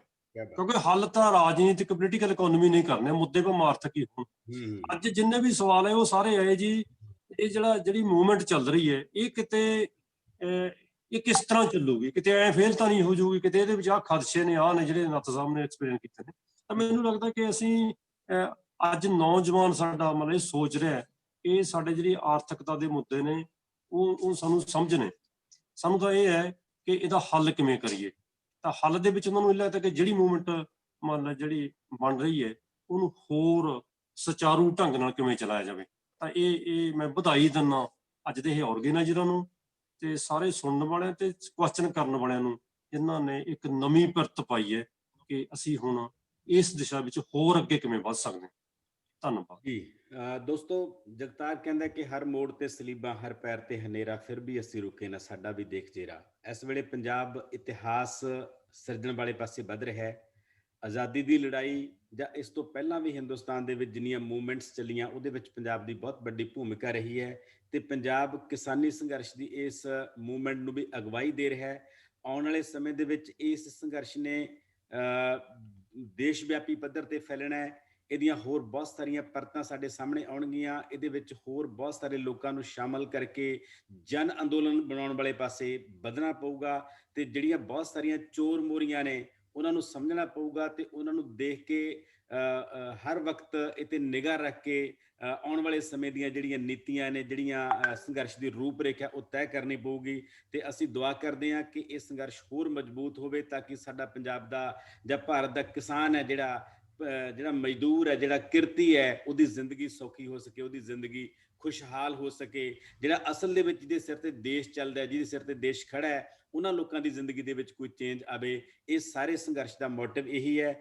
ਤੇ ਅਸੀਂ ਅਦਾਰਾ ਪ੍ਰਵਾਸ ਵੱਲੋਂ ਅੱਜ ਦਾ ਇਹ ਜਿਹੜਾ ਪ੍ਰੋਗਰਾਮ ਤੁਹਾਡੇ ਨਾਲ ਗੱਲਬਾਤ ਕੀਤੀ ਹੈ, ਇਸ ਨੂੰ ਅਗਲੇ ਹਫਤੇ ਵੀ ਇਸ ਤਰ੍ਹਾਂ ਕੰਟੀਨਿਊ ਰੱਖਣ ਦੀ ਕੋਸ਼ਿਸ਼ ਕਰਾਂਗੇ। ਅਗਲੇ ਹਫਤੇ ਕੁਝ ਹੋਰ ਬੁਲਾਰਿਆਂ ਨੂੰ ਇਹਦੇ ਨਾਲ ਜੋੜਾਂਗੇ ਤੇ ਕੋਸ਼ਿਸ਼ ਕਰਾਂਗੇ ਇਹਦੀਆਂ ਹੋਰ ਬਹੁਤ ਸਾਰੀਆਂ ਪਰਤਾਂ ਨੂੰ ਤੁਹਾਡੇ ਨਾਲ ਸਾਂਝੀਆਂ ਕਰ ਸਕੀਏ। ਤੇ ਤੁਹਾਨੂੰ ਬੇਨਤੀ ਇਹ ਹੈ ਕਿ ਇਹ ਜਿਹੜਾ ਪ੍ਰੋਗਰਾਮ ਹੈ ਇਹ ਫੇਸਬੁੱਕ ਤੇ ਵੀ ਲਾਈਵ ਹੋਇਆ ਹੈ, ਉੱਥੇ ਵੀ ਤੁਸੀਂ ਦੇਖਿਆ ਜਾ ਸਕਦਾ ਹੈ ਤੇ ਇਹਨੂੰ ਇਸ ਤੋਂ ਬਾਅਦ YouTube ਤੇ ਪਾ ਕੇ ਉਹਦਾ ਲਿੰਕ ਵੀ ਤੁਹਾਡੇ ਨਾਲ ਸਾਂਝਾ ਕਰਤਾ ਜਾਊਗਾ। ਤੇ ਆਪਾਂ ਆਸ ਕਰਦੇ ਹਾਂ ਕਿ ਵੱਧ ਤੋਂ ਵੱਧ ਲੋਕਾਂ ਤੱਕ, ਜਿਵੇਂ ਅਸੀਂ ਗੱਲ ਕੀਤੀ ਹੈ ਕਿ ਸੋਸ਼ਲ ਮੀਡੀਆ ਸਾਡੇ ਕੋਲ ਇਸ ਵੇਲੇ ਇੱਕ ਵੱਡੀ ਤਾਕਤ ਹੈ ਜਿਹੜਾ ਸਾਡੀ ਗੱਲ ਨੂੰ ਵੱਧ ਤੋਂ ਵੱਧ ਧਿਰਾਂ ਤੱਕ ਲੈ ਕੇ ਜਾ ਸਕਦਾ ਹੈ। ਸੋ ਇਹਨਾਂ ਦੋ ਵਿਦਵਾਨਾਂ ਨੇ ਬਹੁਤ ਕਮਾਲ ਦੀਆਂ ਗੱਲਾਂ ਕੀਤੀਆਂ ਨੇ। ਸੱਚਮੁੱਚ ਇਸ ਸੰਘਰਸ਼ ਨੂੰ ਸਮਝਣ ਲਈ ਤੇ ਇਸ ਸੰਘਰਸ਼ ਨੂੰ ਅੱਗੇ ਤੋਰਨ ਲਈ ਇਹੋ ਜਿਹੀ ਡਿਬੇਟਸ ਦੀ, ਇਹੋ ਜਿਹੀਆਂ ਗੱਲਾਂ ਬਾਤਾਂ ਦੀ ਬਹੁਤ ਜ਼ਰੂਰਤ ਹੈ। ਵੱਖ-ਵੱਖ ਪਲੇਟਫਾਰਮਾਂ ਤੋਂ ਹੋਣੀਆਂ ਚਾਹੀਦੀਆਂ ਨੇ। ਤੇ ਮੈਂ ਇੱਕ ਵਾਰੀ ਦੋਨੇ ਬੁਲਾਰਿਆਂ ਦਾ ਤੇ ਜਿਹੜੇ ਸਾਡੇ ਨਾਲ ਕੋਈ ਸੂਝਵਾਨ ਦਰਸ਼ਕ ਸ਼ਾਮਲ ਹੋਏ ਨੇ ਉਹਨਾਂ ਦਾ ਬਹੁਤ-ਬਹੁਤ ਧੰਨਵਾਦ ਕਰਦਾ। ਡਾਕਟਰ ਸੁਖਪਾਲ ਸਿੰਘ ਜੀ, ਤੁਹਾਡਾ ਬਹੁਤ-ਬਹੁਤ ਧੰਨਵਾਦ। ਸੁਖਦਰਸ਼ਨ ਨੱਥ ਜੀ, ਤੁਹਾਡਾ ਵੀ ਬਹੁਤ-ਬਹੁਤ ਧੰਨਵਾਦ। ਧੰਨਵਾਦ ਜੀ ਤੁਹਾਡਾ ਵੀ, ਸਾਰਿਆਂ ਦਾ, ਸਰੋਤਿਆਂ ਦਾ ਵੀ, ਦੀਪ ਜੀ ਦਾ, ਤੁਹਾਡਾ ਵੀ। ਜੀ।